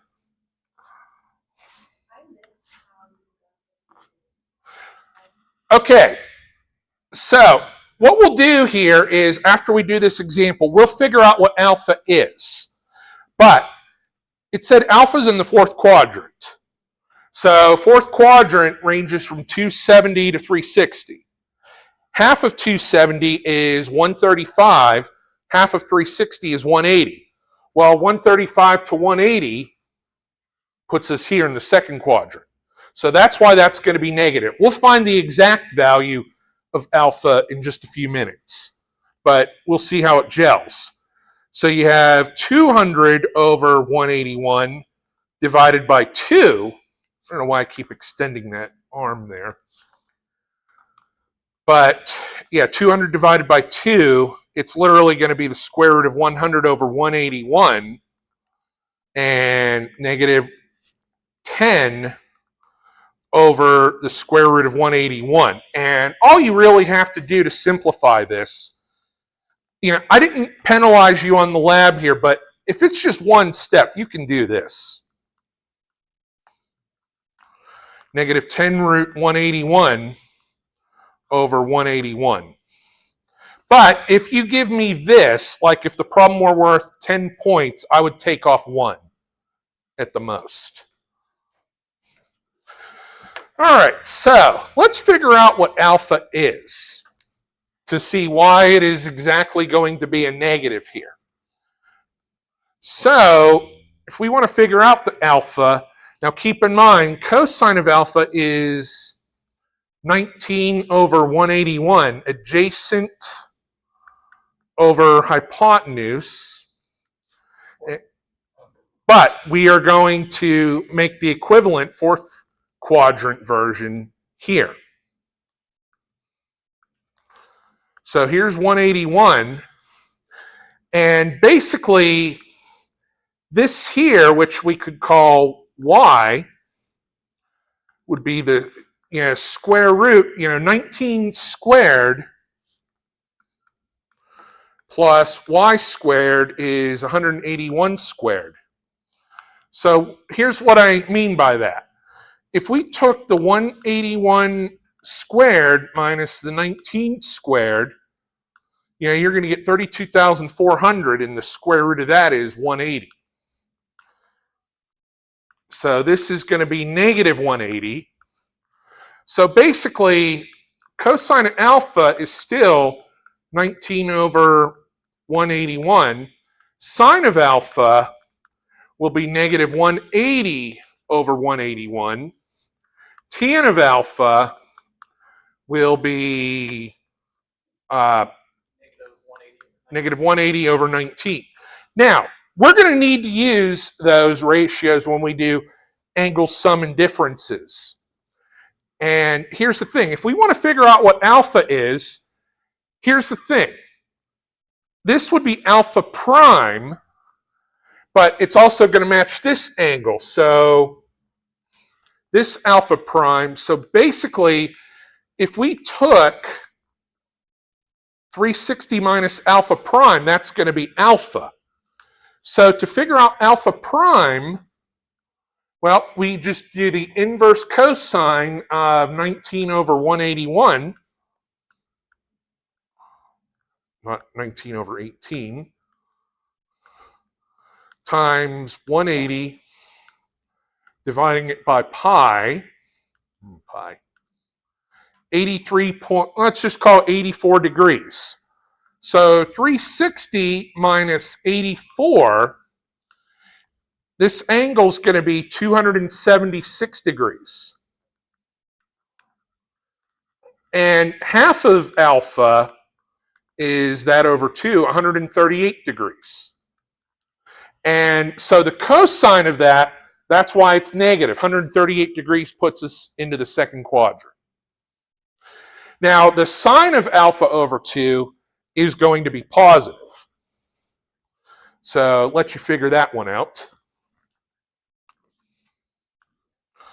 All right, so if we want to figure out the sine of alpha over 2, now, first off, that is the sine of 138. That's still second quadrant, so that is going to mean this will be positive. So basically, it'll be positive 1 minus cosine of alpha over 2. I should be right about that. Yep. And again, it's positive because of the location of alpha over 2. So you have 1 minus 19 over 181 over 2. Square root of 181 minus 19 over 181 divided by 2. And if we took 181 minus 19, that's going to be 162. So yeah, 162 over 181 divided by 2. And that magically makes it 81 over 181, square root of that. And square root of 81 over square root of 181, that's 9 over root 181. And all you got to do is multiply the top and bottom by 181, by the square root of that. So yeah, you'll have 9 root 181 over 181. But keep this in mind. The question that will be on your test, it will all be double digits. So this will not be as brutal. So what we'll work on tomorrow is, since we're pretty much out of time here, you'll do, say, the sine of alpha minus beta and cosine of alpha minus beta. That'll be the first thing we work on tomorrow. But for now, you're done. And we had this problem here where I'm going to ask you for some various trig ratios and what have you. So again, I will tell you that for the unit test, everything will be double digits. Like the Pythagorean triples will all be double digits, so you could probably just figure things out in your calculator with little to no effort. I will be in here at 8:15 if you want to get that early of a start. So I'll be in here really early if you want. You certainly don't have to come early. So basically we figured out the trig ratios for alpha. We need to figure out the ratios for beta. And for good measure, we'll figure out what angle beta is. Now, beta is going to be in the second quadrant. So we have yet another Pythagorean triple here. What I've done is I've plotted the first quadrant equivalency, but we're obviously going to get some different values here. So basically, if x squared plus 60 squared equals 229 squared, so all I'd have to do in that case here, take the 229 squared minus the 60 squared, and I get 48,841. Well, I need the square root of that. And that's going to be 221. So because this is negative 221, cosine of beta is going to be negative 221 over 229. And tangent of beta is going to be negative 60 over 221. Now, we can also figure out what angle beta is. So here's the thing. I can figure this out, call it beta prime, And basically, it's going to be 180 less than that. So if the sine of beta is 60 over 229,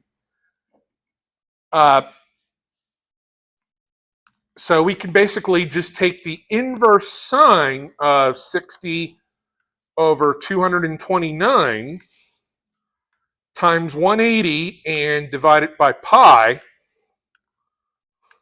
And that's going to be 15.2 degrees for beta prime. But we want the angle that is 180 less than that.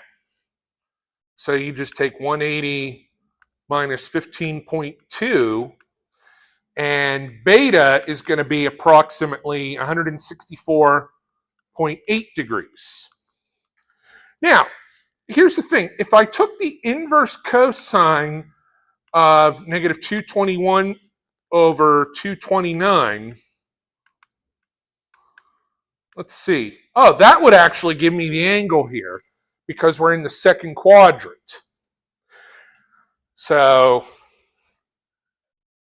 now if I took the inverse tangent of negative 60 over 221, here's the thing. That's going to give me a fourth quadrant angle. So you just have to know where you're going with all these. So that, again, is why you can't outright just take the inverse cosine of the ratio here, because you do have to take into account, if we were in the third quadrant, the cosine of beta is going to be the same thing. So you really just have to know where that is. 164.8 degrees is where it needs to be. So now with that in mind, I want you to figure out the sine of alpha minus beta, cosine of alpha minus beta, and the tangent of alpha minus beta. You'd be able to do the arctan and just add pi to it, right? Theoretically, yes. You could have done that. Sine of alpha minus beta, we look at the formula sheet here, sine of alpha minus beta, and it's going to be sine alpha cosine beta.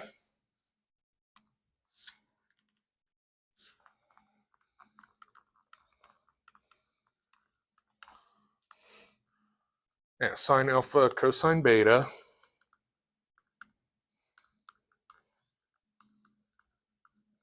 And let's see here.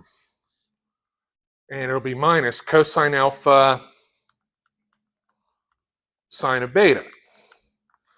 So sine of alpha is negative 180 over 181. Cosine of beta is negative 221 over 229. Yeah, see, if you tried to multiply these two fractions outright on your 84, it would give you a decimal. So, but the ones that I'm going to give you on the unit test are just going to be all double digit. And sine of beta, 60 over 229. But here's the thing. 181 times 229. Yes, that's going to be a big value. 41,449. And for the numerator, we have negative 180 times negative 221 minus whatever 19 times 60 is. And that's going to be 38,640. Now, the sine of alpha minus beta happens to be positive. Now, before we figure out the cosine version of that, let's see here. Alpha is 276, beta is 164.8. If we took 276 minus 164.8, that gives us 111.2, which puts us in the second quadrant. Well, sine of a second quadrant angle should be positive. Now, the cosine and tangent, since alpha minus beta puts us into the second quadrant, are both going to be negative.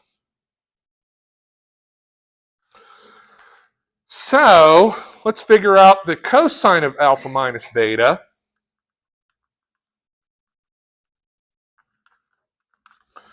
And that's going to be cosine of alpha times cosine of beta.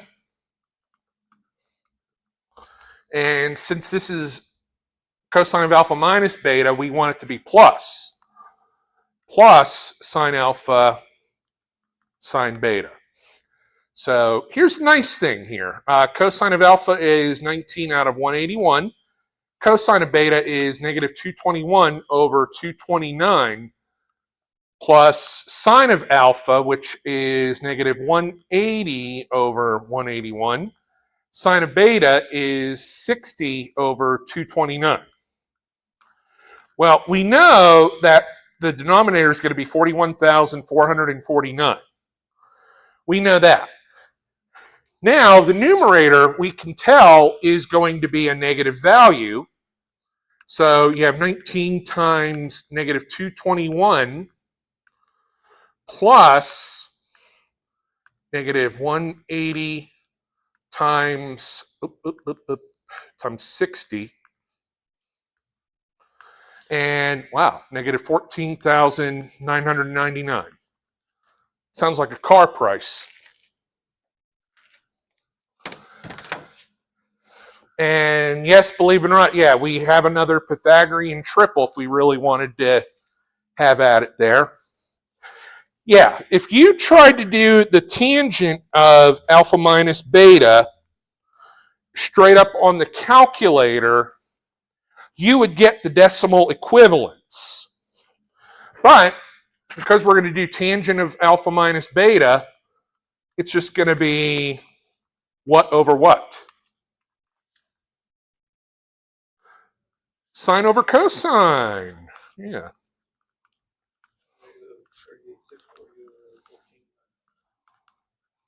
So basically your sine is, 38,640 over 41,449. And cosine negative 14,999 over 41,449. Those eliminate. And we're left with negative 38,640 over 14,999. And I assure you, the ones on your unit test will not get this big because, well, they just won't. All right, so how's about,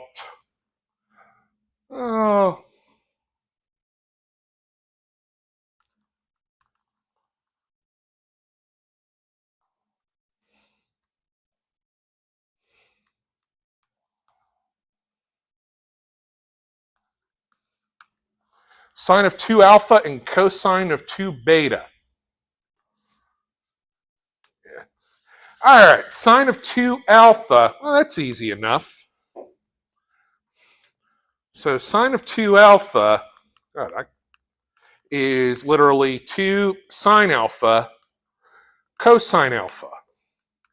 So you have 2 times negative 180 over 181 times cosine of alpha, which is 19 over 181. So you're going to square that 181. It's going to be a big number. 181 squared, and that's 32,761. And 2 times negative 180 times 19, it's going to be kind of small, negative 6,840. Now, alpha, we measured at 276. 276 times 2, now that's more than one revolution. So if we subtract 360, that puts us at 192, which is a third quadrant angle. That's why that's negative. Boom. See, this is probably my favorite unit next to the complex numbers in Demoivre's theorem. Well, I love this portion of it. So cosine of 2 beta, well, cosine of 2, it's basically going to be cosine squared beta minus sine squared beta. So let's see here. Cosine of beta squared, that's negative 221 over 229. Now, the thing is, on your test, again, whatever you have for these, if you enter them as fractions, they will return neat fractions. On this, it won't. I know it sucks, but we got to deal with it. Minus 60 over 229 squared.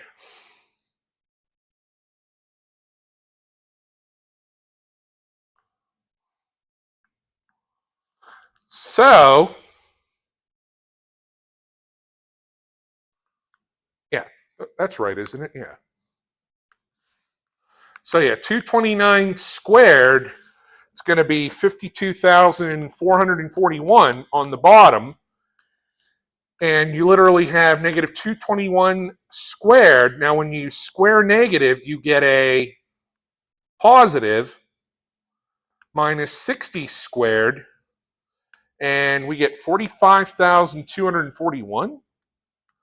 Now, oh, wait, it's beta. Duh.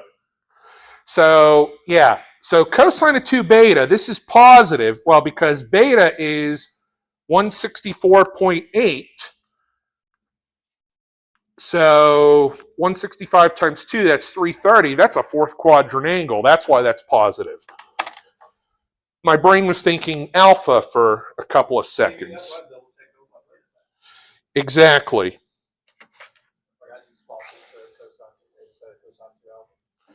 All right, now let's do. Oh, let's see here. We did all the plussing. Let's do some. I mean, we did all the minusing here.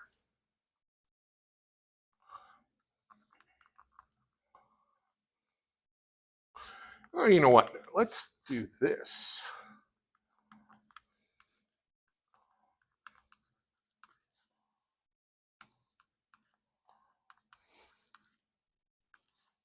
Beta.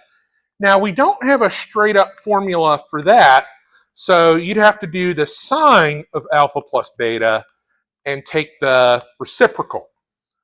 So basically, it's going to be sine of alpha cosine of beta plus cosine of alpha sine of beta. And let's see here. So sine of alpha is negative 180 over 181. Cosine of beta is negative 221 over 229. Cosine of alpha is 19 over 181. And sine of beta is 60 over 229. So our denominator is whatever 181 and 229 is, 41,449. And we have to figure out the numerator by taking negative 180 times negative 221 plus 19 times 60, and it's going to be pretty big, 40,920.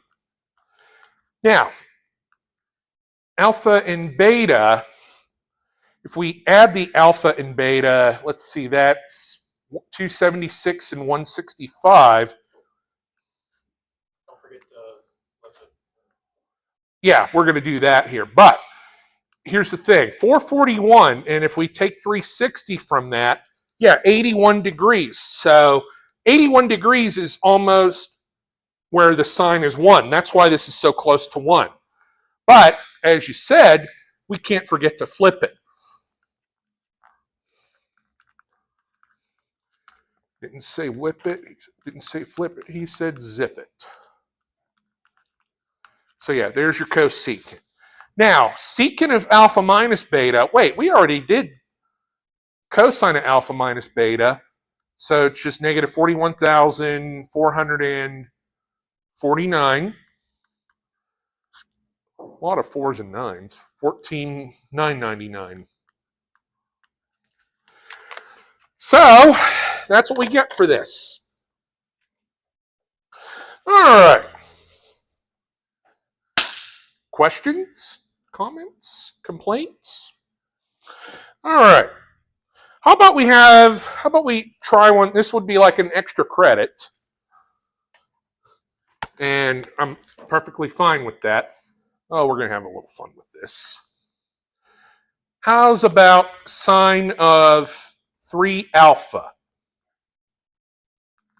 And again, that's extra credit realm.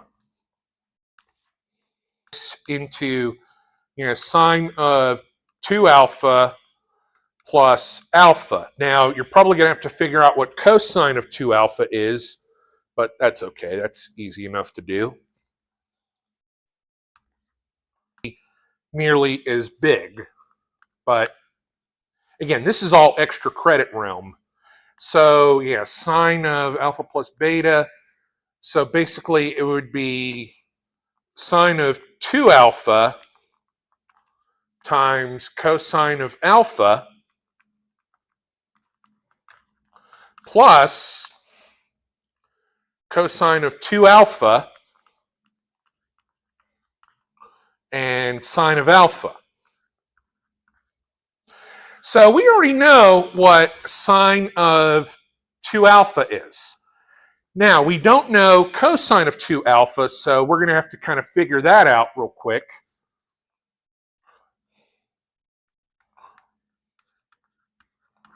And that's basically going to be, what's that? Yeah, cosine squared alpha minus sine squared alpha. So let's see here. 19 out of 181 squared minus negative 180 over 181 squared. And we know that this is going to be negative value here.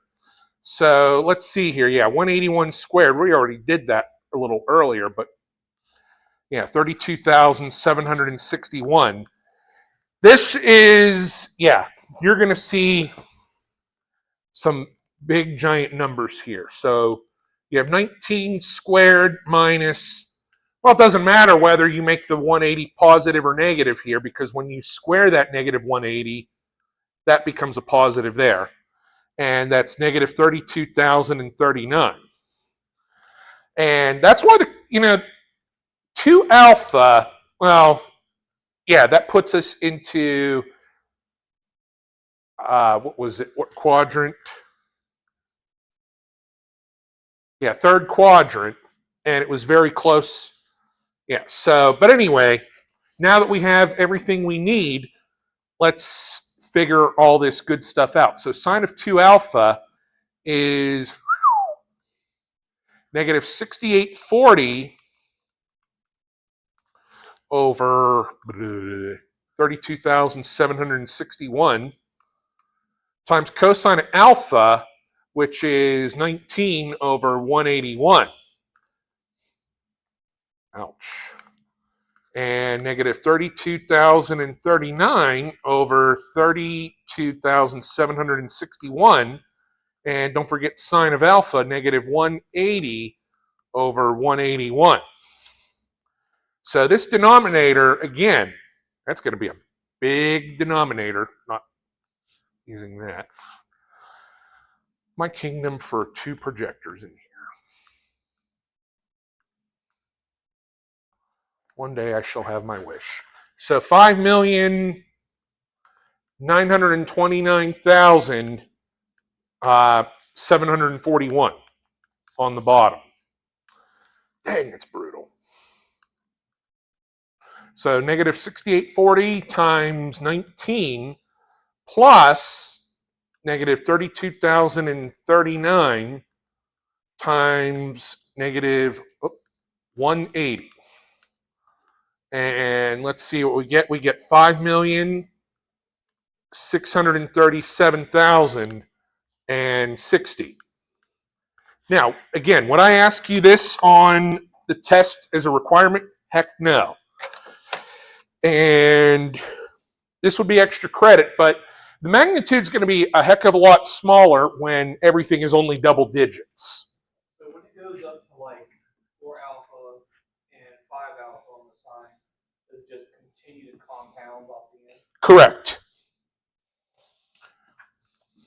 So if you wanted to do, say, sine of 5 alpha, which I would not want to do right now, you could do sine of 3 alpha plus 2 alpha, or sine of 4 alpha plus alpha. So, yeah. But you ultimately want to break it down into components of like 2 alpha, which has the Exactly. All right, so that sine squared theta plus cosine squared theta equals 1. Well, here's the thing. If I divided this whole thing out by sine squared,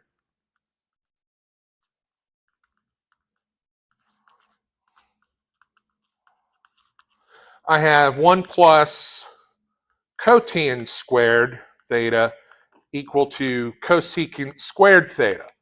So what happens is I can replace this cotangent with, cotan squared theta is cosecant squared theta minus 1. So I have 3 equal to negative cosecant squared theta minus 1 plus 3 cosecant theta.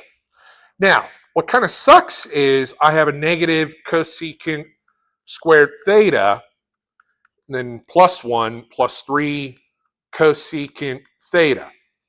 I can move this 1 over, and I would just have 2 equal to negative cosecant squared theta plus 3 cosecant theta.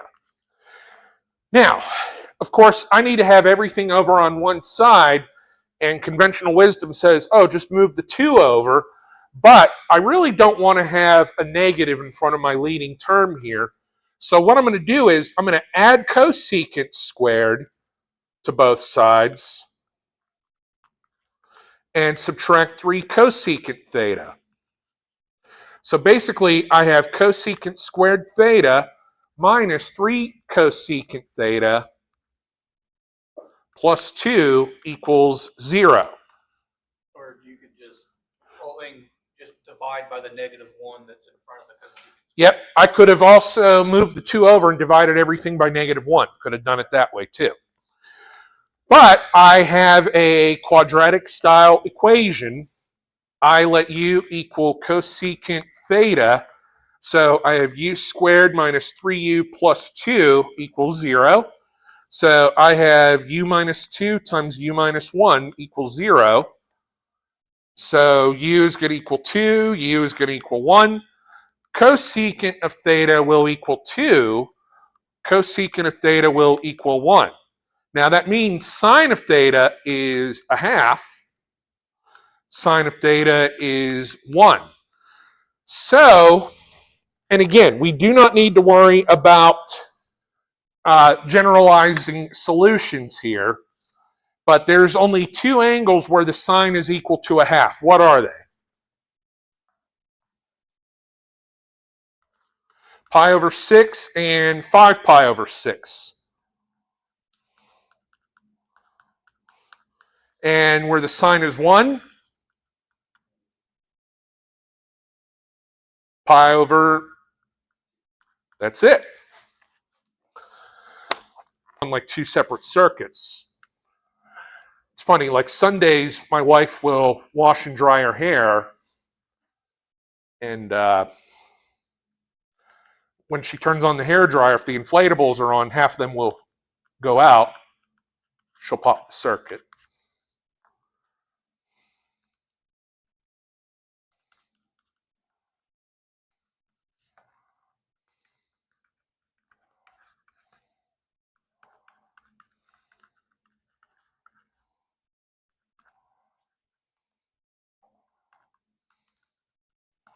All right, so we'll move everything over to one side. And let's see here, plus 3 sine theta.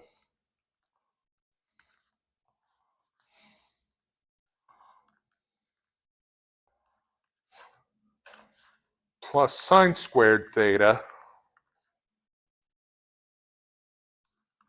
And don't forget minus 1.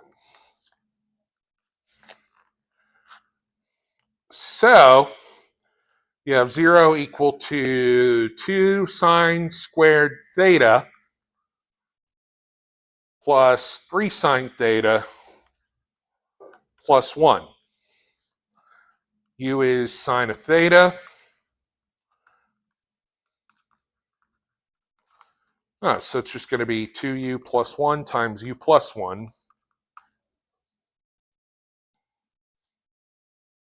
U is -1, u is -1/2.